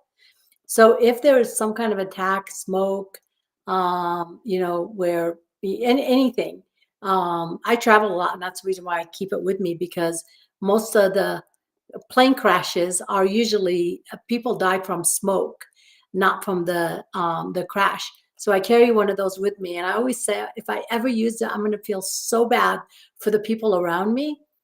But it buys you about 10 minutes of breathing. That is inside the bag as well.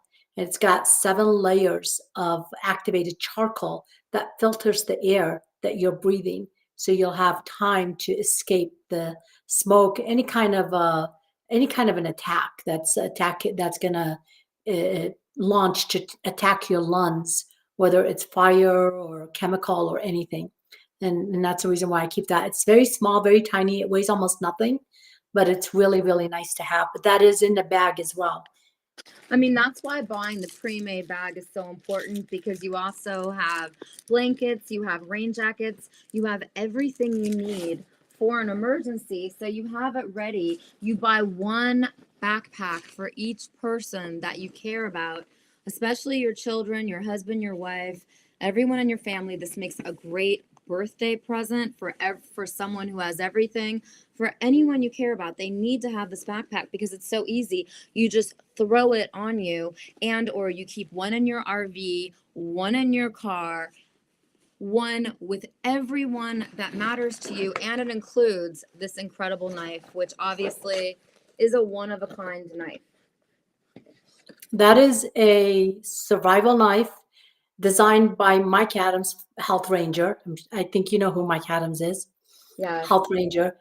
And he designed it, and knife was made here in the USA by Dawson Knife. So that is an amazing survival knife. You'll be able to use it in case you have to dig to build a shelter, cut wood. It is so strong. It will never rust. It is made with an amazing material. It will not break. Mike thought of everything on that knife. This knife, I think, run for about $300 to $400. So that's the reason why the bag is about $3,000, but just the bivy stick with 36 months of payment is worth nearly the $3,000. I think the value of the bag is closer to about $4,500, but we have it for $2,999. And for birthdays, Corinne, men love this. Father's Day gift, that is like the best Father's gift you can possibly get a person. I got them for my employees during last Christmas, and almost every woman came to me and it's like, my husband loved it. So yeah, so it's really cool. It's also got an electric lighter, so you'll never run out of um, charge. So you just Yeah, plug it and in. Father's Day is coming up in I know. Oh my I gosh, know. this We'll year have is to, already falling yeah. away. We'll have We to have- do we'll have to like put everything and show everything just before Father's Day, because that is the best Father's Day gift you can possibly get. That pots and pans, so that in case you need to boil water, although there is a life straw in there, so you could drink water Oh from yeah. anywhere. But in case you want to go further and boil the water, we all know you can survive without food for up to 21 days. So we're not trying to put any food in there, but you can't survive without water for a very long time. That's the electric lighter.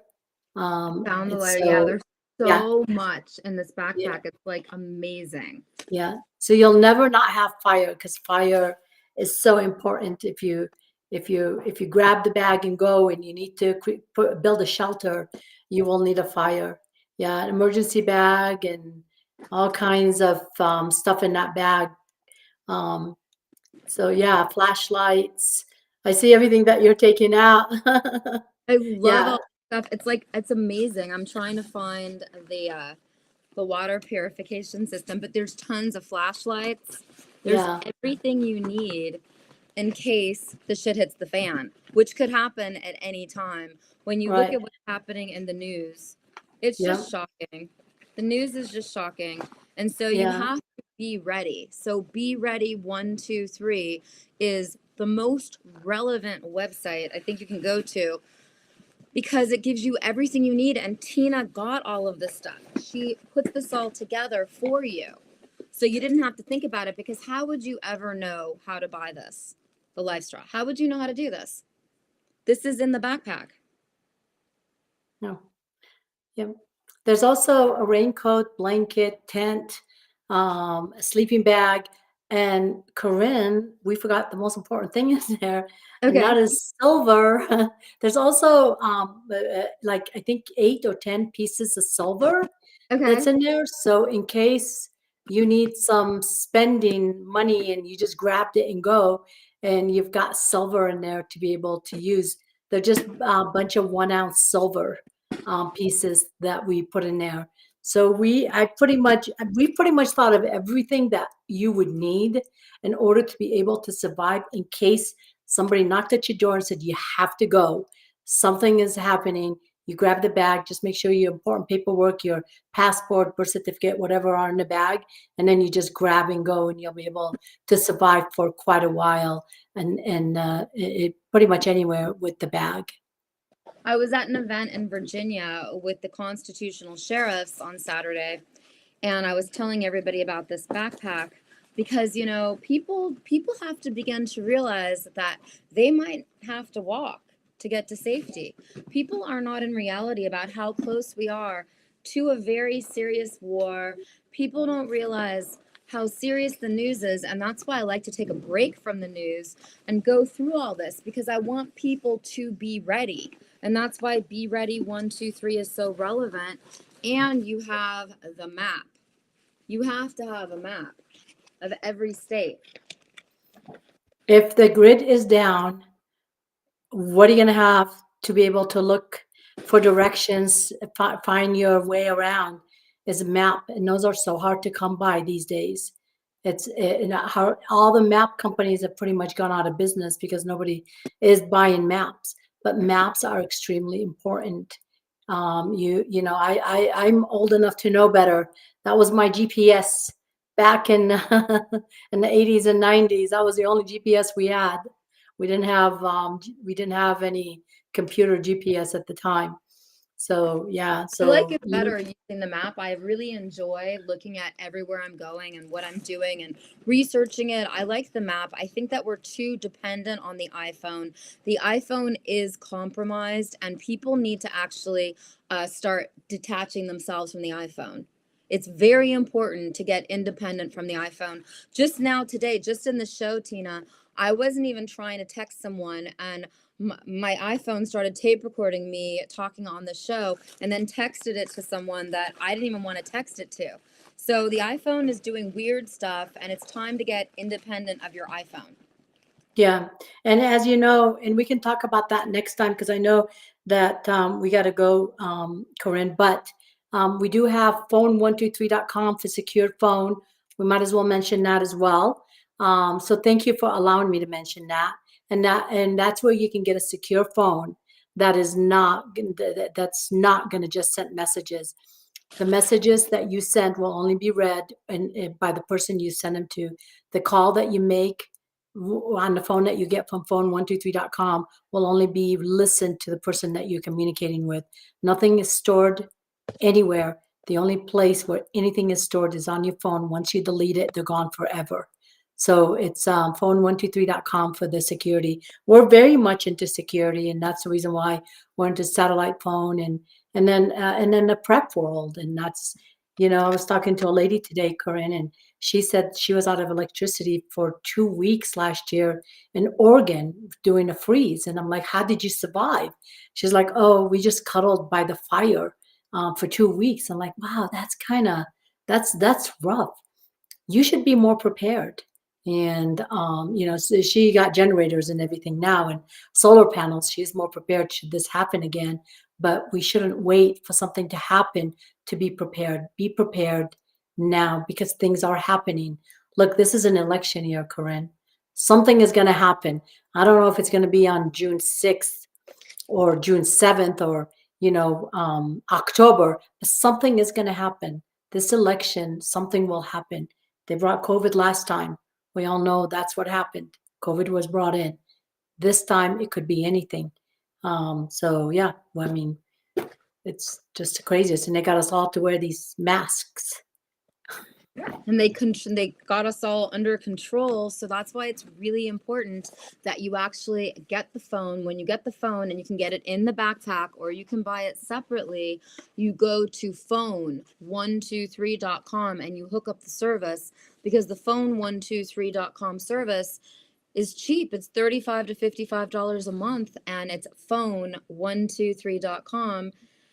And Tina is promising us that she's not going to let the US federal government use this against us, which is what's happening. If you've listened to all of the J6ers and everyone who's been getting arrested, people are getting arrested for conspiracy now, which means that you just talk to your neighbor and you say, hey, neighbor, let's do this. They can charge you with conspiracy for any reason now, the federal government. And they've set up all this case law against American patriots. It's time not to live in fear, but get the things you need so that you have privacy, because it's not okay that we're getting spied on 24/7. If you use the iPhone and you take photos, the government has access to that. Anything you do, the government has access to. That's why you have to go to companies, phone123.com, and get their service. because that's the only way to make sure that you're supporting an American patriot company that will support you, and their customer service is phenomenal. You have the best customer service, Tina. Thank You you. got the best Thank you team. so much. Yes. Thank you, Corinne. Yes. Yeah, and Corinne, not to mention, Apple is looking at all your photos, because if you notice, they'll send you movies that they made off of your pictures. And you're like, did someone just sit there and look at all my photos? What if you have photos of your grandbabies? That's disgusting. Or your kids. For some guy to be sitting there looking at your photos. What if you have your medical card, your blood work, your anything? I mean, it's just kind of disgusting that someone at Apple is looking at your photos and making movies for you and say, hey, I made you a movie. Remember 10 years ago or 5 years ago or 4 years ago? I'm not sure if you get them, but when I was getting them, I was like, yeah, I don't want anyone looking at my photos. So that's when, I stopped. And it took us 2 years to put this company together, which is called Connect the Mobile. We just made it easy, phone123.com, Corinne. But we're fine. We're there. And this is so secured.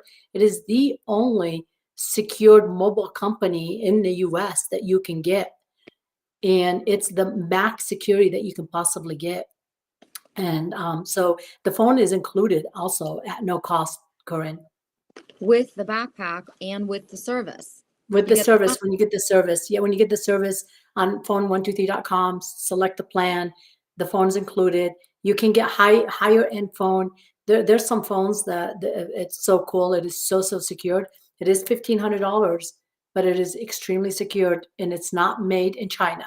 It is made in Finland, and the security features on it are unbelievable. It's de-Googled. And so you get the most privacy. You can set your phone after the text messages that you sent, after 10 seconds or 15 seconds after they're read, they automatically erase. I mean, there's just so much security Oh, that that's we have. huge.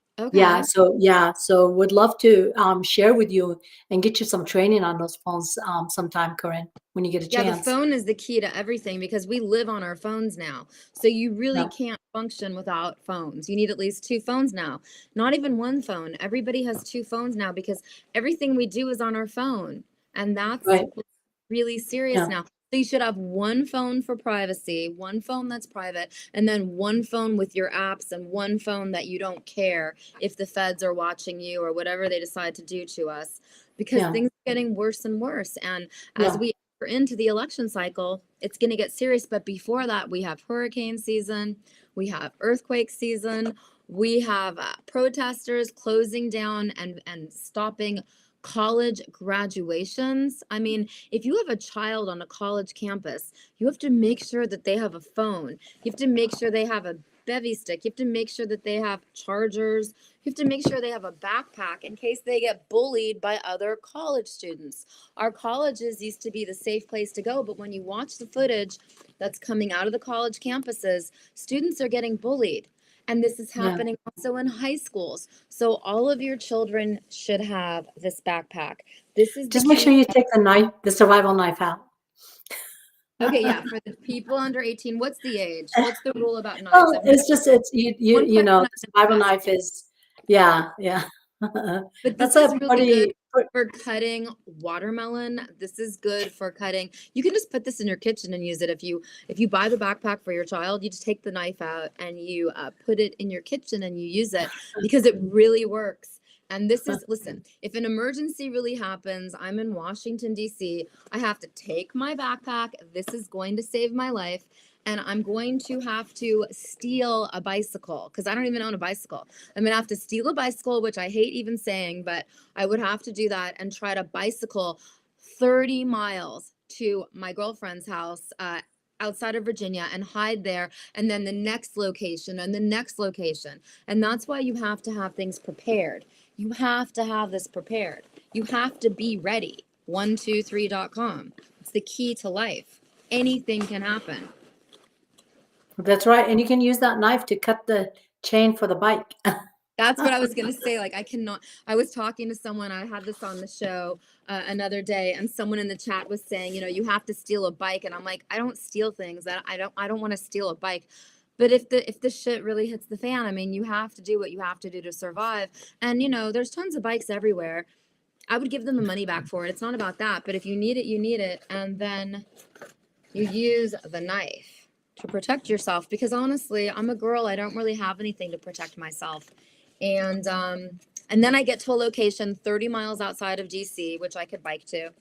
And you decide what your next location should be in your next location, because I live in a city where anything could happen at any time, and the pro-Palestinian protesters are getting wild. I'm already getting stalked by Antifa all over my X account, which is really just annoying to me that could even happen, and they're targeting me. And so it's really not okay to have me in that kind of fear. So that's why I'm so grateful to have this backpack. It's worth every dollar, because you can put this on your back and have anything you need right when you need it. And it has space for other stuff. If you have special prescriptions, or if you have anything that you need, there's still space in the backpack to put it in. So I love this backpack. Thank you so much, Corinne. Yeah, the I backpack really is appreciate you. favorite thing that I own. Usually you say, oh, having diamonds or jewels or whatever, but no, I love this backpack. Knowing that I have this backpack and I can throw it on my back at any moment makes me feel safe. And then I bicycle 30 miles to my fallout location in Virginia. Isn't that wild that and this has only happened to me in the last 2 months. I was never thinking this way. And all of a sudden, the last 2 months, the drama and chaos that has happened in the last 2 months really makes you realize you have to be ready at all times. So be ready, 123.com. Drop everything you're doing and go to beready123.com. Thank you so much, Corinne. I really appreciate you. And let's get you that Binion. It's called Binion, the phone, that really cool phone. And let's get you trained on that as well. Yes, because I'm it's got some ready. features I'm that obsessed. I'm obsessed with the prep gear. And this has just been 2 months now. It's actually only been 1 month since April 1st. Honestly, I'm obsessed. Since April 1st, when I realized what's going to happen to us in 2024, I've never met anyone. And this is real. I talk to 1,000 people a week minimum. I have not met one person who said to me, nothing's going to happen. 2024 is going to be fine. I haven't met one person who said that. So my mom even lives in, Manhattan and New York City. I mean, she needs the backpack.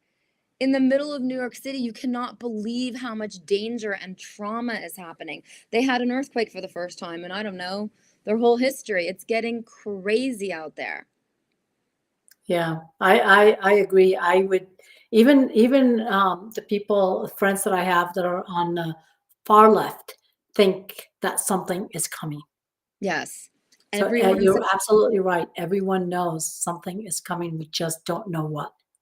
Yeah, so this is all legal, it's all ethical, it's all legal, and you can put your food like the Kingdom candy in it. There's tons of space, but it has everything you need to last and be ready for any emergency in the United States of America.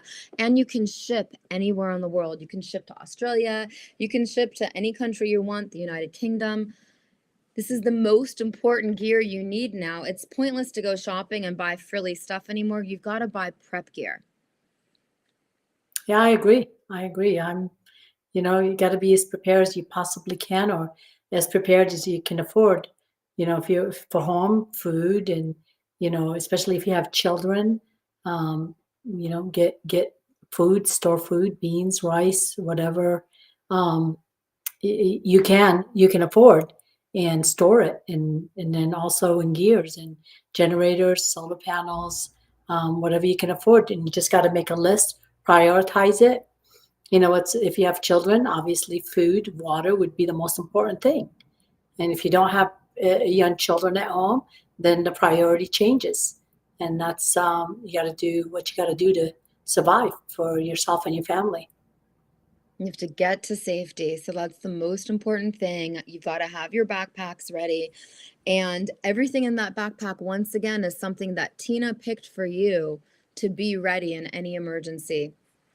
And then you really have to make sure that you have the right phone service.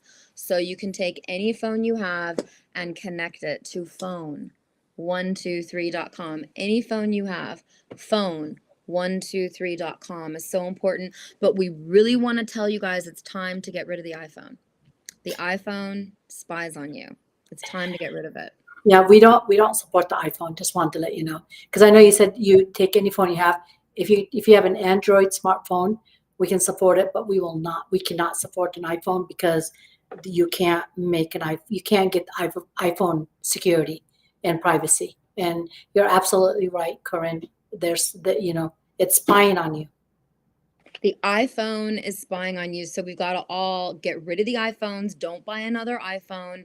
And it's time to go to phone123 and buy the phones. And they're the same price. The iPhone is $2,500 at this point. So phone123 is cheaper than any iPhone. It's so important to get rid of the iPhones.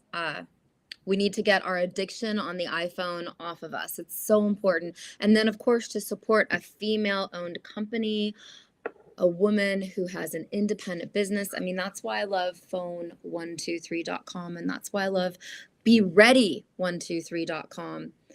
And that's why I just support everything you do, Tina. So we will see you again very soon. Thank you so much. Take care. God bless you, and God bless you. People that are watching. Thank you. And when you guys go on these sites and buy whatever you want to buy, if you want to use my code Corinne USA, CORINNE USA, of course do it. But you don't have to. You can go direct and you can buy whatever you need to buy.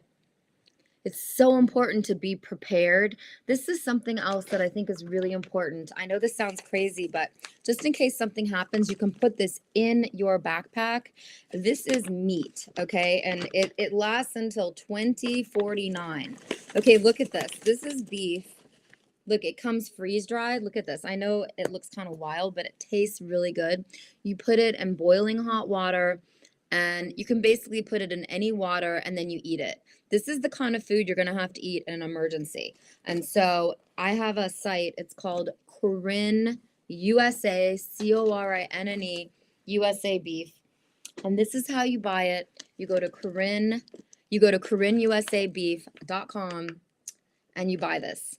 And this is for any emergency. It lasts until 2049. I don't even know if I'm going to last until 2049. But this stuff is so key and so important. And I'm going to tell you more about the sat phone because I'm obsessed with the sat phone right now. But I want to bring on someone who just has a lot of wisdom. I'm going to bring on someone that, one of the wisest fathers in America. His name is Gene Cibic. He's coming to you live from Buffalo, New York. How are you, Gene? Oh, wonderful, Corinne. I'm so happy to be here. Thanks for having me once again. I know there's a lot of information that we have since the last time that's come to light since the last time we were on a few months ago.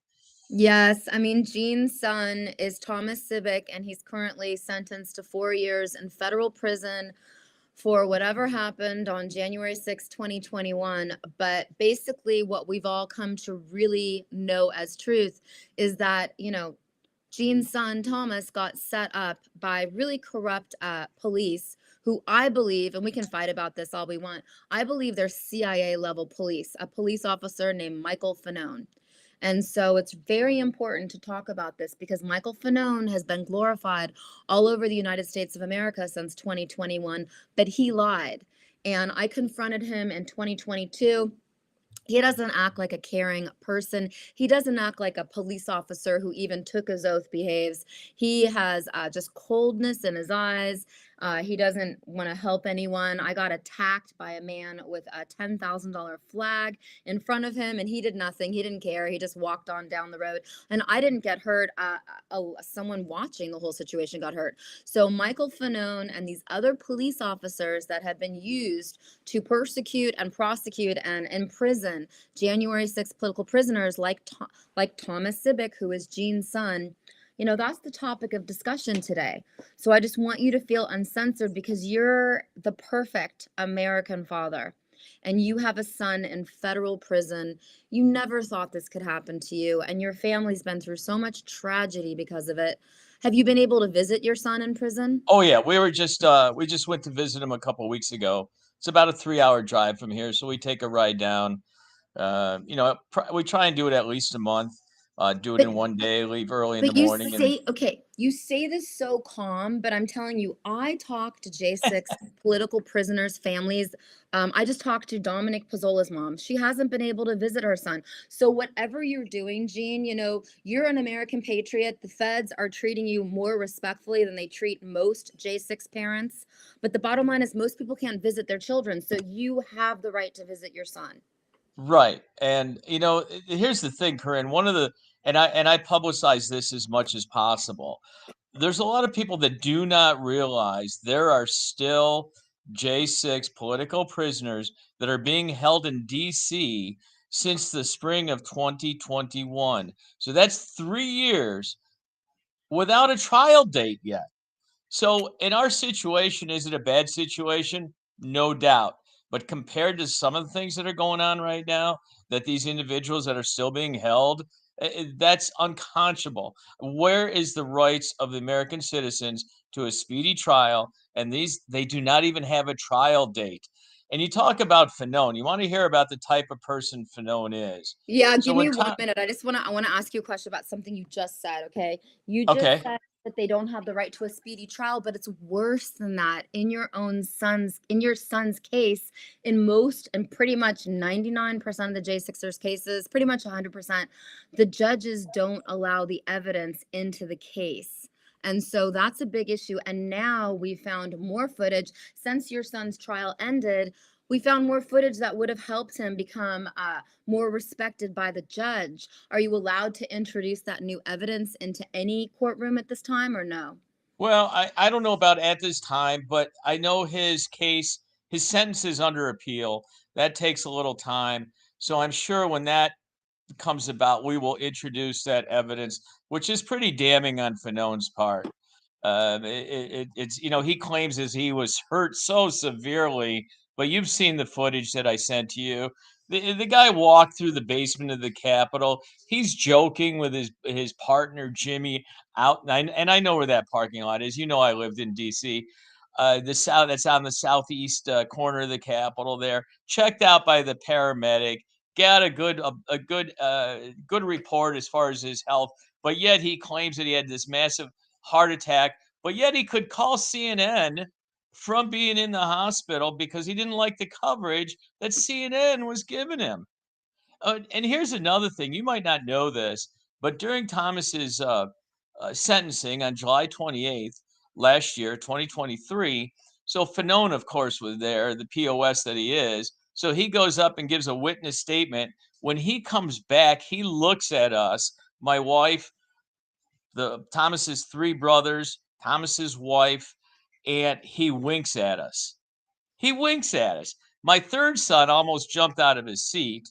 The judge had to say something like to calm down, and it was just totally uncalled for. I looked at him, and it was kind of interesting because the writer from the Buffalo News, when he wrote the article up, he said that he told him that he wrote that he winked at us, and he said the father, me, said something about, I don't remember what it was, but he toned it down. I really said, "You POS," is what I said. "You're a piece of shit," and he is. I mean, it just the whole. If you look at that, look at every law enforcement officer that day.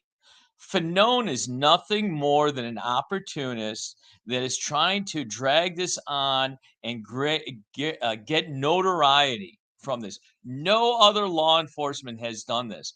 And a lot of people don't realize he says that he couldn't go back to the Metropolitan Police Department because of his injuries that he suffered that day. That's BS. And I know this from several sources. He couldn't go back to the Metropolitan Police Department because he is ostracized by his fellow officers. They didn't want him back. That's why he couldn't go back, or he says he retired. And this is really important to know too. Fanone wasn't called into work that day. He No. volunteered. Well, not only did he volunteer, he was an undercover narcotics agent that chose to blow his cover that day because he had ulterior motives of why he was going to the Capitol. Ulterior motives. I mean, So you here, say and that in a kind way. I think he's CIA. I don't think he acts like a normal police officer. I don't know. I don't know. I mean, he doesn't. I agree, but whether he's CIA or not, who knows? All I know is he's a piece of shit.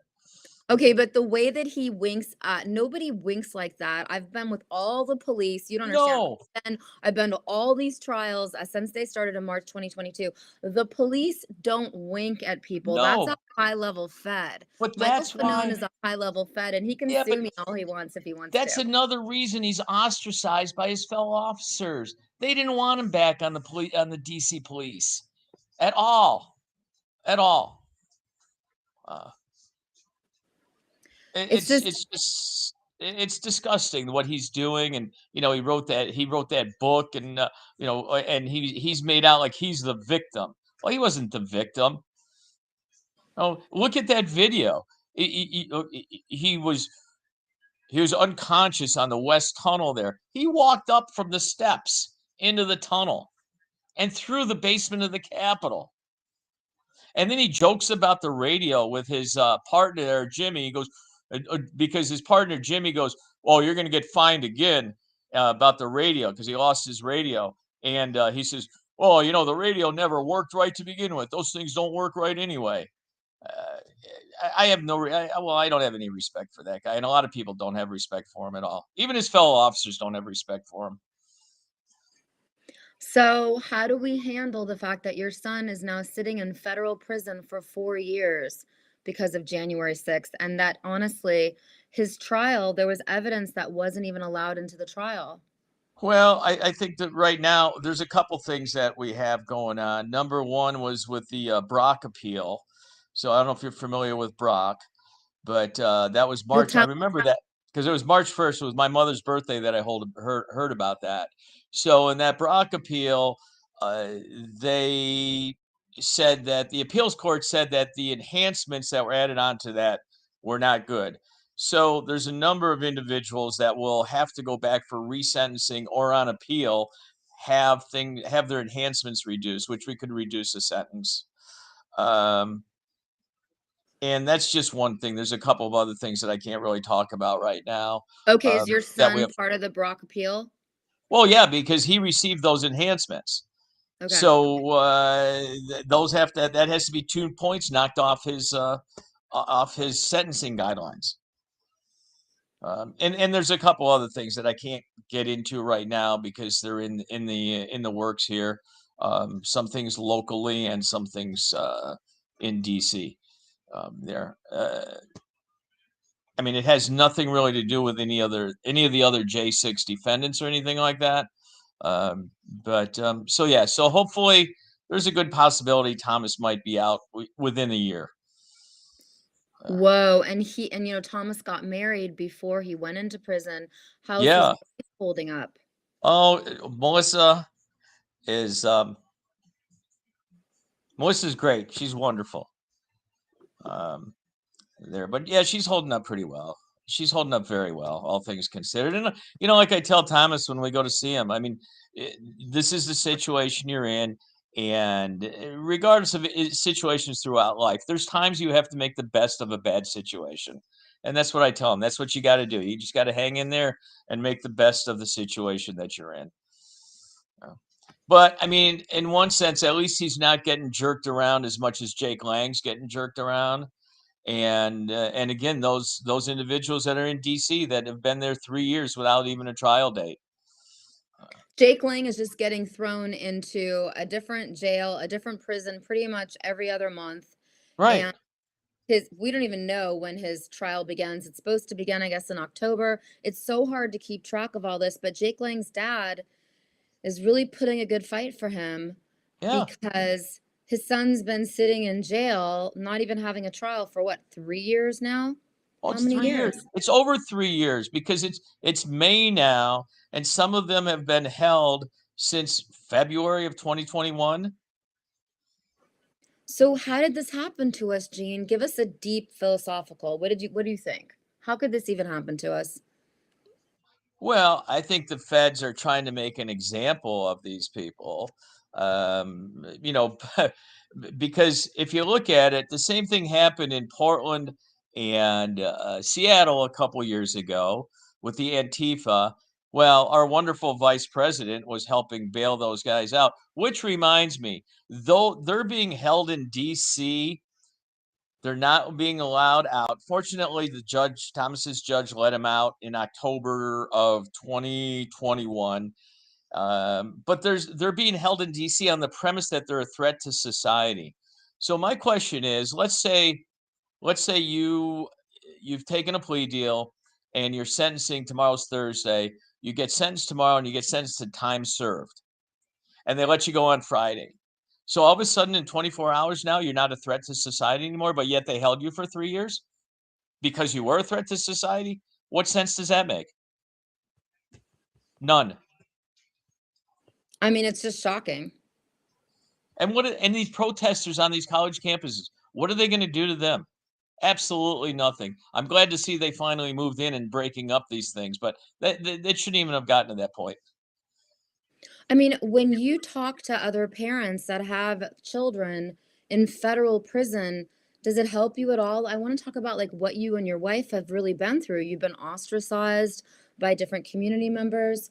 I mean, how traumatic has this been? Well, I have to tell you, I mean, you mentioned I don't really feel as though we've been ostracized. I mean, everybody I know has been sympathetic to what's going on.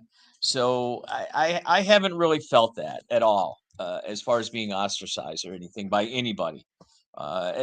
People have been that I know, and maybe it's just the people I hang out with, have been more than supportive of everything that's going on, which I makes it a mean, lot easier. yeah, because you It know really that's does. positive thing about you is that, you feel like, you're pretty much one of the strongest parents I've met. Most parents are just in shock. They cannot believe this could even happen to their Well, I mean, I gotta say, initially, when this happened, I was in shock. Uh, but then as things unfold, I mean, it's the way that you're not going to change things. So you have to live with it. And again, you got to make the best of a bad situation. And here's the other thing we look at it, my wife and I look at it, that we know people, friends of ours that have lost children. I mean, when I say lost, like they will never see them again. So it was actually my second son when Thomas had to turn himself in and was down in DC. My second son, Paul, said, "Hey, look, you know what? We're going to see Thomas again." And he used the example with some friends. He goes, "So and so's not going to see Ryan again, or so and so's not going to see Bob again." And so, I mean, when you look at it in that sense, yeah, it's traumatic. But the fact is that we can go and see Thomas, and we know that there's an end. It might be months from now, but he will be back here. That's one of the things that keeps us going. I mean, the other weird thing is that I know a lot of people who were there J6 and they haven't been arrested. So there's just a lot of stuff people need to know that like your son, what did he turn in? He turned in a radio? What really happened?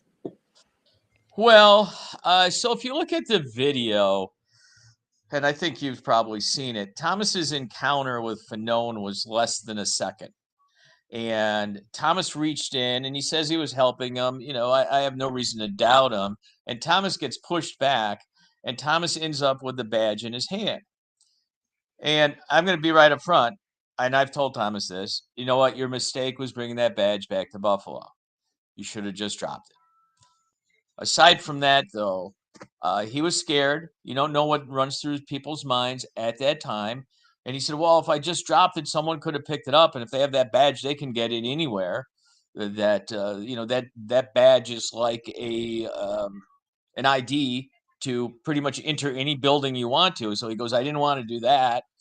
The radio, came off, and he says, and here's where there's a discrepancy also. He says that he was trying to push the emergency button because he's familiar with all that stuff, to call for help. Well, the government conveniently says that, well, they can't confirm that because there's a gap in the recording that they have from the radio. So who knows? there's a lot of funny stuff that that doesn't sit well with me. But like I said, the fact that it's unfortunate circumstances, but we will see Thomas again. I mean, but your son is an honorable man. He turned in the badge, right? He turned in the badge to the FBI, and that's how they knew about him. Right. And you know, I have to say the FBI in Buffalo, and I know some other areas, the FBI at before dawn, they're going in with a SWAT team to arrest these guys. The FBI agent in Buffalo called Thomas up and called me up. He said, "Look, he said the a warrant came down from Washington for your arrest." He goes, "We're not coming out to your house." He goes, "This is on a Thursday, I think." He goes, "I'll meet you at the Federal Building in downtown Buffalo Friday morning at 10 o'clock. I'll meet you in the lobby, not putting handcuffs on you or anything, and I'll bring you upstairs." So, I mean, in that sense, that was good because they could have done like they did in a lot of these other places, just busted into his house for no reason. Um, you know, and especially some of these people, the FBI, that they were going in, and there's young kids there. They're putting their laser from their weapons on these kids and these guys' wives. I mean, that's totally uncalled for. Yes, I'm going to interview a couple from Virginia who got arrested about 10 days ago, and they're just traumatic. It's just what the FBI does is just wrong. These are Well, normal people. You can just call them and do what they did for your son and say, "We're going to arrest you," and you right. can turn yourself in. And tell me, how come they haven't found the pipe bomber yet? Okay, so I think the reason that the FBI does the volatile arrests and didn't do your son's arrest that way is because the people that they arrest in a volatile manner, they want their phones, they want their computers, they want their equipment. And so they go in a volatile way and they take the phones, the computers, the equipment. They want that stuff. And so I think that's why people like your son had never been to a protest before. Did you even know he was going to go there January 6th? He Your went. son He has no went. No, he went last minute. We were actually in Florida, and he said, "I'm going to go to DC." And my wife didn't want him to go, and I was like, you know, I'm kind of indifferent. And so he went. He literally went last minute. He was going to meet some kids he went to high school with. As a matter of fact, he went to he's an alum of the same high school that Trump is, New York Military Academy. And so he's going to meet a couple of friends down there, which he ended up never meeting up with. So yeah, it was a last minute thing. But you mentioned about the phone. The FBI agent came to our house, and he asked Thomas a few days before if he could take his phone for a day. And Thomas said, "Sure, take my phone." Well, they didn't find anything on his phone. Thomas knew there was nothing on his phone, so he gave it to him. Did they give it But back? yeah, oh yeah, he got it back.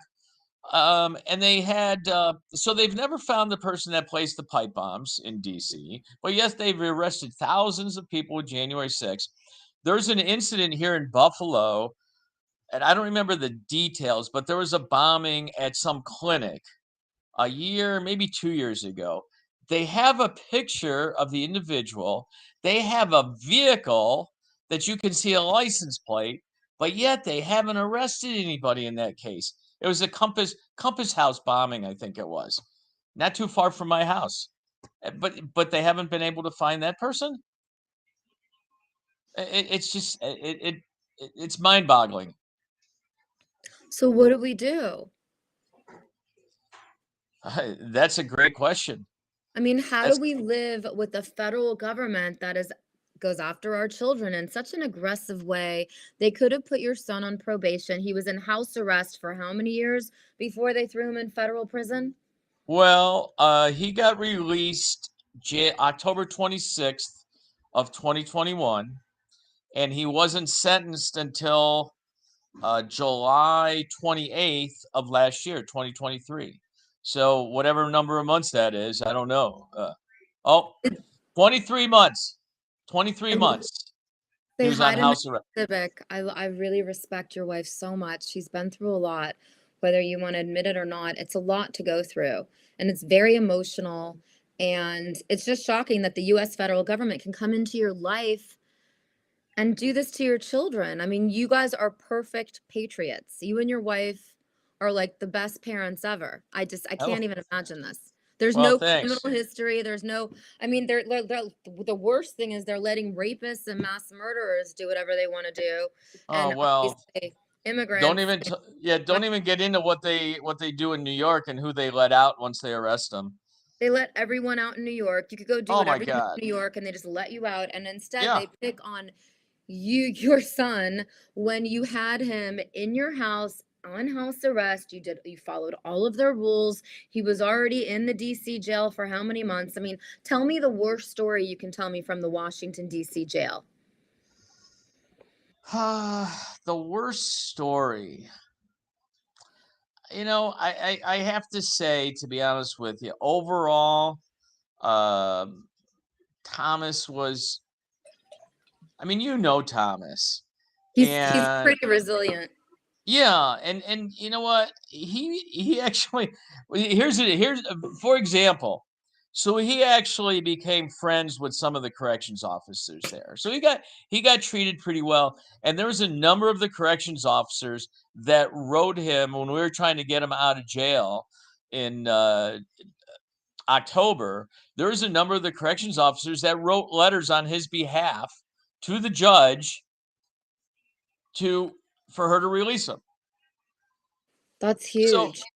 yeah, overall, I mean, yeah, I mean, you hear bad things about DC, but you know, and not that there isn't, but like I told Tom when he was there, I said, look at Thomas, I said, you know the game, you got to play the game.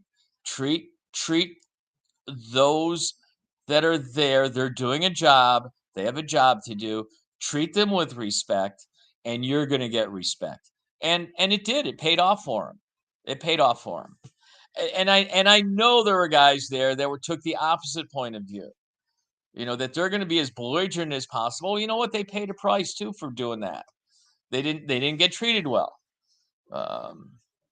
So I mean, I can't say that there's any particular or anything that was horrible when he was there, as far as him personally. Now, others that might have been different, they might have had a different experience. But again, I think a lot of that depends on the individual and how they act. And then how much money was Thomas fined?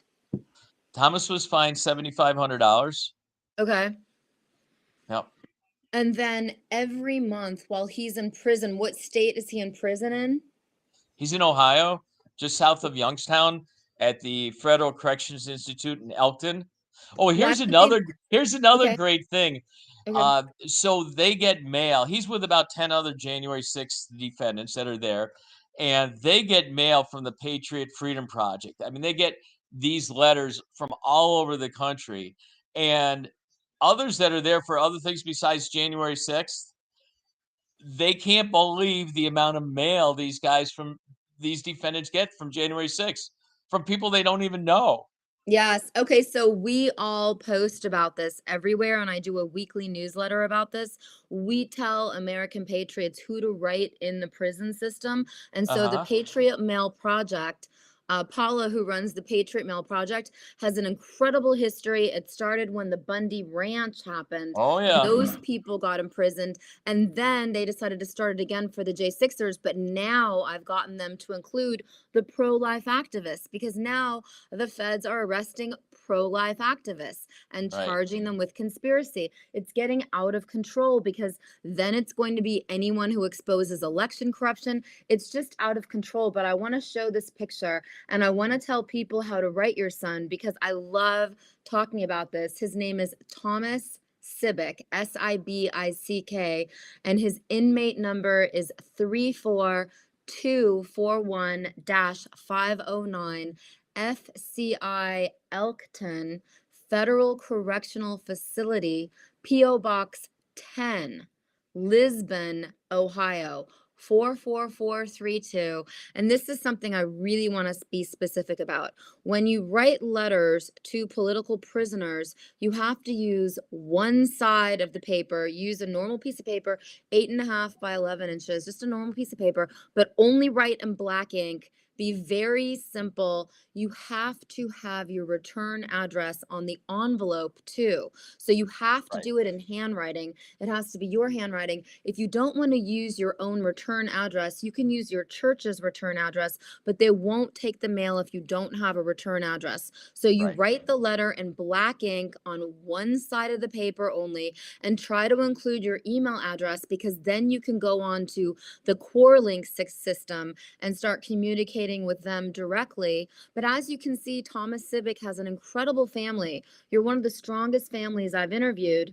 Have you actually written him letters? I don't write him a letter because he calls. I talk to him. My wife writes him a letter every week. Okay, and then She does puts she the have letter to in use there. black ink? Only black Well, ink. I don't know if it's black. The important thing is that it has to be on white paper. It has to be in a white envelope, and there can be no stickers or anything on it. It has to be just plain white, And handwritten, right? handwritten. Yeah. And then, Yeah. I don't know. I mean, she always writes her handwritten, so I don't know if she's ever gotten anything back, but no, it she's gotten has some to be things back. handwritten. It has It to has to be be handwritten, handwritten. yeah, Yeah. and you know what? I'm glad you mentioned it. Anybody that's listening from the Patriot Freedom Project, you don't know what it means for these individuals to get the mail that they do. It is It's so powerful. This is something what we started in 2022, and we started tracking the political prisoners, and we started telling everyone every day, every show I do. And this is the first time I put Thomas on this show, but every week I give you a political prisoner to write. Last week, I think it was Rachel Powell.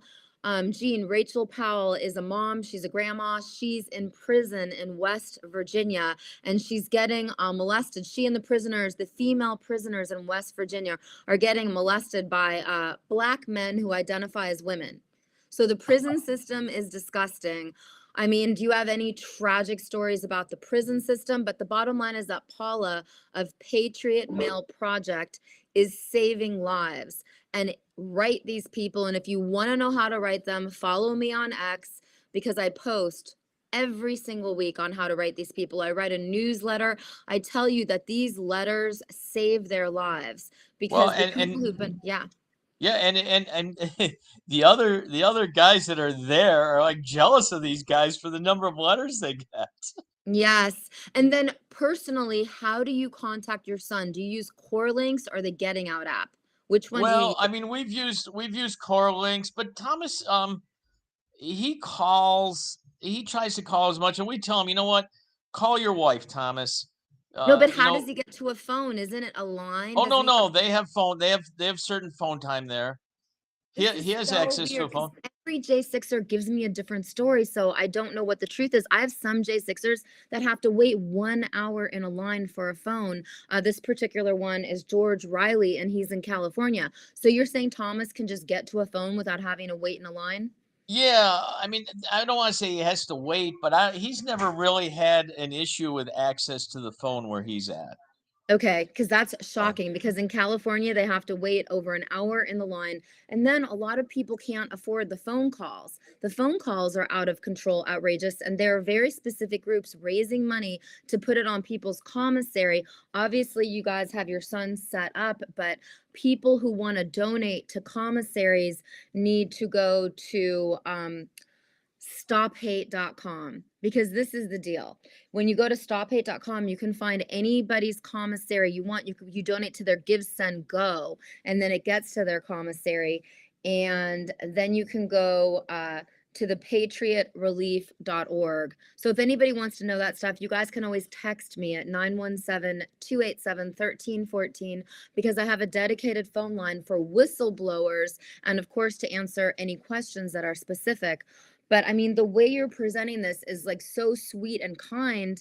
But listen, Jean, I have J6ers. I'm going to have Dominic Pozzola's mom on my show this next Monday, and her son is like dying of cancer in the prison, and they won't give him any medical attention. I So think it's And I think that comes down to where they're at, what location they're at. I mean, I remember when we dropped Thomas off back in September, and the corrections officer, when we walked in, had to give him his name and everything, and then he called the guy down that was going to take Thomas back to his cell or wherever. And you know what? They didn't rush us. They let us take our time, saying goodbye. And the one guy said, "Thomas, what are you here for?" He said, "January 6th." And the guy goes, "Oh my God, another one?" So I mean, I think where he's at, overall, it's been pretty good. I'm not saying it's that way everywhere. I mean, he's just No, it's fortunate. horrific in most places. I mean, you've got the calmest story I've ever heard. Yeah, but and you know, you mentioned the commissary. Thomas had a fine of $7,500. So fortunately, we've been able to put money on his commissary, and others, friends of ours, also. Well, they said, "Well, you know, Thomas, you're getting too much money on your commissary. You have a fine to pay. We're going to raise the amount that you have to pay each month to $250." Well, that would leave him $50 on his commissary each month. And you can't do anything with $50. And so, you know what? My wife and I just said, you know what? We're just fortunate we were able to do it. We just paid off his fine. He's going to pay us back when he gets out. But Oh, because wait, um, because they can take the money out of your commissary if you pay yeah, the fine. That's sick. yes. So if he got $300 a month and they were going to take 250, that leaves him with $50 a month. That's And crazy. what's the So food like in the prison? just because someone has or someone's family has the means to do that, they're getting penalized because of that. Well, thank God you have the means to do that, because I get outrageous phone calls from people who just have nothing and they have No, to I wait in know. line and they can't use the phone and they're getting put in solitary. Most guys are put in solitary confinement for 23 hours a day. Is Yeah. Thomas in solitary confinement? No, he's not. Well, I shouldn't say just oh, back it wasn't too long after he got there. And you know there's a pecking order in prison. So this one guy tried giving Thomas a hard time, and Thomas was the wrong person to pick on. So because of that, both of them ended up in the hole, they call it. And but again, the lieutenant that investigated it, because nothing took place on camera, and he told Thomas, he said, "Look at," he goes, "Is this over?" And Thomas said, "Yeah, it's over." He goes, "I'm done with it." He goes, "Okay, fine." He goes, "You're not gonna suffer any consequences from the whole thing right there." So I mean, um, you got to make the best of a bad situation. That's what it comes You're down to. so positive. Okay, so this comes to the big issue. You guys, when Thomas was in the DC jail, he wrote a letter and rescinded Donald Trump. Do you think that's why he's been treated better? Because he officially says that he isn't standing up for Trump? Do you think that's why he gets better treatment? To be honest with you, I think most of the corrections officers are on Trump's side of the fence, and Wow. and Okay. they and here's the thing too. I Not in mean, DC, not the judges oh, in not in DC or the jail, DC, but in no. But Ohio. you got to Okay. get out of DC. I mean, if you get Yeah. out of DC, I mean, well, here's an example. So Thomas's attorney even told him, he says, he goes, going to trial in DC would be like going to the bank, getting your life savings, and going to the casino knowing the odds are against you 99 to 1. And not that, and this is my personal opinion, not that you can't get a fair trial in DC, you just can't get an impartial jury in DC. Well, the problem is that you can't even subpoena the people you want to subpoena in DC. Yeah. Well, And and they his don't let you attorney, have evidence. right, his attorney said to him, he goes, "You know what? If I could have gotten this to move across the river to Virginia or Maryland, I would have taken this to trial." But if you look at the people that have gone to trial in DC, they've been found guilty on almost every charge. Every trial is a loss. We've never won a Right. jury trial. We've only had 2 acquittals and bench trials. What defendant goes to trial and is found guilty of every charge against them? No one. No one. But people who And believe then in some God, people say, it's the some saddest thing. I people, see tons of people who believe in God and they think that God's going to be on their side and the jury's going to be on their side, and they're not. No, you can't. You can't get an impartial jury in D.C. And here's the other thing. Some people say, "Well, this happened in D.C."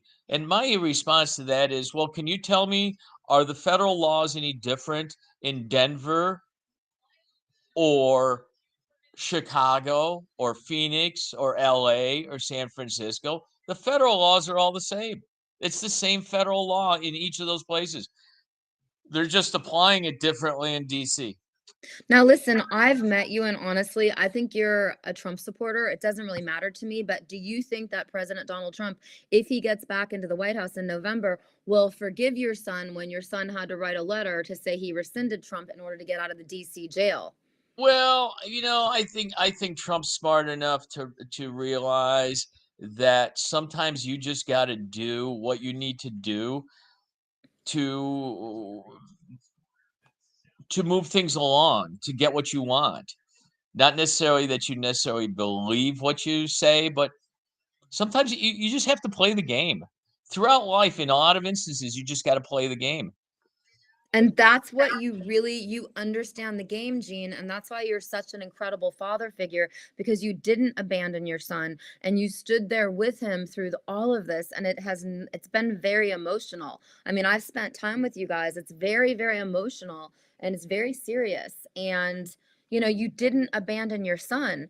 So you deserve No. like the Academy Award for fathers. I mean, I wish you Well, were my father. You're one yeah, of the greatest fathers I've ever met. but why would you abandon your son or daughter for something like this?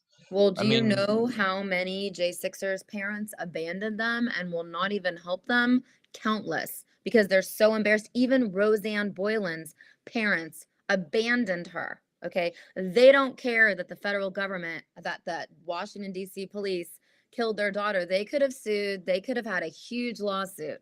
They didn't file and they didn't want to sue, and they abandoned their daughter because the government said she did a drug overdose when she was sober. That doesn't make any sense. She was beaten to death by a Washington, D.C. police officer. So a lot of the J6 parents and these people, Roseanne Boylan's parents, could have made millions of dollars suing the federal government for their daughter's life, and especially suing the D.C. police officer who did it, a woman named Lila Morris, and they don't. They abandon their children because yeah, they're well, I mean, that's humiliated. that's really unfortunate.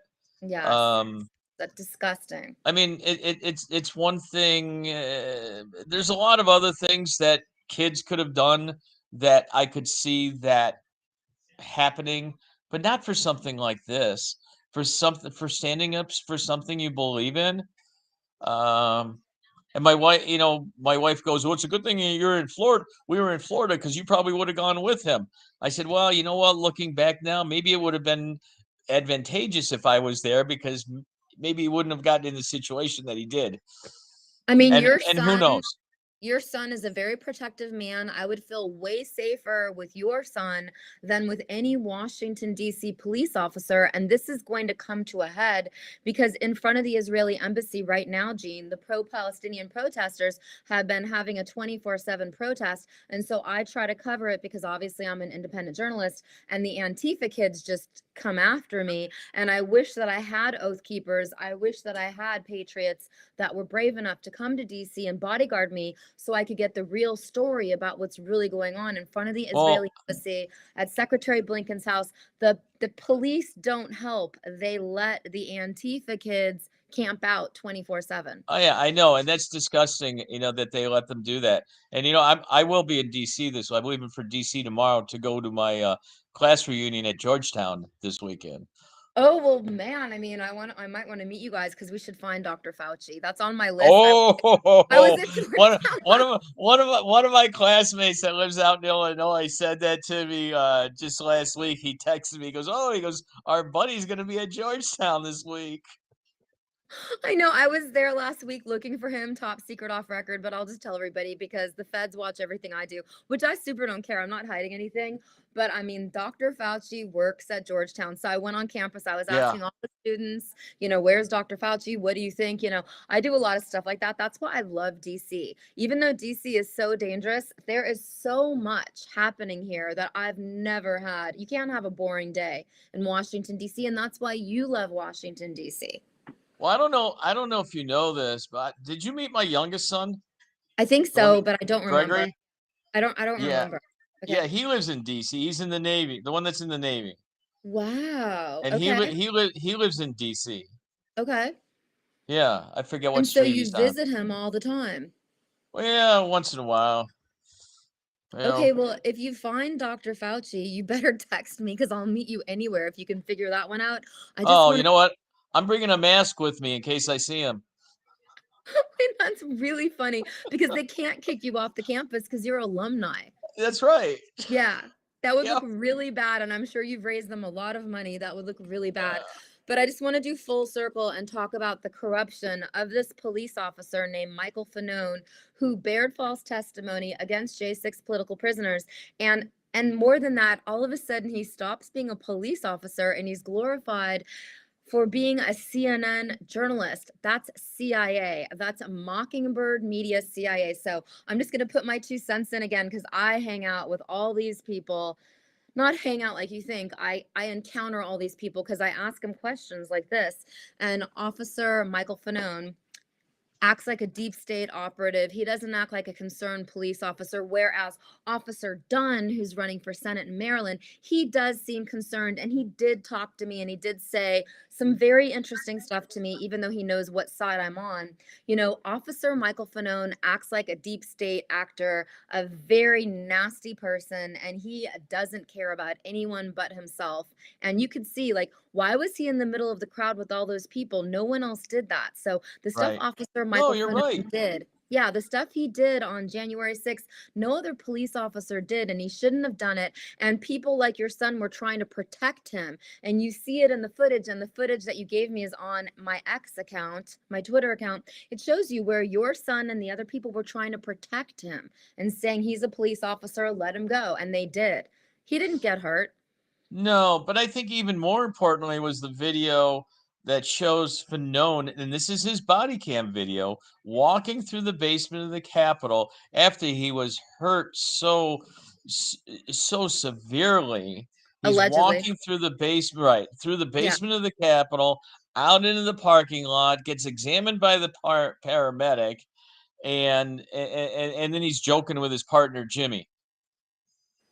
You know, I so mean, so why so why why couldn't you have that footage in your case? That should be a mistrial just right there. They're not yeah. allowing evidence into these cases that would free people like your son.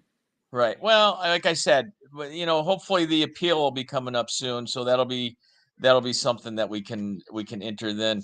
But it's just frustrating that and what so here's why isn't his partner Jimmy so how come he's not sensationalizing this to gain publicity? You never hear about him. Exactly. Only the Jimmy was only at the one US that's Capitol The on only one that's January 6th. doing this is Fanone. He's trying to gain notoriety at everyone else's expense. Well, you know what? It's going to come back to haunt him one of these days. I mean, you're being far too kind. I think that Fanone is a CIA operative and part of Mockingbird Media because to go from being a DC police officer to working for CNN seems really like CIA to me. But I've confronted Well, I've confronted him, and I know how I know you nasty have. he is. He is a nasty, nasty man.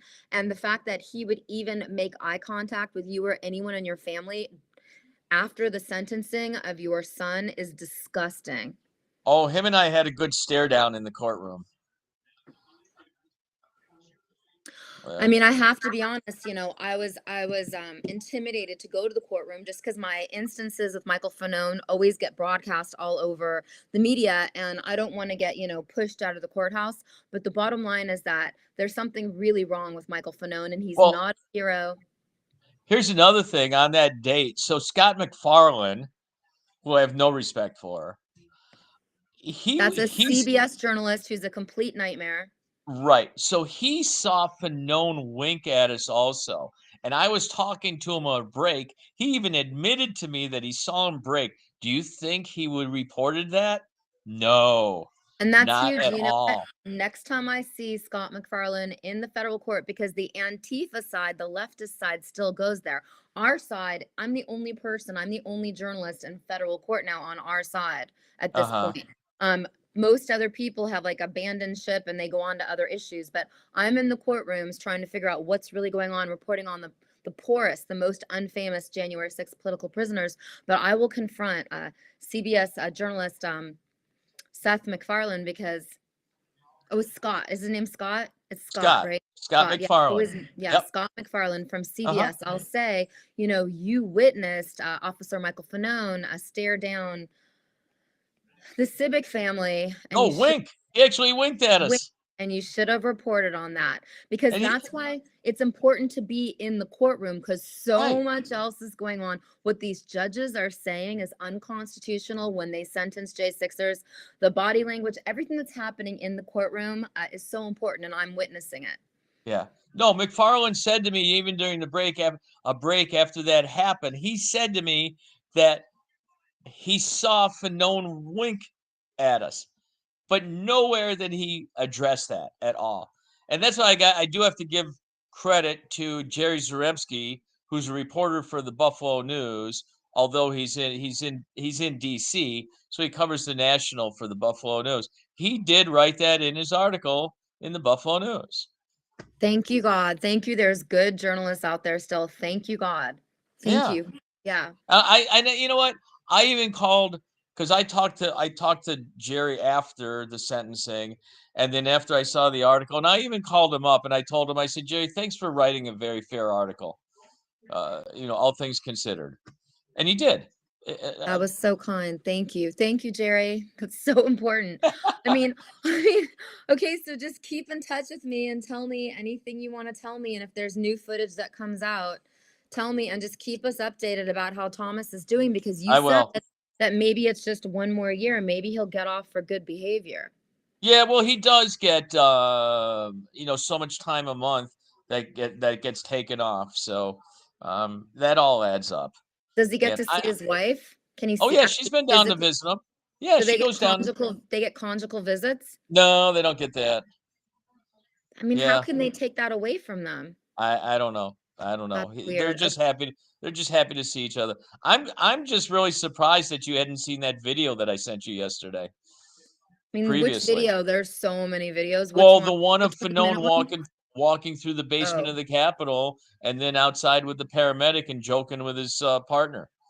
No, I hadn't seen that footage, but people have talked about it on my show, and Uh-huh. there's so much footage, Gene. I mean, every single show I do, we focus. I'm like the number one person who focuses on J6 political prisoners, because it's endless. It's endless what's going on. Last week, I had a young man based out of New York who was actually thrown in prison, and his father passed away, and the feds wouldn't let him be with his father, and his father passed away while he was in prison. So now he's Wow. in a halfway house and he's in New York and he needs a job.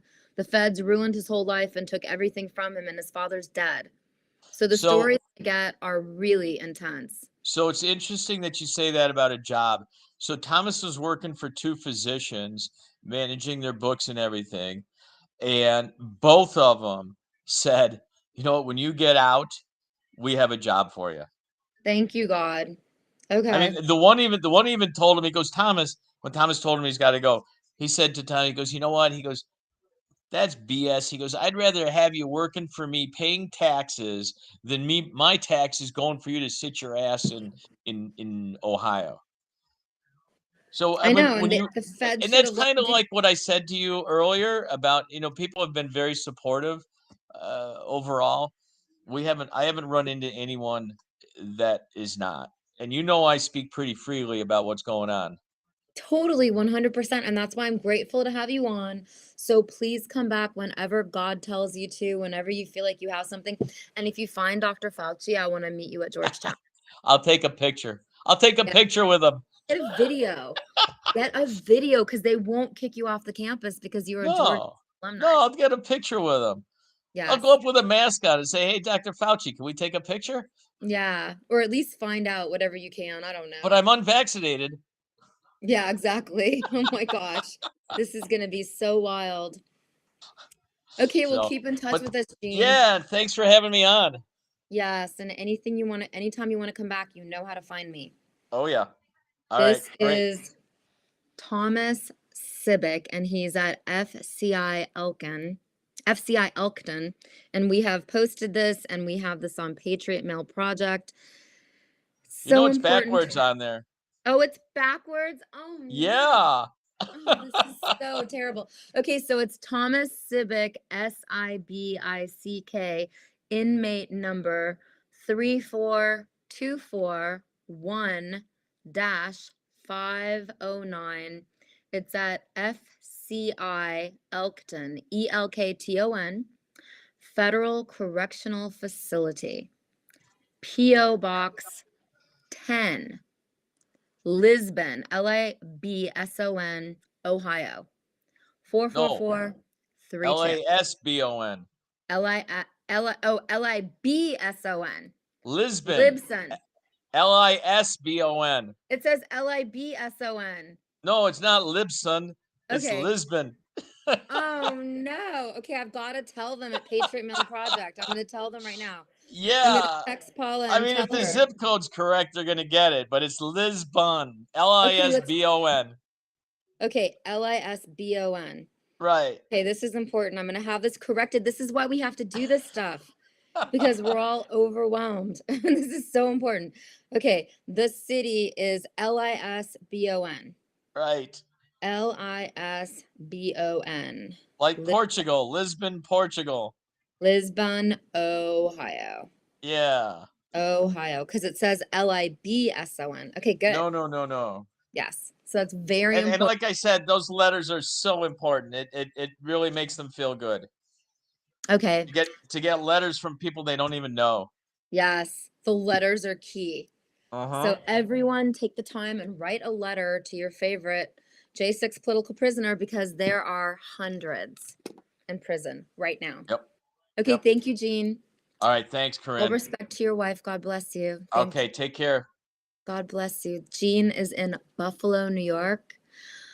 I'm going to bring in someone. We're going to talk about really important stuff. I'm going to bring in Randy Lunsford. Randy, how are you? I want to talk about God. I want to talk about everything. How are you? Can you hear us? Testing. Yeah, I hear you. Great. Yeah, I'm great. Thanks for having me on tonight. Yes, Randy, I want to talk about God. Okay, so you sent me a text today. You want to start off with that? Well, I text a lot of people. I don't know what I sent you. You but, said Jesus Christ is King of Israel. Christians are the Israelite race. Yeah, that was one of the church fathers. He said that back in about 120 AD, not long after 70 AD and the fall of Jerusalem. And that was his take. And the early church understood that, Corinne. And that's, I think they've got away from that through time and a lot of just denominationalism and teaching. And we need to refine who really is truly Israel. And the New Testament and Paul really teaches that very clearly. And I think we've got to re-identify with what that early church father said. So that is so powerful. Yes, ma'am. Because, you know, Paul, the Apostle Paul in Galatians 6:16, he said that talking to a church in Galatia, which many churches, it was a country, there was many churches there, but he said, we are the Israel of God, and those were Gentiles. So what he's trying to tell them now, it's not the bloodline anymore that makes you part of the kingdom of God. It's right standing through Christ, faith in Christ, and it's pretty simple. But there's a lot of churches that don't get it, for whatever reasons, but they don't.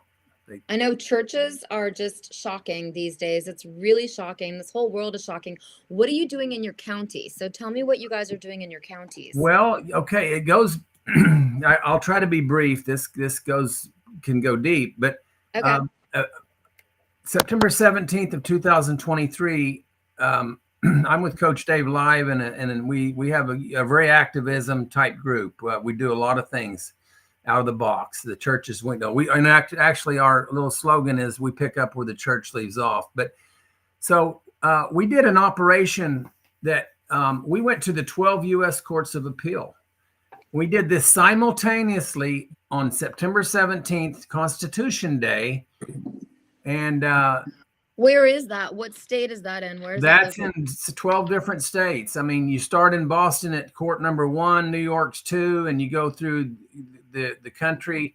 San Francisco, number 9 court. I went to Denver, which was in the 10th U.S. Circuit Court of Appeals in Denver. So there's actually with Washington, D.C., it's counted as the number 12. We covered all 12 of those. There was 48 of us. We did what I'm doing now, basically with what we call our declarations, our decrees, and it's spiritual warfare.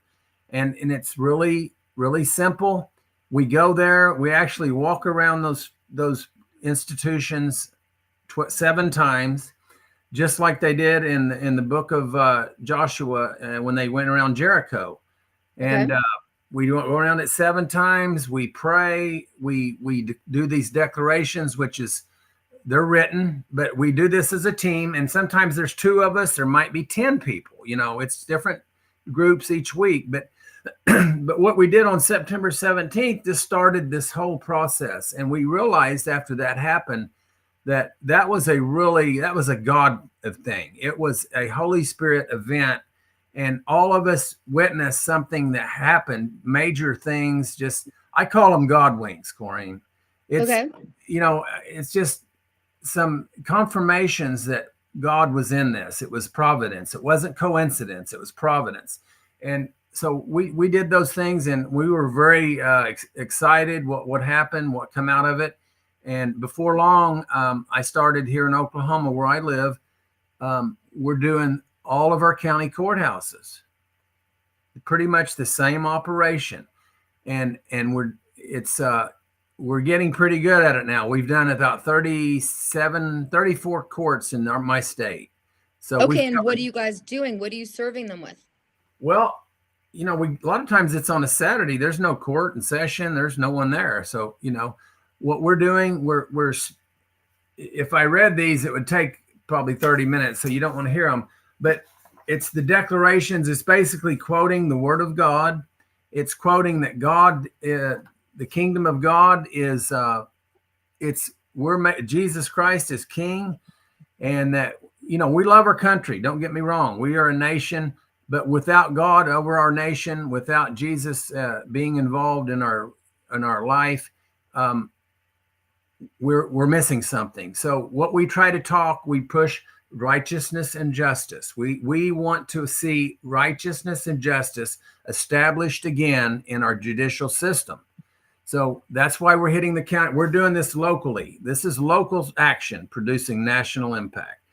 And I learned that from General Flynn. So I've got to talk to him a few times. He's a good man.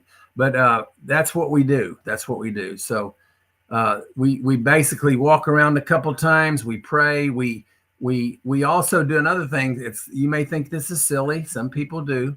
But we take 12 stones and we put oil on them, anoint them, and we pray over them, and we put them in the ground as we walk around. Well, you say, why do you do that? That's so childish. Well, you know what? If you read the Bible, it's very scriptural. Jesus, when he came into Jerusalem in the Bible, and when he came in the triumphal entry, they told him, "Hey, shut up your disciples. They're you know, before Easter, before resurrection or his crucifixion, they had palm leaves out there a week before. They call that Palm Sunday, and they were saying, 'Here comes Hosanna, here comes the Lord.'" You know, they were, and the Pharisees and all the religious people of the day, they said, "Shut them up." And he said to them, he said, "If you do, the stones will cry out."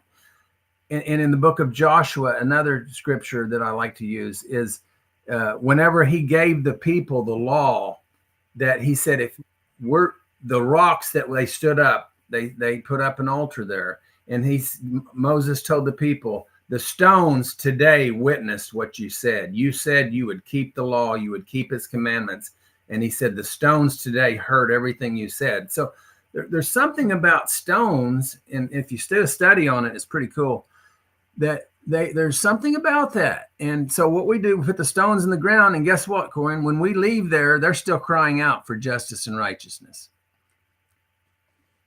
Is that pretty That's very simple, almost childish. But if you look around, look in some of the biblical things, they're very childish. But you know what Jesus said? Unless you become as a little child, you probably won't enter the kingdom of God. So it's a faith. It's an innocent faith, and we believe God can do anything. And it just takes boots on the ground. Yes, and so have you heard about anything that might happen the first week of June? Like, have you heard about any tragedies that could happen for the November election season? Are you worried about or concerned about any of that? I have no fear. I preach no fear. I didn't wear the mask, didn't take the vaccine. All that was, when you know something's a lie, you don't want to be part of it anyway. But the churches that bowed down and were fearful, I'm ashamed of them. I'm ashamed of them. But we didn't. None of us did. None of my family, none of my the church people that I'm a part of, we would not be part of the lie. And so, but we also say, if we're in this thing for God, He has us covered. So what is there anything to be afraid of? I was up there on J6, our group, Coach Dave, and a group of 40 or 50 of us, Brett Bowl, Ohio people that you probably know, I know, were there. And, I never got interviewed by the FBI, but a lot of my friends did. And some of them are facing prison time. So, I totally relate to your former guest there. I understand exactly these J6ers, and I pray for them every day. But you know what, Corinne? God is going to reveal everything. And guess what? Sometimes He needs witnesses, and I feel for those people. But when they get out, they're going to be different. They are going to be so zealous. They are going to be so powerful that you better watch out, because a lot of them are going to change everything, everywhere they go, everything they do. And so I see some things coming. Yes, I do. A lot of persecution. More persecution? I think the Christians who are doing activism like us, I think we're going to be persecuted by maybe More? people in the church, By what? Other people in the church? I think the people in the churches, the religious people that are being exposed for, being part of this, just not wanting to fight the evil here today, not wanting to stand up. Some of them I've already said, you're just, what you're doing is dumb. It's worthless, all this. I'm going, well, it's not, but you sit on your couch and watch the football game. That's fine. You don't have to do anything if you don't want to. But and there's family, friends that don't agree with what we're doing, and I think you know what it's like. You're in DC, you're in the right there in the lair of the dragon. I mean, I'm in the hot seat. Yes. you know what Well, evil this is my is all issue. around you. Okay. My issue is that the members of Congress pretend like they're doing something and they're not. And I'm so traumatized by witnessing this since 2021. I came in, to DC wide-eyed and bushy-tailed, and I thought, oh, Congress does something and we can all work together and make change. But honestly, Congress has gotten nothing done. And that's why I'm really traumatized. All these Congress people, just like fake Christians who say they're helping, and then they don't want to talk about the J6ers. They don't want to talk about the pro-life activists. There are 7 pro-life activists in the Alexandria, Virginia jail that are going to get sentenced on May 14th and 15th. They've been sitting in that jail since last August and September. No one talks about them. So I'm traumatized by Congress, that Congress is getting nothing done, and that all of the things that I do in Congress are just basically PR for Congress people. It's sad, but you know what? This is part of the expose. Our legislature is corrupted. They're bought off. They're paid. They took the bribe money, and guess what? They vote the way of the special interests, military-industrial complex, and all And of the lobbyists. Yes, amen. Amen to that. But you know what? Look, this is what I believe with all my heart. This is why I do what I do. Okay. I'm busy. I do concrete. I have a ranch. I have 3 grandchildren. I have I got plenty I don't have much time, but we still go every weekend and we do the courts because I see what's coming out of it. It's a prophetic thing to me. I see what God's doing. I see what's changing. And look, Proverbs 29:2, it says, when the righteous rule, the people rejoice, When the wicked rule, the people mourn. Well, hey, guess what? We're righteous people. We're just people. We believe in God. We believe in virtue. We believe in the principles of God. You know what? If I got into office, which I don't want to be a politician, I would serve if someone said, we want you to go in there. But when You should someone be a like sheriff. me, You yes. should be a sheriff. Guess what? When people like us go in and say, you know what, offer me $1 million, you're not going to bribe me. I don't want any of your dirty money. I'm going to do what's right. When enough people like that get in there, it's going to change everything. Okay, tell me one person like that that's in Congress right now. Maybe Eli Crane. Yeah. There's probably 10 senators, maybe, and there's probably about 20 to 30 congressmen. I agree with you, actually. I think you're right. There's There's look, 5 senators, maybe 5 senators, and like 30 congressmen, 30 House of Reps, maybe 35 out of 535 that won't take bribes. But the rest of them are taking bribes, and it's worse than that. Tomorrow night, I'm going to an event that I can't talk about. It's really top secret. And I have a confidential informant because, I have a phone line. This is a unicorn phone. I asked for whistleblowers. And so a whistleblower called me. He's taking me to a remote location. Don't be worried. It's totally fine. I had this guy checked out. And he's going to tell me the sex parties that they're really having in Washington, D.C. that I've never been invited to, but it's sick. It is. But guess what? This is what's being revealed. This is the time when. Did we know any of this 20 years ago, 10 years ago? No. We are in the day of exposition. Thank you, Donald Trump. Okay.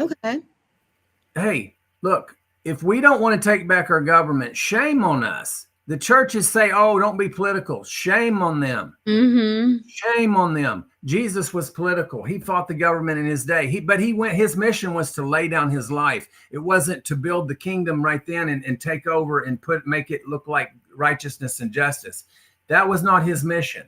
But pro-Christ, since the apostles, the mission of the church is to advance the kingdom of God. Do you think that doesn't include government people? Come on. It does. How come it's getting more heightened now? How come we can feel it more now? Because it's God's timing. Okay. It's his timing. You're here for such a time as this. If you don't believe it, then why do you get up every day and keep doing it and fighting? I believe this.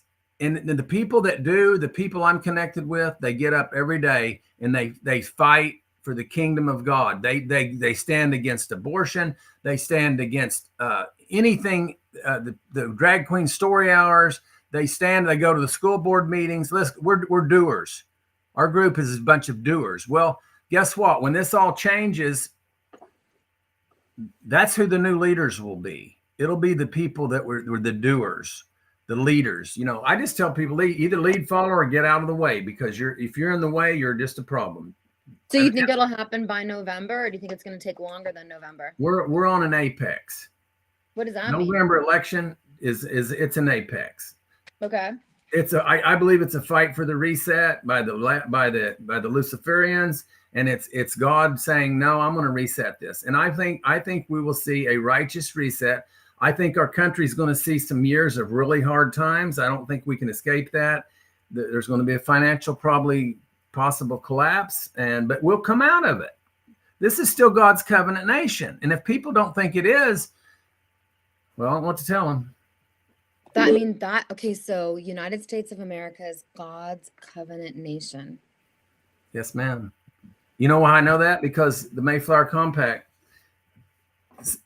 November 11th, 1620, they had already written it up and signed it. And when they got off there, they raised that up to God, and they said, for your glory and the advancement of the Christian faith.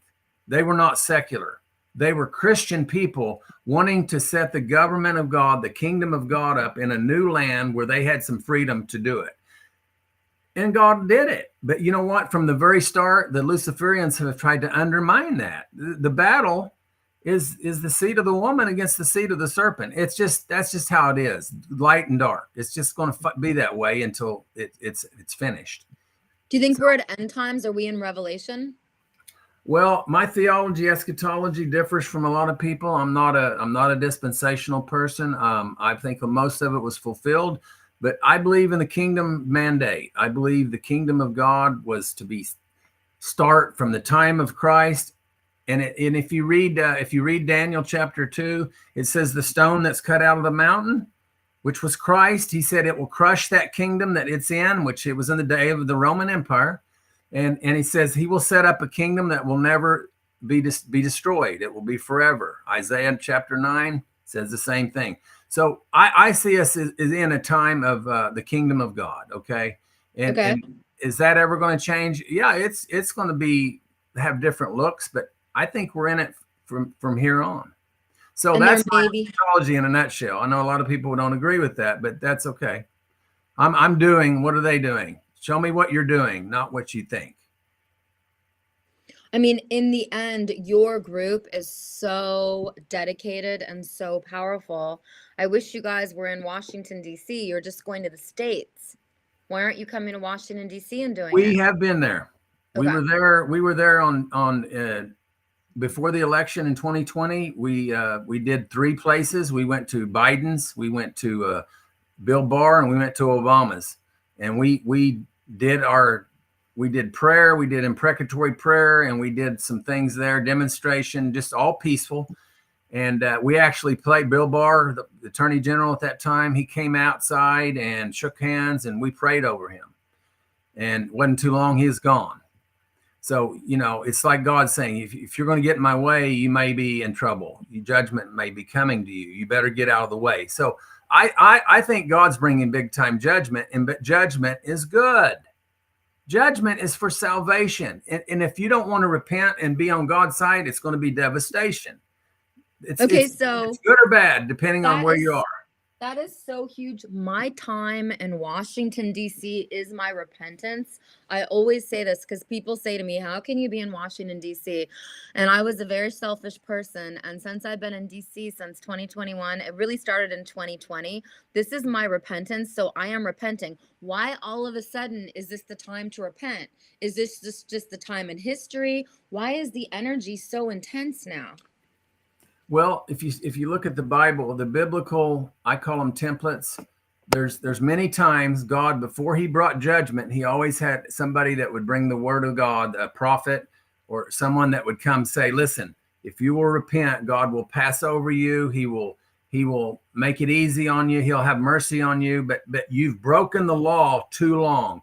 You've defiled the land too long, and your day is judgment. The cups of iniquities is full. And your days come, judgment's coming. Jonah went to Nineveh, and they were Gentiles in Assyria, the capital of Assyria, the empire. And he told them to repent. Well, they did. And God said, you know what?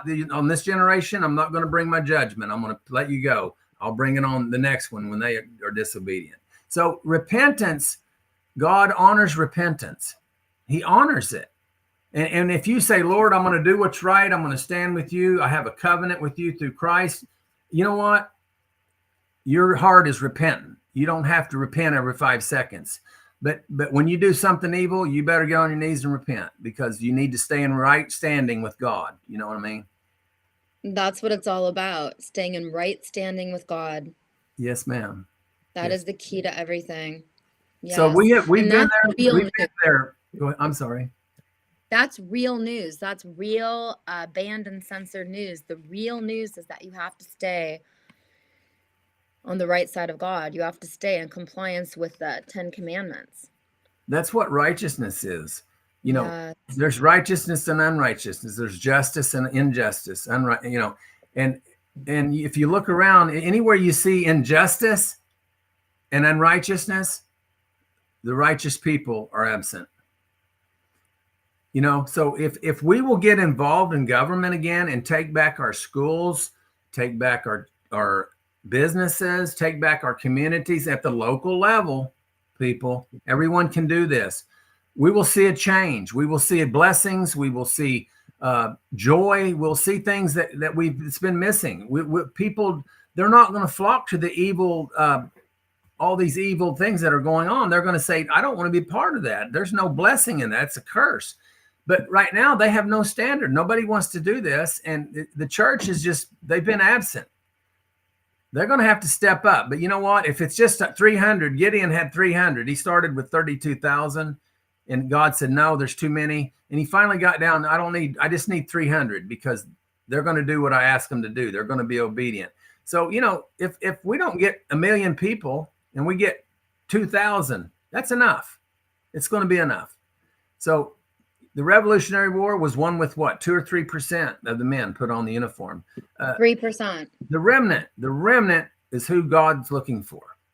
People, the people who will stand with him and do what's right, hunger for truth. That's why you see all this truth movement. People said, I don't get it in church because they don't preach enough of it. I'm looking for the truth. Well, Jesus said, I am the truth, the way, and the life. But so you start with him. But I'm telling you, the truth is, there's so many truth platforms right now. There is no reason for people to not be engaged in this fight.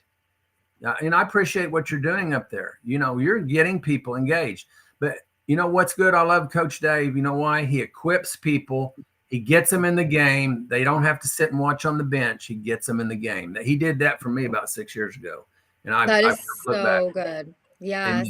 Yeah. And where do you guys meet? How do we promote your guys? Do you want to promote your meeting? Do you allow Well, people? It's a podcast, CoachDaveLive.com, 6 it's 7 a.m. Eastern, Monday through Friday.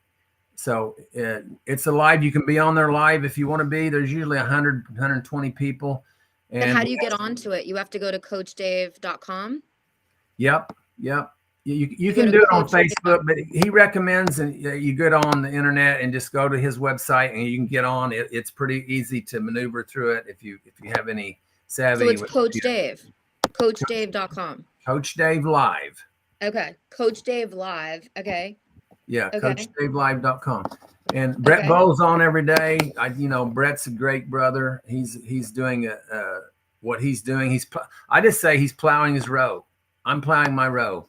Coach is plowing his row. We're all doing something. Okay.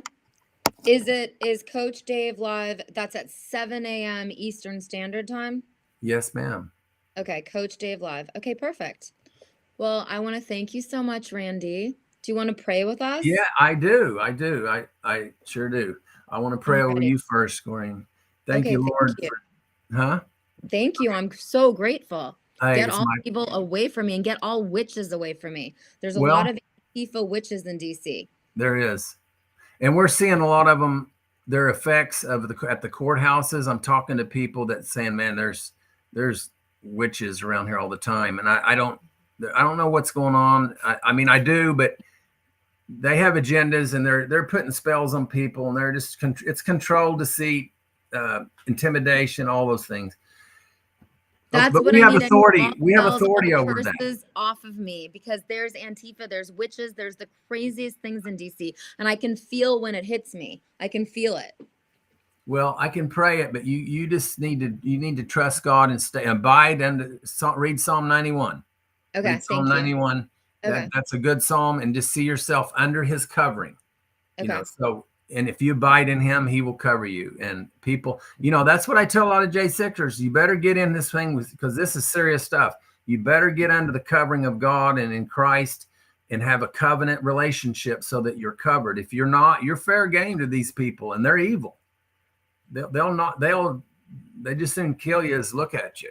There's a lot of evil people, but in God we have a covering. I believe that's why we can walk with no fear. So let me pray for him. Thank you, Father, for this woman of God. Thank you that she's trying to get people to wake up and to see the evil that's just controlling our country, what they're doing. And we know we're in a time that's happening, but what can we do? Show us what we can do to make a difference. And I just pray that you would keep giving her a path, Lord, to change people's views and to show them Christ, and to show them that we have a covenant and that we have authority in Christ. We have power in Christ to overcome all this. And I just pray over her that you would keep a hedge over her and protect her, and you would give her good people to pray for her and to cover her and cover this ministry and cover this truth platform. I just pray, God, that you would reveal to her information, good information that can change everything. Lord, we see the enemy. You're showing it. It's very clear who the enemy is. We're starting to see that. Now let us be people that will stand and fight and come against them, because this isn't for us. It's for our children and our children's children. It's for our nation. And we love the Constitution. You gave it to us. We want it back. We're going to fight. We want it. We're going to bring it back in the name of Jesus. Thank you. Amen. In the mighty name of Jesus, thank you. Thank Amen. you. Thank you. God bless you. Please come back. Okay. God bless you, A Corinne. beautiful evening. Thank you, Randy. God bless you. That was so beautiful. I love that. I love to have pastors on because it's really important to pray and really understand that a lot of the churches are not standing up for the J6ers. A lot of the churches are not standing up for the pro-life activists. A lot of the churches are not standing up for political prisoners. So I'm going to introduce Woodrow Johnson. Okay, so Woodrow. Hi, Woodrow. How are you? Can you hear us? Yes, I can. Thank you for having me on, Corin. It's Johnson with a T, but you know who's asking, right? Johnston. What do you want us to call you? Woodrow is totally fine. But what's your short name? What do people call you? Woody? People call me Woody all the time. Woody. Okay, so you have some important information that we need to know. Yeah, you have the best business card I have ever seen in my life. It's so good. People love it. People love it. Love I mean, really, I think it's just really important that, and I was listening to you talking to your last guest, and it reminds me of what a pastor once told me, and that God wants my family to be taken care of, but He still expects me to set my alarm clock every morning and wake up and go to work, right? And one of my mentors once told me, Morton Blackwell, he said, pray as if it all depended on God, work as if it all depended on you. And, Corin, I appreciate you making the sacrifice. I work in politics, but I can't stand Washington, D.C. I can't, I'm there probably once a month just because I have to. But so you're doing God's work out there because, you said yourself, you're talking to witches all day because, that's I try to stay away from that, but the work has to be done. There's a lot of Antifa out there and they target me and they do crazy stuff and it's just exhausting. It's just shocking. There's a lot of Antifa in DC right now and there's a lot of pro-Palestinian protesters and it's just shocking. It's insane. And honestly, even more, and that's crazy. You got crazy far left Democrats, and then you have people who are so-called Republicans who give these people cover, right? Who defend them, who give Democrats an excuse to say that they're reasonable, that say, oh, we're bipartisan. See these Republicans working with us. Of course, it's always the worst Republicans imaginable and never any of the good guys. Okay, so what's the most important thing when you come to DC? What do you do? Tell us what you care about. What do you stand up for? Well, I'm doing everything I can to help elect conservatives at every level of office. Okay. We need to reelect President Trump. That's number one. Number one. But it's more than just electing Trump. When you look at what President Trump was able to accomplish in his 4 years in office, it's pretty incredible. And what's even more incredible is how much even our own party was against him. And so it's not just important that we elect Trump. We need to elect people in every level of office that are going to support his plan to save this country. And that starts at the local level. It's important that we elect people in the U.S. House that are conservative. We need to expand the Freedom Caucus as much as possible. We need people in the U.S. Senate. We need to take the U.S. Senate back. And we need people who are actually going to, fight for the things we care about. And then how do we handle the election corruption?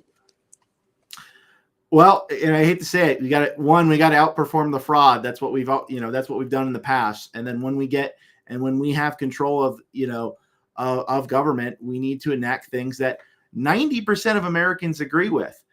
Things like voter ID. I'm here in Nevada. We don't have voter ID. Anyone can just claim to be a person and everyone gets a mail-in ballot. So anyone can just fill out a ballot. But when but the truth is on our side. And if we organize and we get people going, we'll win elections. And when we win elections and we make the rules fair, we don't have to cheat. Democrats have to cheat to win. We just have to make the rules fair and we'll win.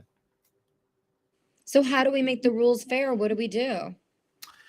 So I find that often the reason why conservatives lose is because they just don't show up. I can name states where, there's a really strong conservative movement. One of my favorite states in the union is Idaho.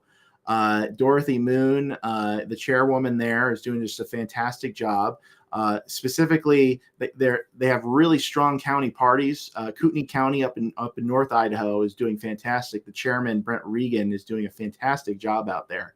And what they do is they have a process where they vet, they talk to candidates, and they make endorsements. The thing is that the Republican Party brand is still strong, and most everyday Americans, they are conservative, but they don't spend their whole lives doing this. So they have to rely that the grassroots conservatives, the people who spend a lot of time on this, are going to do the work and share the knowledge and show that, hey, these are the conservatives that actually care about the things you care about.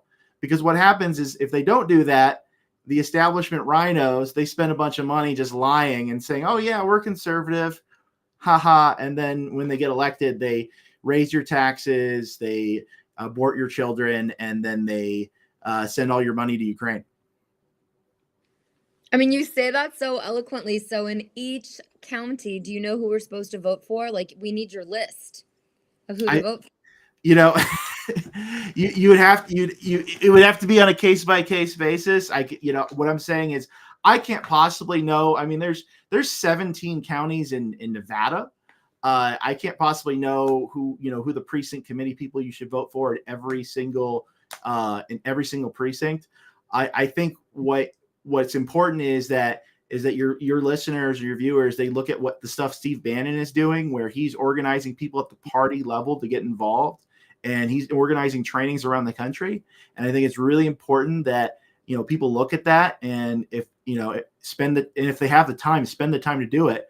And if they don't have the time to do it, because their work or whatever, that we need time, we need talent, and then we need treasure, and that's what the movement needs. That is really, you say that so well. Are you going to run for anything? You should run for sheriff. The sheriff is the most powerful man in the county. It's funny you say that, because sheriffs are also some of the most trusted elected officials, because generally we Americans support their police.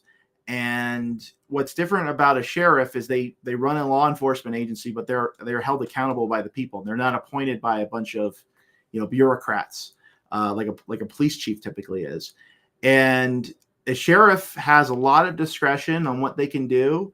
And there's some really great sheriffs out there. Some are really good friends of mine. One of my favorite sheriffs, former sheriff, is Joe Arpaio, America's toughest sheriff. He's a good friend of mine.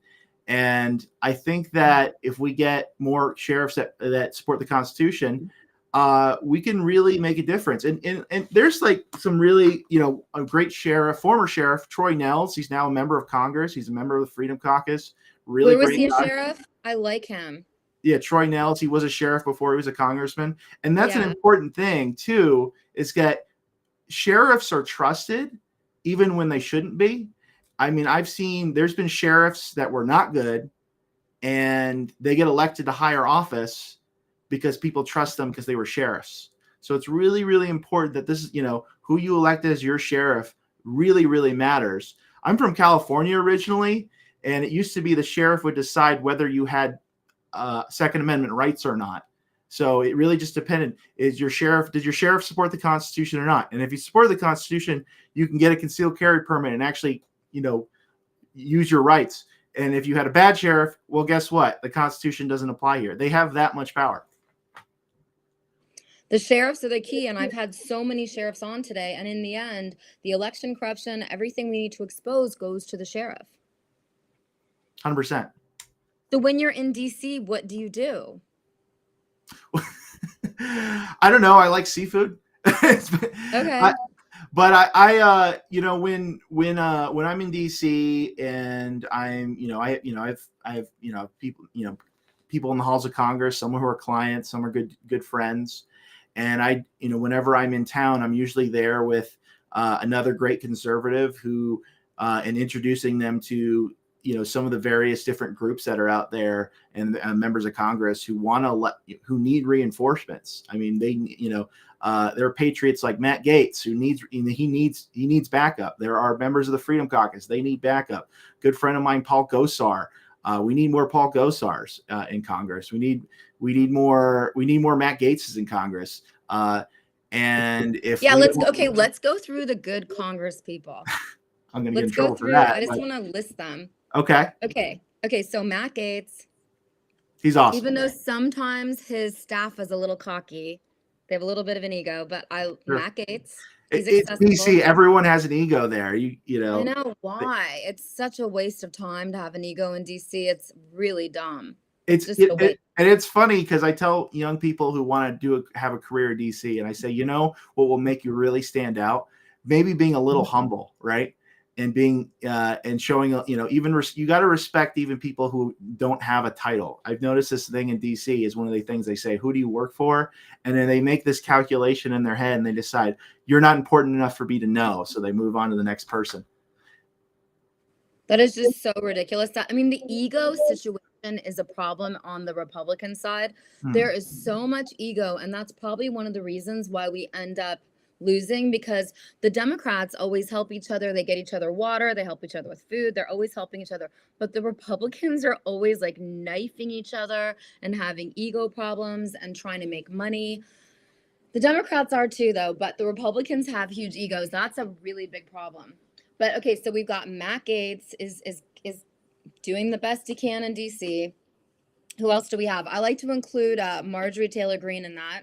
She's fantastic. A lot of people get mad about that, but I like Marjorie Taylor Greene because she's so tough. She's like tough, and she's like. You want like a reliable guide on who the good guys are and who the bad guys are. Yeah. If the mainstream press says they're bad, they're good. That's it. Okay, well, give me Clay Higgins, good or bad? I like Clay Higgins. I remember when he was in law enforcement before he was a congressman. I don't think he was a sheriff. I think he was a sheriff's deputy, I believe. And really important that, we get conservatives at every level. And he did this really great video about how, how they weren't going to tolerate crime in his county. And of course he got called all sorts of things, racist or whatever. Anytime you hear like the mainstream media call someone racist or whatever, racist has lost all meaning. It doesn't even mean, what it actually means. And that generally means that person's doing something, and that is someone that is probably a real, catalyst for real change in DC. Okay, so we've got 3. Okay, then we've got Eli Crane, because he is an angel. I don't see him doing anything wrong. Eli Crane is amazing. Great member of Congress. Jim Jordan, I really like him, even though people get. And I'll tell you why Eli Crane's great is because he's a great foil to a congressman who's not so great. And that's, I respect Dan Crenshaw's service, but I don't respect how he votes, and I don't respect how he, how he conducts himself. Whereas Eli Crane, who's also a Navy SEAL, I think, is a great foil to him, right? Because I think Navy SEALs are awesome. I really respect the service they do, but I think it's really unfortunate that that Dan Crenshaw has continued his service in a way that isn't really reflective of the values of this country. Do you think that Trump can win 2024? I believe he will. If the election were today, he will win. But a lot of things can change between now and November. Okay. We just don't know what's going to happen. It's going to get really dicey. We have no clue. Yeah, look, I do a lot of polling. I'm a pollster as well, and what does that mean exactly? Tell people what that means. So you go out there and ask. You do the poll. No, is JFK is RFK Jr. going to take votes away from Trump or from Biden? I think he's probably taking votes from both. I think he mostly takes votes from Biden at the moment. But we'll see. I mean, I see when you look at the Biden campaign, how they've maneuvered around Kennedy, they're taking the Kennedy threat very seriously. They've rallied every single other Kennedy against him. So they clearly take that very seriously. The Trump campaign did put out a website, just kind of showcasing why Kennedy is not someone a conservative should support. And I agree, like, he is not someone a conservative. He's good on some issues. He's good on a lot of the issues that Trump is already good on. So there's really no point in voting for him. But I think that, I think he'll mostly take votes from Democrats because, frankly, because of the Kennedy name, that really just still has a lot of brand power. This is going to get really. But I want to answer your question because you asked me what a pollster does. Yes. And, a lot of your viewers, and myself included, are saying, don't trust polls, right? Because they see you see polls, and remember the polls in 2016. They said Trump was going to lose, right? They said Trump was going to lose, and then people go, oh, well, polls don't work. But you got to understand is every single poll that you see out in public is usually a poll that is out to promote an agenda, right? And they put out all those polls in 2020 saying Trump was going to lose again as a form of voter suppression. They wanted people to think, oh yeah, we don't need to vote because Trump is going to lose, so poorly so there's no point, right? And it worked, right? That was I think as impactful as the election fraud we saw. So now, as far as what I do, I believe that that politics is war. And war requires intelligence, war requires information to make informed decisions. So as a pollster, what I do is I help my clients, my candidates, Republicans make informed decisions, figure out what are the issues that voters care about, and then also where they're at. Like, are they winning? Are they losing? What do we need to make up ground for? That's what a pollster does. Now, have I released a poll out in public? Yes. And usually is for exactly what I told you, to promote a certain message. I recently put out a scientific poll. Actually, it was right before the Nevada primary, and that poll was the only poll that was done properly actually in that race, because it was the only one that race that actually polled for what the race was. And we were the only ones to predict that Nikki Haley would lose, not that Donald Trump would lose to nobody. In Nevada, she lost to none of the above. And then she lost in her home state. I don't know what's more embarrassing than that, right? So that's what, in a nutshell, what I do as a pollster. Okay, so then let's keep going. So we've got like 4 good Congress people, House of Representatives. I would include who else in our list? We've got the top 4, and then I like Lauren Boebert. She's great. She's fantastic. Okay. And I love Matt Rosendale. Did I say that right? Yeah, Matt's a good member. He's a member of the Freedom Caucus. Unfortunately, he is retiring. I told him don't retire. I love him. He makes these wacky videos outside the Capitol where you can see like half of his face. It's really funny, but I love him. Yeah, it's really unfortunate. I honestly think he would have made a great U.S. senator. Yeah, it's yeah. Who else is good? Because there's very few. It's few. I mean, like, I think I feel like I'll get in trouble if I don't mention some people, but. Okay, like who? Let's see. Massey, I've never really hung out with him or encountered him. Massey's a good guy. Andy Biggs, former chairman of the Freedom Caucus. He was dismissive of me, so I'm kind of, but I had Ivan Reichland with me when I was talking to him, so it was kind of funny. It looked ridiculous. So that was, yeah. Okay, he's cool. Who else? I mean, there's 435 members of Congress. It's hard for me to memorize. There's only like 25 to 30 in the House and maybe 5 in Senate. And I confront them and I ask them questions all the time. And I really do I think Jim Jordan should be the Speaker of the House. I think he's the most personable. Mm-hmm. But I'm worried that if they take out the current Speaker of the House, then we could get some crazy Democrat. Yeah, I mean, and that can't happen. I don't want Hakeem. We got to keep Hakeem Jeffries away from the Speaker's gavel. Oh, I mean, if Hakeem Jeffries is the Speaker of the House, I will have to leave Washington, D.C. That's how dangerous it will be. I won't be able to be here anymore. I don't know. Will we be able to stay in this country? Right? I mean, that's just going to be really scary.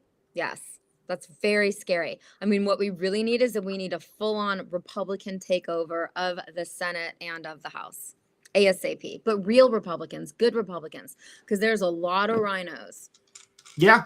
And I go crazy in Congress because I like to stand outside when they're about to vote and I like to ask them questions. And half the time there are so many and I don't even know their names. And they answer the questions. It's so wacky. I've had the wackiest conversations with people. But Troy Nels was number one, the most fun. He showed me his socks and they were Donald Trump socks. He had Donald Trump on his socks. Troy Nels did. So he was fun. And I like Tim Burchett. There's some good ones, but there's a lot of bad ones. And so when I get the bad ones to confess that they barely know anything and that they're really rude and they don't stand up for the First Amendment, then I post and say, do you really want to pay this person's salary? Mm. So I'm controversial, but I want to have lunch with you next time you're in DC. Absolutely. Absolutely. Would love to. Capitol Hill Club only. Okay, if that's like where you want to meet. I mean, you'll Capitol Hill Club only. Fair enough. Fair enough. Yeah, because I'm always in U.S. federal court or I'm at Congress, and it just gets really wacky and wild. So, is there anything else that you think is super important to cover? Well, I do want to give a shout out to a few people, if that's okay. And, specifically in Nevada, it's a really important state. It is a competitive state for the presidency. So we need to win that. It's a competitive U.S. Senate seat. So that could determine who controls the Senate. And there are 3 target congressional seats in Nevada. So a lot of the country should be looking at Nevada because that could determine, really everything. And it specifically, I hope your viewers would take a look at Elizabeth Helgeline in Nevada's 3rd district. She's running against Susie Lee. She's a great conservative warrior. And then Lieutenant Colonel David Flippo, who's running against Steve Horsford in the 4th district. And I think both those candidates. I have to mention Jim Marchant. He's running for U.S. Senate. He's the only candidate who's ever been endorsed by Trump in the past. Trump hasn't made Jim it. is wonderful. We gave Jim a whole documentary. Oh, you did? Okay, I gotta watch it. Yeah, Jim Marchant's great. Elizabeth, please, if you guys can look into them, any help you guys can offer would be great. That is so important. So Nevada is obviously a key state. There is so much election corruption happening in Nevada. Have you guys won any of the court cases in Nevada on election corruption? Has anything happened? No. See, I don't think, how can we win 2024 when there's so much rampant election corruption? I think we just have to out-organize, and we've done it before, and we can do it again. And if we do not show up, then there's no chance. And what's the alternative? To give up, to not fight, to not do anything, just go home? Okay. I mean, that's what I'm here for. I'm really here to expose election corruption. I was here in the beginning to expose the J6 political prisoner crisis, which has turned into a crisis where they can charge anyone with conspiracy. They just arrested Stephanie Lambert, who's a lawyer in the DC courtroom. When she was going to court on a legal case, they arrested her. They didn't even put charges on her. They just brought her to the DC jail. They strip searched her and they let her go. It's just never ending. But the bottom line is that DC is so out of control corrupt, and the federal government overreach is out of control. And that's why, in Nevada, in Las Vegas, and all these counties, you have to take your county back. And so any election corruption, that's what I'm here for, to expose election corruption. Most important thing. But it's amazing how so much of it would, is so simple to fix. Even something like voter ID, which should be a super basic thing, a lot of states don't have. And, we've noticed a huge difference on who votes when you just do common sense things like that. It's odd. It's I really pray that we can all work together, because November 2024 is going to be a wake-up call for all of us. Your lips to God's ear. I love that. Okay, well, God bless you, peace. Is there anything else that you want to tell us, Woody? No, thank you so much for having me on, and love to be a guest anytime you'd like. Yes, and any candidates you have or any news, please text me and call me and come back on, because I film pretty much every day. Perfect. Thank you so much, Corin. And election corruption, you've got to call me first. That's the key. You got it. Okay. Promise. Okay. God bless you. Peace. Have a beautiful evening. So today is May Day, May 1st, 2024. And I just want to say you cannot get through the day without the apricot seeds. These are the key to everything. So if you want to know more about the apricot seeds, you have to go to the rncstore.com and then you do /Corinne, CORINNE, USA. The apricot seeds are changing my life forever. These are so important to buy. They're super cheap. They're easy. And you take, I don't know, I'm up to 3. I take 3 a day right now, but you can take 3 to 7 a day, and they change your life. John Richardson owns this company, and his father actually went to jail for standing up and saying that the apricot seed helps stop the big C, potentially cancer, which is so important to say that right. Because the apricot seed at the rncstore.com, the rncstore.com /Corinne, CORINNE, USA is the way to go. I love these things. I couldn't live without them.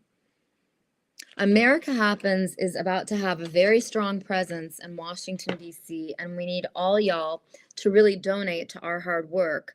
So if you want to know how to do that, donations are all over our website, americahappens.com, and our founder, Vem Miller, is going to be in DC exposing some very serious stuff. So eat your heart out. James O'Keefe. I want to talk about one more product that I really care about. I really enjoy mixing the news in with products. I think that's the most important thing right now. I have products everywhere. It's really important too to remember that General Flynn is still on the road with his movie premiere. So you go to generalflynn.com, or you can actually go to flynnmovie.com. But this is an incredible experience. And go there and it'll tell you where to buy the tickets in whatever county or city you're in, because they are still on their tour. And it's called watchflynn.com. That's where you find out about the movie at watchflynn.com. I know things look backwards when I show them to you, but the bottom line is this movie will change your life. And you go to watchflynn.com and you go to generalflynn.com and figure out when the movie will be in your area. This is super important. The other things I've covered, I want you to buy my beef. This is my Corinne USA beef, and it lasts until 2049. You just put it in hot water and you boil it, and you put this is emergency food that is so important to have because this is unvaccinated, totally healthy, and I vouch for it 100%. You go to CorinneUSABeef.com. Corinne, CORINNE, USABeef.com. And then my gold, of course, I'm with Genesis Gold right now, and you go to CorinneUSAGold.com because we don't know what's about to happen, but y'all need to have at least 10 grand in gold minimum. I mean, you should honestly convert about $100,000 into gold just to make sure you have gold. And Genesis is the best, and you go to you go to CorinneUSAGold.com. That's a direct website. So I've got CorinneUSABeef.com, CorinneUSAGold.com. This is how independent journalists like me can fund our journalism. And of course, I live on the Kingdom Candy. I just ate one about an hour ago, and this is my dinner tonight. And you just saw me do what? A 7-hour show? I do marathons. I do major marathon shows because I love what I do and I want everyone to have a voice, uncensored, of course. And then this is the most important, the satellite phone. You all should not live without the satellite phone. You can use this phone all over the world. You can use it wherever you are, and you go to sat123.com to buy it. The phone number is 877-943-6383. 877-943-6383. Super important. This has been such an incredible experience today. I just want to make sure I'm saying everything. Of course, man or woman, you need to go to curativabay.com and buy the products at curativabay.com and use my code Corinne, CORINNE USA, and get a discount. Oh, but this is my favorite. Mike Lindell. Out of all of the men that I have met in my entire life, Mike Lindell is probably one of the highest level, kindest men alive. And so we always have to support everything he does at mypillow.com. Mypillow.com /Corinne USA. I mean, he gives you the best discounts.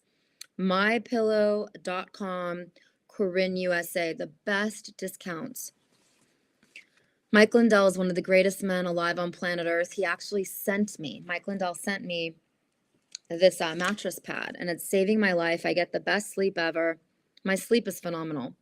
So go to mypillow.com /Corinne, CORINNE USA, and order everything you can possibly afford at My Pillow and support everything that Mike Lindell does, because Mike Lindell really cares about us, and he's fighting the good fight out on the front line.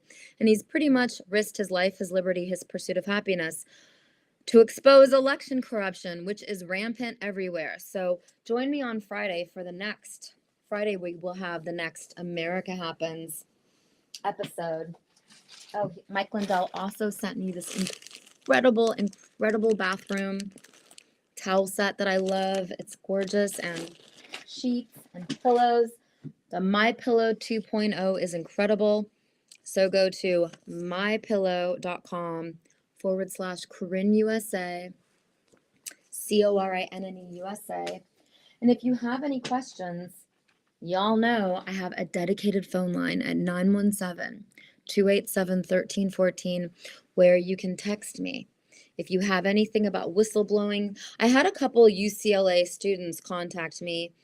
And, a lot of them are really paranoid. They don't want to talk in public about what has been happening at their campus.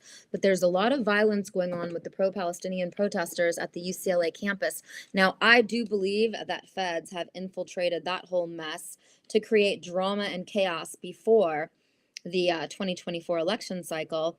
I did take some pictures that I think I'm going to show you on the next show about the Fed infiltration, but I just want you to know that it's not just at UCLA, it's across America and around the world. And so things are heating up. I mean, I really don't want a summer of love, but if that does happen, we do need to be prepared for it. It's very important to watch the footage that's on the internet exposing the violence that's happening at the college campuses. Once again, if you need to reach me, you can text me 917-287-1314.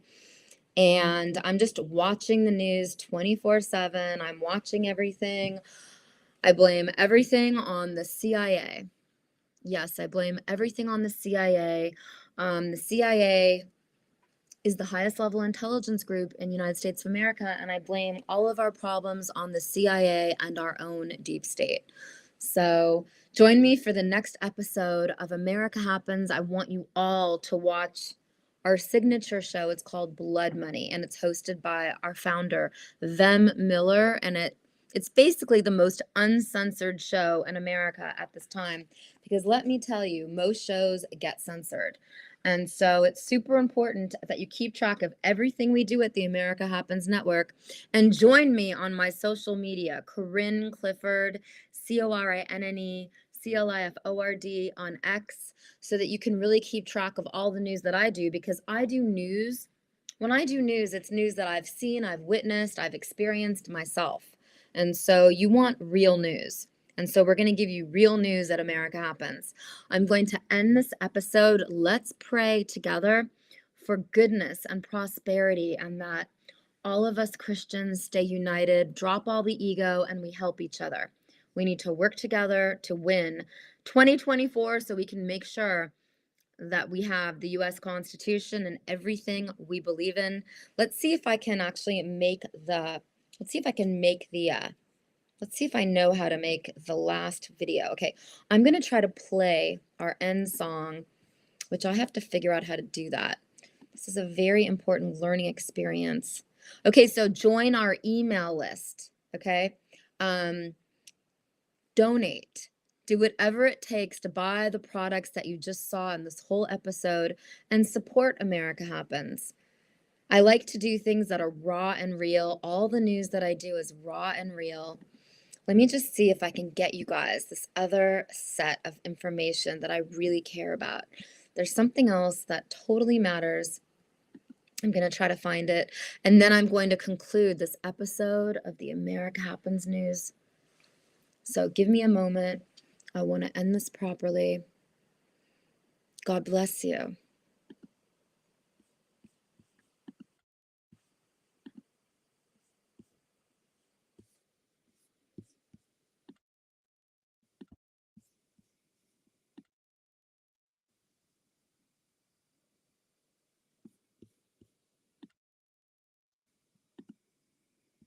I'm ending this properly.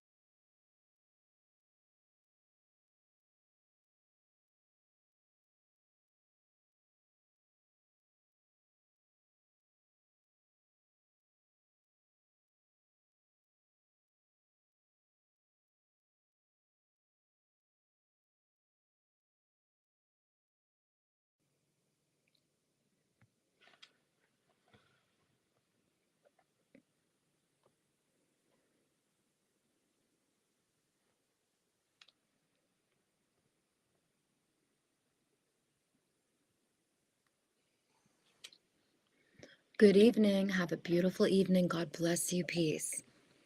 America first forever. This concludes this episode of the May 1st, 2024 America Happens news. God bless you. Peace.